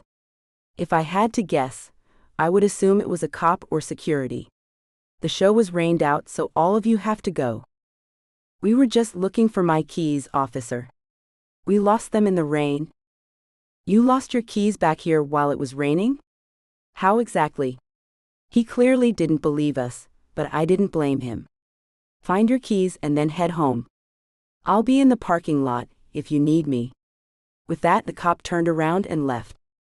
I guess we better find those keys, I said, moving toward the hill where we had fled, which seemed eons ago, but in truth, it had been 15 minutes at most. He turned on the flashlight of his cell phone and attempted to find the key. We were lucky that we remembered exactly where we'd sat, because that's where we found the keys. He grabbed them, and I said a thankful prayer in my head. But then upon closer inspection, he realized that his car key was no longer on the keychain. Great, he said bitterly. This sucks. I'll call a rideshare. Less than 10 minutes later, we were in the back of a rideshare driven by a kid who didn't look to be over 16 years old. So what happened to you guys? He said, not bothering to just ignore the fact that we were covered in mud. "We're professional mud wrestlers," Ty said, and I pinched him. "Cool," the kid said, dropping the subject. In the darkness, Ty took my hand and leaned my head against his shoulder. It was unexpected but covered in mud, in the darkness of a stranger's car. All I could think of was how happy I was. Chapter 9. I woke up next to Ty, his arms wrapped around my middle. We spent many mornings waking up the same way. In fact, I spent more time at his home than I did my own nowadays. My houseplants were starting to hate me. I could feel him pressed against me, and I turned over, ready to engage in an early morning romp. "Morning," he said, sleepily tracing his hands over my hip. "Morning," I said, pushing him over and climbing on top of him. He was already hard. "You're insatiable," he said as I slowly lowered myself onto his waiting shaft. Loving the way he stretched me filled me. And still wet from our activities from earlier that evening, he slid into my wetness easily. "I think I might be addicted to you," I breathed. Who was I kidding? I was more than addicted. I was in love. An hour later, we had showered and dressed. Ty was heading out to a conference, and I planned to work from home. He placed censored on my temple as he made me breakfast. I was sure I had gained at least 5 pounds since I started spending so much time at Ty's house. What could I say? He was a good cook. "You know you could stay here and get your work done instead of heading all the way home," he said as he mixed pancake batter and added fresh blueberries. My mouth watered. I was starving. I reached for an apple, hoping that would help fill me up so that I wouldn't scarf down 10 pancakes in one sitting. I wasn't a huge fan of moderation. I couldn't get enough pancakes. And I couldn't get enough of Ty. I thought about his offer, but also considered all the things I had to get done today. I planned to meet up with Dana and Becca for another event at Meredith's school. I couldn't do that if I was all the way on the other side of town. "It's fine. I need to meet up with Dana and Becca anyway. We're going to an event at the school. Are you going to be there?" He looked up and said, "Danny didn't mention anything, nor did his mom." And then it clicked. Hold on. How are you Danny's uncle? According to Ty, he didn't have a sibling besides his sister. And Danny's mom was too old to be Ty's sister, right? "I'm not," he said. "I'm just a friend of his mom's family. Danny's mom and I grew up together. She lived next door. So after her divorce, when her deadbeat husband stopped showing up to events, I stepped in and started helping out with Danny." "That was really kind of you," I said, meaning it. He tossed some pancake batter on the griddle and said, "It's no big deal. She would have done the same for me. You know, my grandparents would have her babysit me even though we're practically the same age." He chuckled as he flipped the pancakes. "They thought she was the mature one, I guess. She was just a tattletale. A superior snitch." He finished up the pancakes and then ate quickly. I gathered my things, and together we made our way to the lobby of his complex. We parted ways after exchanging censored. I was about to open my car door when I heard him call my name. I turned around. "Can't get enough of me, huh?" He smiled and said, "That's a reasonable assumption." He reached into his pocket and said, "I've got something for you." I looked at him questioningly when he pulled a keychain out of his pocket and pressed it into my hand. "This way you can come and go as you please." "Oh, okay," I responded, not sure what else to say. Was he asking me to move in with him? Or was he just giving me his key? I was confused, but then I thought I was being silly. Of course, he wasn't asking me to move in with him. Right? "See you later," he said. Censored. Me again on my cheek and then hurrying off. I stood there for a while just staring at the key in my hand, and then finally I willed my legs to move. I immediately called Dana. "I need your help. I thought we were meeting up today. We're still on, right? You aren't blowing me off again to lie in bed with Mr. Loverboy, are you?" "I promise you, I'm up and out of bed. But Mr. Loverboy, as you called him, gave me a key to his condo?" What does it mean? Does he want me to move in with him? Did he say that he wanted you to move in with him? Well, no. Then why would you think he wants you to move in with him? I felt sort of stupid suddenly for jumping to conclusions. You're right. I don't know what I was thinking. He probably just gave you the key because you're always shacking up there. Hey. Well, you are always there, I'm just saying. Well, enough said. I'll see you in a few hours. Don't be late. I hung up and tried not to feel foolish. Dana was right. Unless he explicitly asked me to move in with him, why would I assume that that's what he wanted? I wanted to kick myself. Sometimes I leapt to conclusions without even the slightest provocation. I was the queen of making assumptions. I was on autopilot as I made my way to my house. My mind went from thinking of Ty to thinking about the key he had given me. I guess I sort of did want to move in with him. Yeah, our relationship was new. But I felt that I knew him well, and I did want to spend all my time with him. And clearly he felt the same way, right? If he had given me a key and told me to come and go as I pleased, that meant something. Or was I just being silly? I couldn't tell. I worked at home until I heard Dana ring my doorbell. She was early, I thought to myself. I need to use your bathroom now, were the first words out of her mouth as soon as I opened the door. She was carrying just a plastic bag. Where was her laptop? She didn't even give me a chance to respond. She just marched past me, and then I heard a door shutting hard. Okay then, I said mostly to myself since Dana wasn't around to hear. I wondered what was up with her. About 5 minutes later, she came out the bathroom and sank down on my couch and said, "Now we wait." I didn't know what she was talking about. Hey, she said suddenly, is this the same couch Carter and I defiled? God, no, I got rid of it. She shrugged. That was probably for the best. I sat down across from her in the recliner I had bought from a thrift store. It was super comfortable. I tossed my feet up and looked at my best friend. Can you tell me why you charged into my house, and what exactly are we waiting for? I think I'm late. I looked at my cell phone. No, you're not. Actually, you're. She sent me a pointed look. And I instantly felt so stupid. Oh, you mean late. As in Lati. She nodded.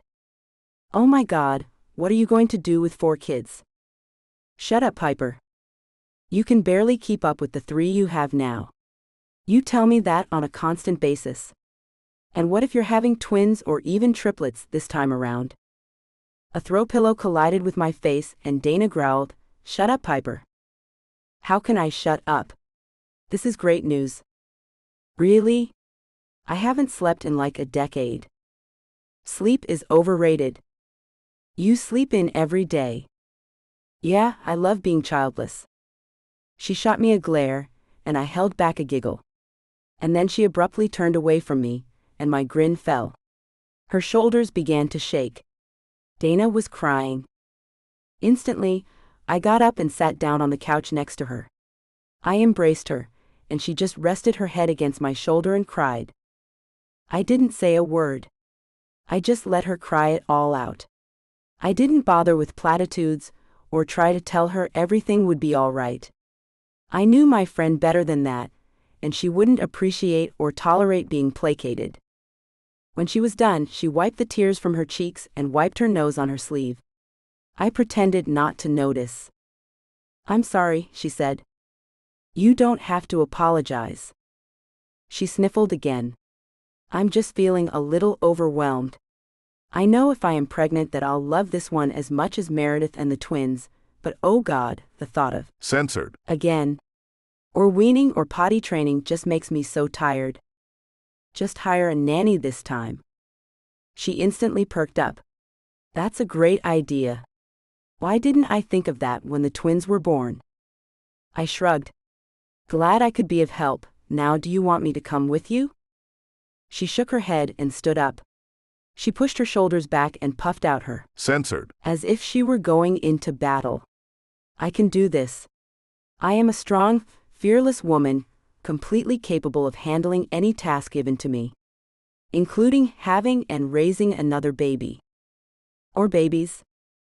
Shut up, Piper. With that, she walked away. A minute later, I heard an excited whoop, and then she strolled in with a big smile on her face. Negative. Congratulations. Thank God, I was about to lose my mind for a second. If I have to look at one more diaper, I think I would scream. She chewed on her lip and looked regretful for a second. But it would have been nice to have a fourth. I shook my head. You don't know what you want. Yeah, I do. A beer. That was close call. Got any? I gestured to the fridge, and then heard her say a minute later, Piper, you're a disappointment. The strongest thing you have in your fridge is this apple juice that smells rancid. Sorry? I said, not really sorry. I haven't gone shopping in at least a week. Don't you eat any more? Dana asked, coming back into the living room empty-handed. Ty cooks all the time or we go out. Oh yeah, tell me about this whole key situation. There's not much to tell, I said, feeling sort of ridiculous that I had made a big deal of it.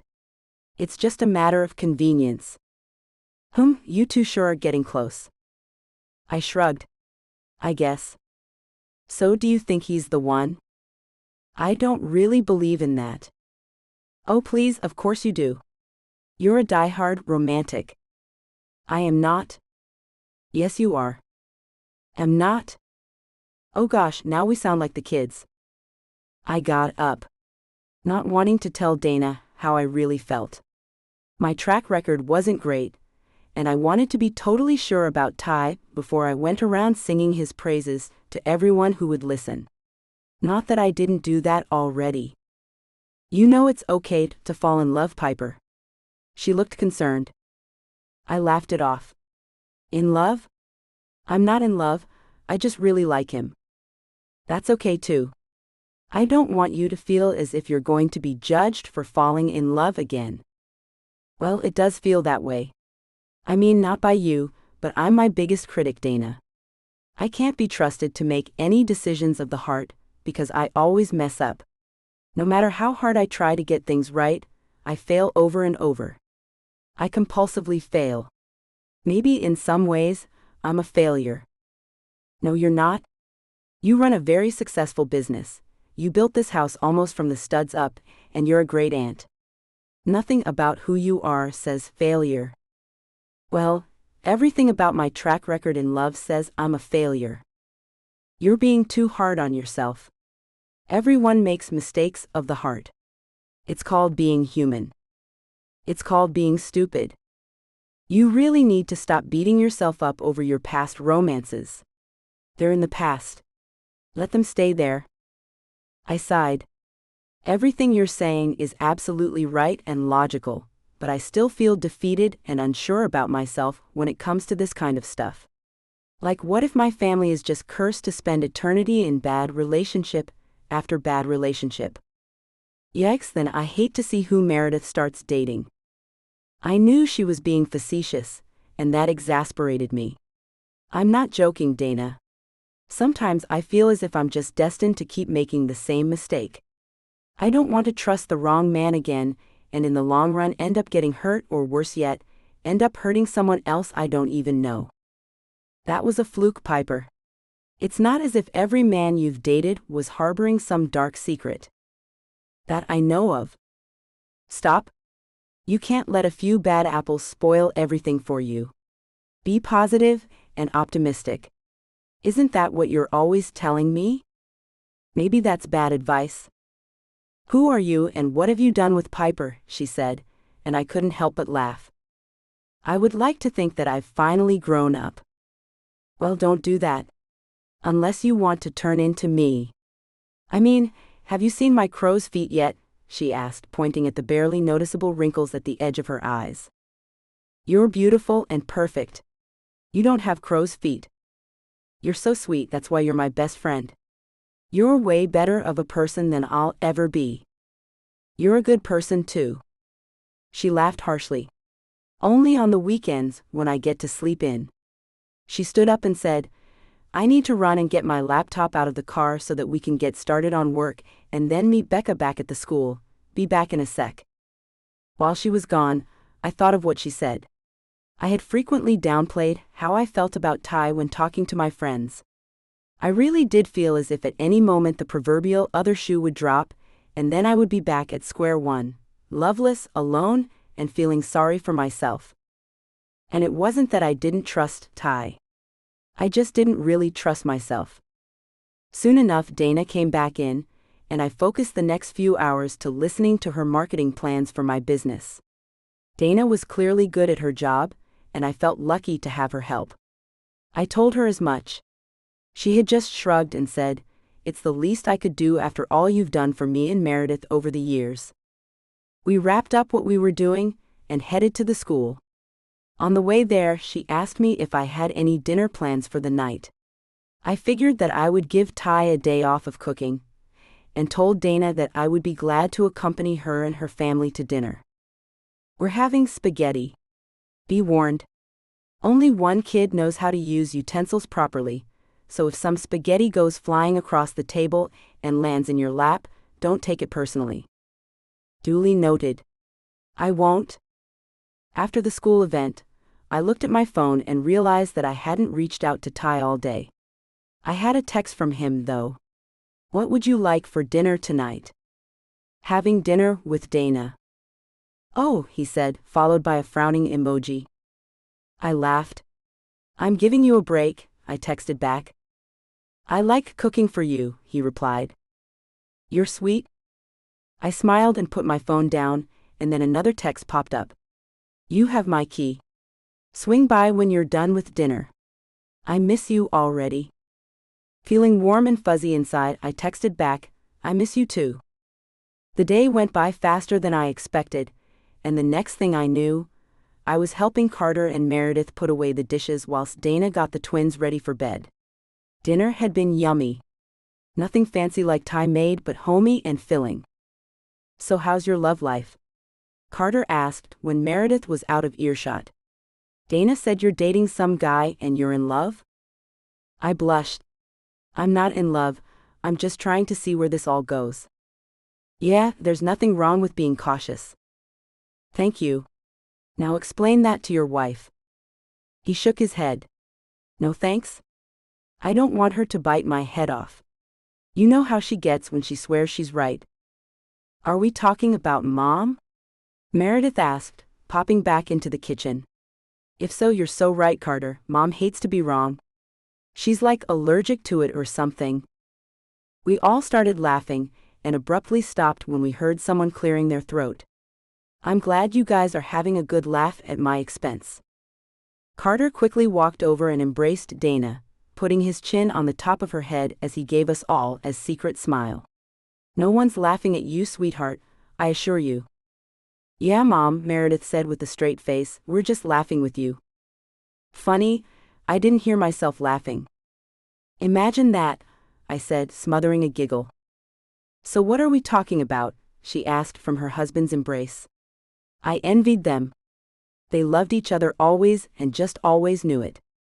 Well, Carter always knew it. It was Dana who had taken a while to come around. We're talking about Auntie Piper's love life.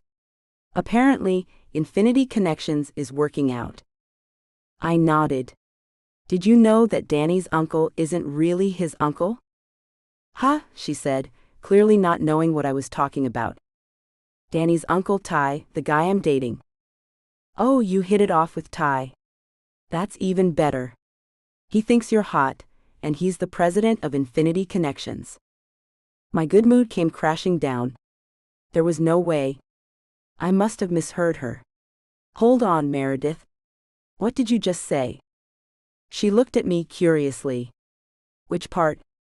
The part about Ty being the president of Infinity? Yeah, I said hoarsely. Who told you that? Danny did. That's why his mother was able to go on so many free dates. She didn't pay anything because Ty owns the company. I heard all I needed to hear. Carter, Dana, thanks for having me. I hugged Meredith. I think I'm going to head home. Fighting back tears and ignoring their confused glances, I grabbed my purse in the living room and made my way to my car. As I crossed the street, I heard Dana call out to me, "Piper, wait. What's wrong? I saw your face back there. What's going on?" I didn't know Ty was the president of Infinity. "What do you mean?" I took a deep breath and tried not to cry. He never mentioned that to me. Not once. I don't understand. What's the big deal? Why are you upset? I explained to her how he had told me that I was his match and how he had only recently signed up for the agency. He lied to me, Dana, and played with my love life. He preyed on me. On my Censored. to be loved. Dana shook her head. "I'm sure there's another explanation." I shrugged, feeling crushed. There could be another explanation, but not one I'm willing to hear. She caught my arm as I turned to get in my car. "At least talk to him first, Piper. Like I said, there's probably a reasonable explanation. What excuse could he possibly give me that will make me feel better about his lies?" I said, more to myself than to Dana. "You're right," was all she said. She let go of me, and I slid into the driver's seat. "I'll call you." I drove away and kept the tears at bay for about a block. And then I couldn't see from the blur of tears, so I pulled over in front of a house and just sobbed into my hands. How could he? How could he do this to me? How could he lie to me? He knew about my past. Apparently, he knew everything there was to know about me. If he was the president, then he had access to my file, and clearly he had read it. He knew everything about me, and I knew next to nothing about him. I didn't stop to think. I didn't bother to call. I just drove straight to his home. I wanted answers, and I wanted them now. I rode up the elevator to his condo. I let myself in, happy that he wasn't there yet. I didn't know where he was, but I figured he would be home soon. I couldn't help myself then. I sat down and started going through his stuff. I knew it was wrong, but I was hurting, and he wasn't there yet to give me answers. And I doubted when he did arrive that his answers would be truthful. I didn't think I could trust him. No. I knew I couldn't trust him. Unfortunately, he didn't really have any personal information just laying around in his home. I opened his laptop and searched the internet for his company. Besides the website, there wasn't much about the company online, and the About Us section didn't include the company's founder's name or anything else relating to its workers. But then I Googled him, and there were pictures of him and Sylvia at a charity function for Alzheimer's. So much for having just met, I thought wryly to myself. Wasn't that what he had told me? That he didn't know Sylvia well. I couldn't remember, since I couldn't separate the truth from his lies. And as I continued looking, I found a whole profile of him on a career networking page and several other websites. In each case, he was listed as the CEO of Infinity Connections. So he hadn't bothered to really hide anything, I guess because he never thought I would look. And he was right. I had been naive again. I had trusted a man while knowing next to nothing about his past. I had made the same mistake again. No, I was wrong. This wasn't the same mistake. I hadn't loved my ex who cheated on me. I could barely remember his name. But I had fallen in love with Ty. Or at least, I had fallen in love with the man who I had thought he was. And boy, I couldn't have been more wrong. What had he thought? What had his plan been? String me along and dump me? It was almost creepy that he'd orchestrated this whole ruse. And for what?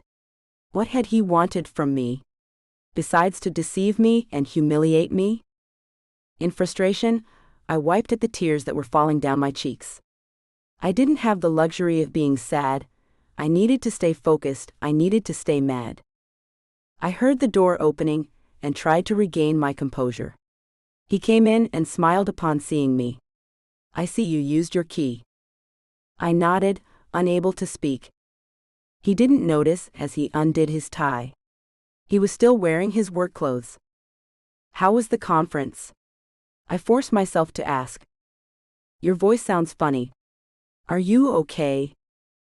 I don't know. Am I? After all, you know everything about me. You should be able to figure it out. He looked at me strangely and said again, Are you okay? Wonderful. Now that the blinders are off, and I know what type of man you really are. He shook his head. I'm not following? What's wrong? He reached for my arm, and I snatched it away and stood up. Why didn't you just tell me the truth? Why did you lie to me? Was all this just a game to you? I don't know what you're talking about. Are you saying that you've been perfectly honest with me this whole time? He stared at me, as if trying to figure out what I was talking about. I honestly don't know why you're angry with me. I'm no good at guessing games, he said, sounding frustrated. I just know that you're angry with me, but I honestly have no idea why. Please tell me what's going on. 2 words, I growled, infinity connections. What about it, he said, not missing a beat. When did you plan to tell me that you owned it? He sighed. So that's what this is all about? I shook my head, not sure why he was so nonchalant about my anger. You lied to me, Ty. He shook his head. I didn't. You said you were my match, my date that night, but you weren't. Were you? He shook his head. You've got it all wrong, Piper. I was your date that night. Oh, really? I just happened to be matched with the president of the dating agency? Are you going to tell me that you're a client in your own company and we just happen to be matched with each other? Do you think I'm stupid or something? He pulled at his tie and angrily ripped it off. He swore in frustration. I didn't want you to find out like this. Yes, I wasn't 100% truthful. Truth isn't based on percentages, Ty. Either you tell the truth or you don't. There aren't any shades of gray when it comes to being a liar. He sat down and shook his head. He looked up at me and gave me a pleading look. Listen, I admit, I did lead you to believe that I was a client instead of the owner, but I knew we were building something together and that would have been ruined if I had told you the truth right away. So you lied to me instead? To be clear, Ty, whatever you thought we were building was being built on lies. And I'm done listening to yours. I grabbed my purse and was about to walk out the door when he grabbed my arm. Why does it matter how we ended up together? As long as we're with each other, that's all that you should care about. Just listen to yourself, do you really believe that? He nodded. Yes, I do. His gaze burned into my own. So what? I bent the truth a little. I was going to tell you, eventually. I don't believe you. Piper? You honestly don't understand that what you did was wrong, do you? You manipulated me, Ty. No, I didn't. You did. By starting a relationship with me based on lies, by leading me to think something was true when it wasn't. You lied to me, manipulated me into having a relationship with you, and the best you can say is that you were going to tell me eventually? I held back tears. God, you must have had a great laugh reading my evaluation and my relationship history. I would never laugh at you, Piper. I respect you too much to. Stop, I said, putting a hand against his. Censored. Stop with the lies. You don't respect me. Because if you respected me, you would have told me the truth. If you had respected me, you wouldn't have led me on, you wouldn't have straight out lied to me about being my match, about only knowing Sylvia a short time. He shook his head and opened his mouth to deny it all, but I wasn't going to listen. You manipulated me, Ty. You lied to me to get what you wanted. That's not what you do to someone you care about. I stormed out of his condo. I was so upset that my stomach felt like it was tied in knots. I took the elevator down to the ground floor, my heart beating triple time, scared that Ty was going to meet me at the ground floor and convince me to listen to him, but also afraid that he wouldn't. That he didn't care enough to stop me from walking out of his life. I held my breath, as the elevator door opened. No one was there. I quickly walked out of the building and got into my car. I held the tears at bay until I was home, and then as soon as my door was shut and locked, I let myself sob. I was done with love. Chapter 10. Dana shook her head as she digested all that I had just told her. She had pretty much forced a confession out of me. I had spent the past week in bed, barely doing any work, hiding from the world, and she had knocked on my door for like an hour straight until I opened it. She had alternated between yelling, "I know you're in there," and "Don't make me kick this door down." When she had actually started kicking the door, I had opened it. And to my surprise, I had also found Becca outside. She had jumped out of the car as soon as I opened the door, and had apologized for Dana's behavior.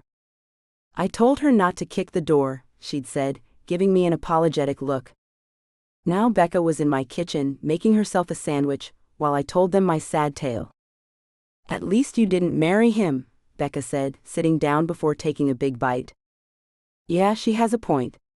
Dana nodded sagely. I put my head down on the dining room table and groaned. "I'm so stupid, so stupid." "Don't beat yourself up," Becca said. "It's not worth it," Dana added. "Trust us. We were pretty much betrayed by the same man." "Actually, you were betrayed," Becca pointed out, much to Dana's annoyance. "I was just sort of used." She frowned and then took another bite before saying with her mouth full, "You know, I'm not too sure which one is worse." I raised my head and looked at the two of them. "You guys are off topic. We're supposed to be talking about me. Remember?" Becca hurriedly apologized. "I'm sorry, Piper. It's like you can't trust anyone. That's why I don't date. Men just aren't worth it." Dana shook her head and said to Becca, "You're too young to be so cynical." Becca sighed. "It's no use. I read a blog about it. All the good ones are taken. And even if they weren't, apparently even the good ones go rotten. I mean, look what happened to Piper. We all thought Ty was the good guy, but nope, he sucks just like all the others." I raised my head and said, "You guys aren't making this any better." They looked at each other and instantly looked guilty. "We're sorry," Becca offered. "I'm not really," Dana said. I sighed heavily and stood up and rummaged through my refrigerator. "Where's the stupid ice cream when you need it?" I mumbled to myself. Becca perked up. "There's ice cream?" "Nope," I said, feeling dejected. "I'll go get some," Dana offered. "What's the use of a pity party without ice cream?" "Be right back, ladies." She grabbed her car keys and went out the door. I went and sat back down across from Becca and just stared at the wall. "I'm really sorry that things between you and Ty didn't work out," she said once she finally finished her sandwich. "I just wish he had been honest with me from the start. Why would he lie and manipulate me?" Becca didn't answer. She just listened. "Sometimes I wonder if there's something wrong with me." "There's nothing wrong with you." "Then why do I keep making the same mistake? Trusting the wrong men?" Becca didn't offer an answer, just a sympathetic ear, so I continued, "I can't keep blaming others for my mistakes. In the past 6 months? I've dated 3 different men who have lied to me, and the only one who was decent to me I dumped." I let out a laugh of contempt at myself. "Stop beating yourself up, you didn't know, stop blaming yourself.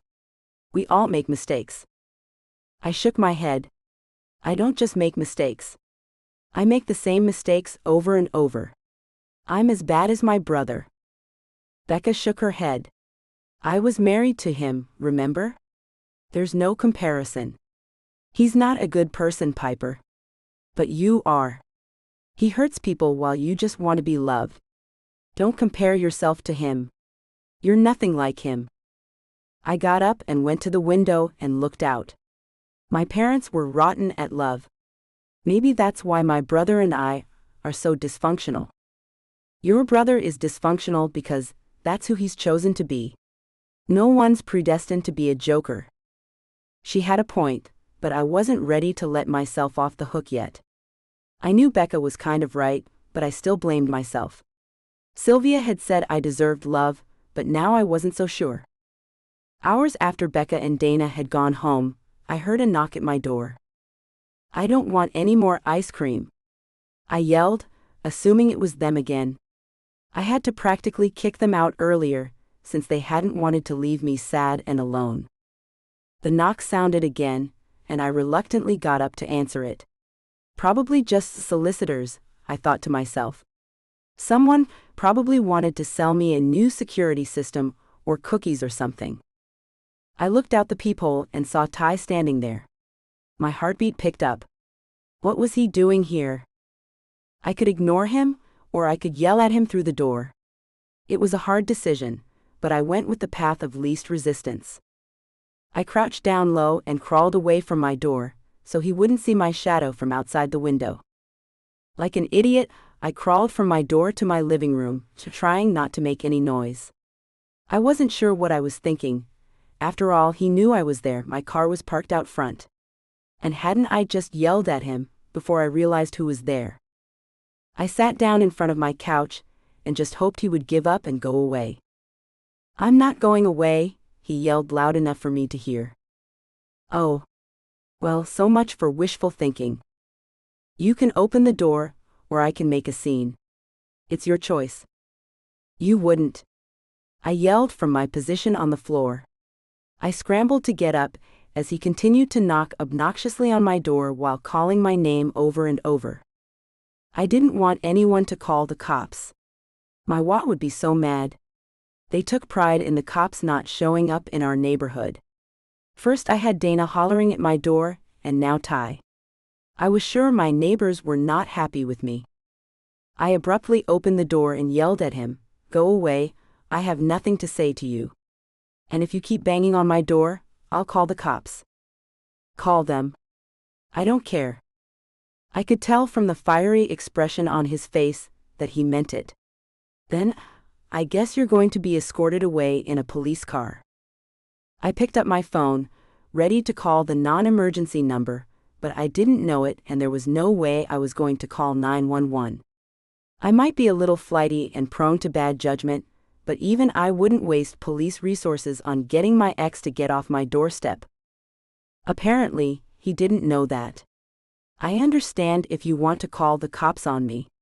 Just give me a minute to say my part, and then I'll leave you alone. I just want you to hear me out." I lowered my phone, but kept it in my hand. "Can I come in?" he asked. "No. You can say whatever it is you have to say from there." "Okay." He looked at me and then shifted uncomfortably from foot to foot. I had never seen Ty uncomfortable before. I hadn't had the privilege of seeing him nervous and unsure of himself. I had to admit, it made me feel slightly better. But just slightly. "So what do you have to say? You're sorry? You didn't mean to lie to me? It's all just one big misunderstanding?" He shook his head. "Nothing I felt for you was a lie." I sent him a chilled look before interrupting, "Try again." "I'm serious. Maybe my methods were questionable, but..." I couldn't believe the words coming out of his mouth. "Your methods were questionable? This isn't some sort of scientific study, Ty. This was real life, not some sort of experiment." "I know that." "No. I don't think you do. I bet you're so used to controlling every aspect of your life that you thought you could control me too. Piper, it's not like that at all." "Oh, really? So you're telling me you didn't deliberately manipulate me and mislead me?" He faltered. "I'm not going to pretend that what I did was right." "Good. But my intentions were not to hurt you." "And what exactly were your intentions, Ty? Because the only thing you succeeded in doing was hurting and humiliating me." "Again," he said, growing agitated, "that was not my intention." "It doesn't matter what your intentions were. All that matters is that you've shown me your true colors. You're a liar. You manipulated me to get what you wanted. And I'm not going to let you manipulate me anymore. We're done talking." "No. No, we aren't. I'm not going to give up on us. There is no us. He raised his eyebrows. I have nothing to say to you. All you've done is lie to me. That isn't true. The way I feel about you, none of that was a lie. I ignored the lump that formed in my throat. I didn't want to talk about emotions. I needed to hate him now, because hating him would keep me from forgiving him. And I needed to keep my distance and protect myself. I couldn't allow myself to forgive him and risk him hurting me all over again. You pretended to be someone you weren't. I never pretended. Fine, then you omitted the truth. Whatever you call it. It's still dishonest. You played with me. Played games with my love life. I could tell he was growing frustrated. What I feel for you is not a game. It's very real, and you know that. So please stop with the victim mentality. Suddenly he looked angry. Excuse me? I placed my hands on my hips, as if warning him to consider his next words carefully. How dare he? You heard me. You're making me out to be the villain, just because that's the kind of guy you're used to dating. For the record, Piper, you chose those guys. You chose the worst of the worst. I did not choose to be cheated on. You sound like a broken record. What's the saying? When you do something over and over, it's not a mistake, it's a hobby. I felt as if he had slapped me in the face. How dare you judge me? You don't get close to anyone. You just sit behind your desk and play with the love lives of others. Promising happily ever after. But tell me something, Ty, do you even know what it is to be happy? I mean, after all, it's not like you had someone to teach you. I knew I had hit below the belt, but I was furious. Furious with myself for falling for him, and furious with him for having orchestrated it all. His mouth tightened, and he shook his head and muttered something to himself. Gone was the frustration and anger in his eyes, and in its place was hurt. He quickly looked away from me, and took a visible breath. I think we both just need to breathe and calm down. I'm sorry for what I just said. And I know you're angry. But just hear me out, can you do that? No, I said, holding back tears. I've heard enough. He didn't try to stop me from closing the door. His face showed resignation and hurt. But I didn't care, I was done caring. I shut the door and decided at that moment that I was also closing this chapter of my life, the chapter on love. Chapter 11. Did you lose weight? Your clothes are barely fitting, Dana commented. I looked down at my baggy shorts and t-shirt. I hadn't lost weight. If anything, I had put on a few pounds since I was stuffing my face every other hour, it seemed. I thought I was depressed. Or maybe I was just really sad. I was determined not to sit around thinking about Ty. In fact, whenever he came into my mind, I pushed him away. Since our encounter at my front door, he hadn't reached out to me. I felt disappointed that he hadn't tried harder. But maybe too much had been said between us. In the end, I shrugged off Dana's question with a mumbled maybe. We were sitting around her kitchen table, just me, her, and Meredith. We were making a get-well card for Meredith's teacher. Carter had taken the twins to the zoo, so we were on our own. I was having fun. At least I thought I was. I tried to not think too much about my emotions lately. Are you lovesick? Meredith asked me, while Dana went to find more scissors. Who would have thought that making a card would turn into such a full-blown project? I thought to myself, as I glued little hearts all over the back of the card. Lovesick? What had given Meredith that idea? Yeah, I read about it in a blog. I rolled my eyes. Is everyone reading blogs about relationships nowadays? Yeah, aren't you? I shook my head. Maybe that's why I'm such a disaster at love. I don't read enough about it. She laughed. Maybe. But you don't have to read about love to know what it is. You just know, you know. I wish it were that simple. It is that simple, Meredith said. You adults just make it so complicated. That's why I'm determined to never grow up. Good luck with that. She smiled widely at me, and then Dana appeared with a glue gun, glitter, and balls of yarn. Were we making a card for every teacher in the school? I was tempted to ask. I stood up. I feel like you guys can handle it from here. See you later, kid. I censored Meredith's forehead as I gathered my things. Be right back, hon, Dana said, heading out with me. She never left a kid alone. She must have had something to say, and didn't want Meredith to overhear. You're unhappy, she said without preamble. I shrugged. We can't be happy all the time. That's not the Piper I know. The Piper you know was immature and irresponsible. She made too many mistakes. I'm determined to not be that person anymore. Funny, the Piper I know is an entrepreneur, incredibly kind and smart. She also has always been there for me. Never in a million years would I describe her as immature or irresponsible. You're my best friend, you're required to sing my praises. It's in the job description, I joked, but her words were moving and I was trying to keep things light so that I wouldn't tear up. Dana and Carter had always been my biggest cheerleaders, and I appreciated them so much. I'm tired of watching you mope around. I'm not moping. You are. I thought after your initial meltdown that you would be fine and return back to normal, but I was wrong. You can't bounce back because you're in love. I scoffed. I'm not in love with Ty. Far from it. I hate the guy. You don't hate him. He hurt you, but you don't hate him. In fact, I think you're so angry with yourself because even after he hurt you, you're still in love with him. You're way off base, I said, opening my car door, trying my best to quickly get away from her and this conversation that I didn't want to have. I'll call you later. I climbed in and started the car. She leaned into the window. You know Meredith was right? That we should have used the glue gun from the beginning? You're right. You know I'm not talking about arts and crafts. She's right about love being simple. I loved Carter since I met him, but I complicated things, and for that reason, I wasted so many years of my life without him. Don't overthink love, Piper. Just go for it. But he betrayed me.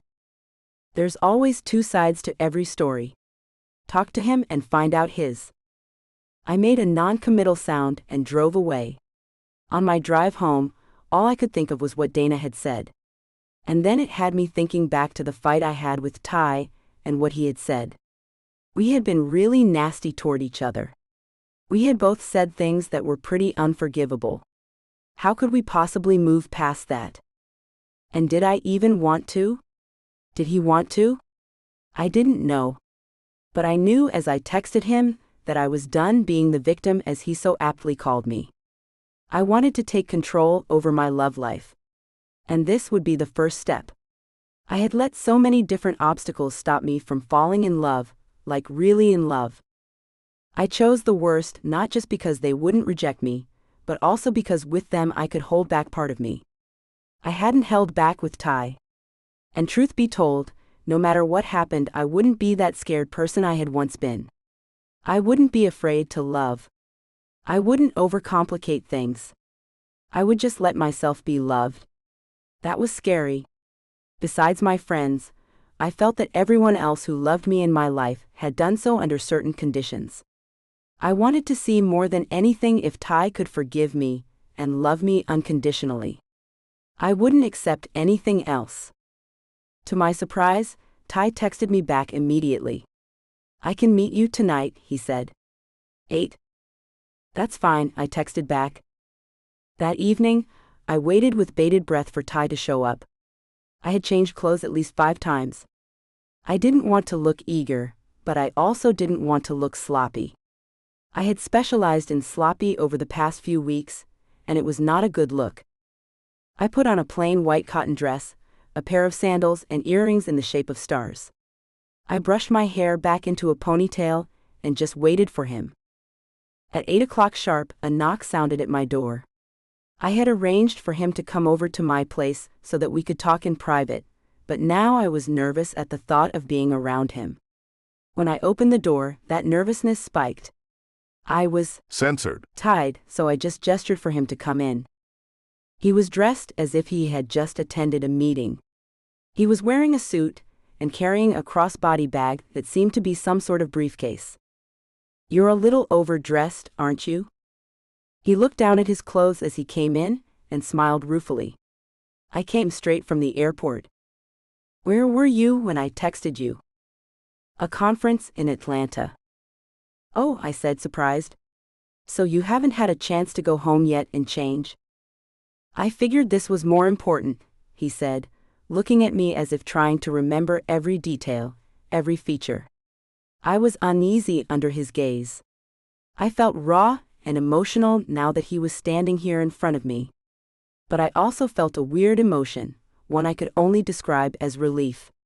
He was here, and for some reason that made my world feel brighter. I knew that feeling was love. I turned away from his penetrating stare and gestured for him to sit down. He took off his bag and sat down at the kitchen table. So you wanted to talk to me? Yeah. I was unsure how to start. I opened my mouth to speak, but he was faster. I didn't expect you to contact me. Your text caught me by surprise. After what happened between us the last time we were together, I didn't think I would ever want to see you again. He placed his hands on the table and folded them together. After what I said and did, I wouldn't blame you. That's just it. I think we need to stop blaming each other. Is that your way of saying that I get a second chance? I shook my head. This is just my way of saying that I'm ready to listen. I guess I'll take that for now.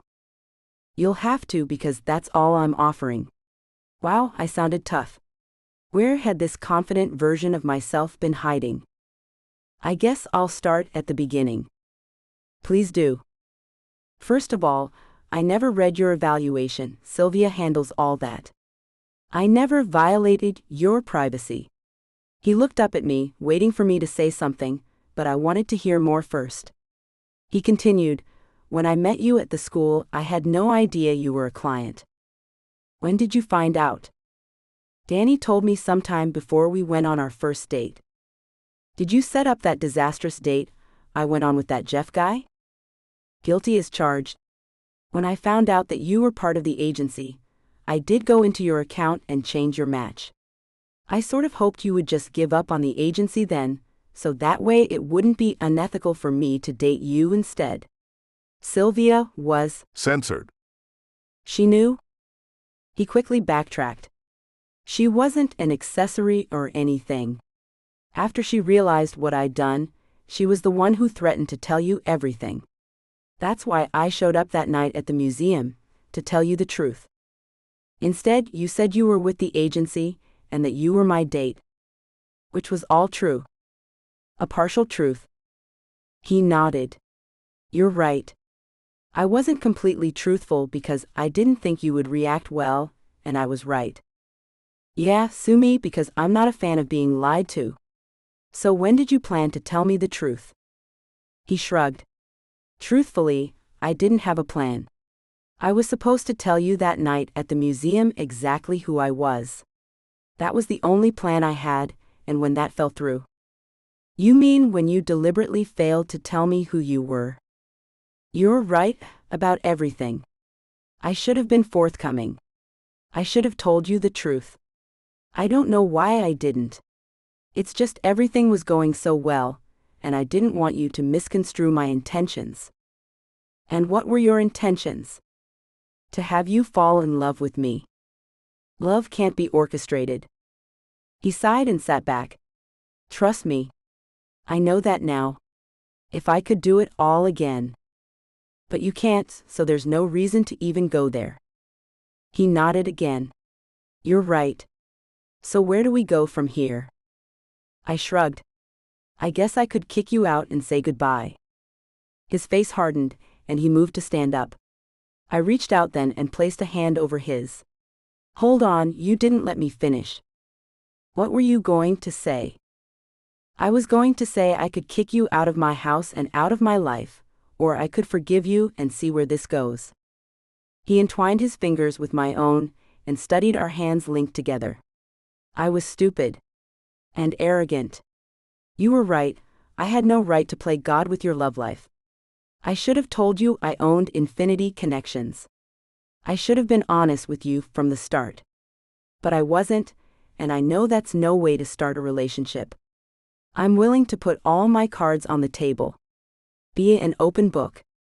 He reached for his briefcase, never letting go of my hand, and pulled out his laptop. He opened it, accessed a file, and said, "Read it." I looked at him curiously. What is it? Everything about me. I had Sylvia send it all over once you texted me. It's all here. My family history.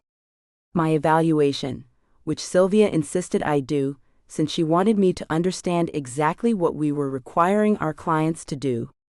My likes, dislikes, greatest fears, favorite color. My W-2s for the past 4 years, blood type, health records. I think Sylvia might have even included my college entrance exam scores. Passwords. Bank account information. You name it, it's there. I smiled, I couldn't help it.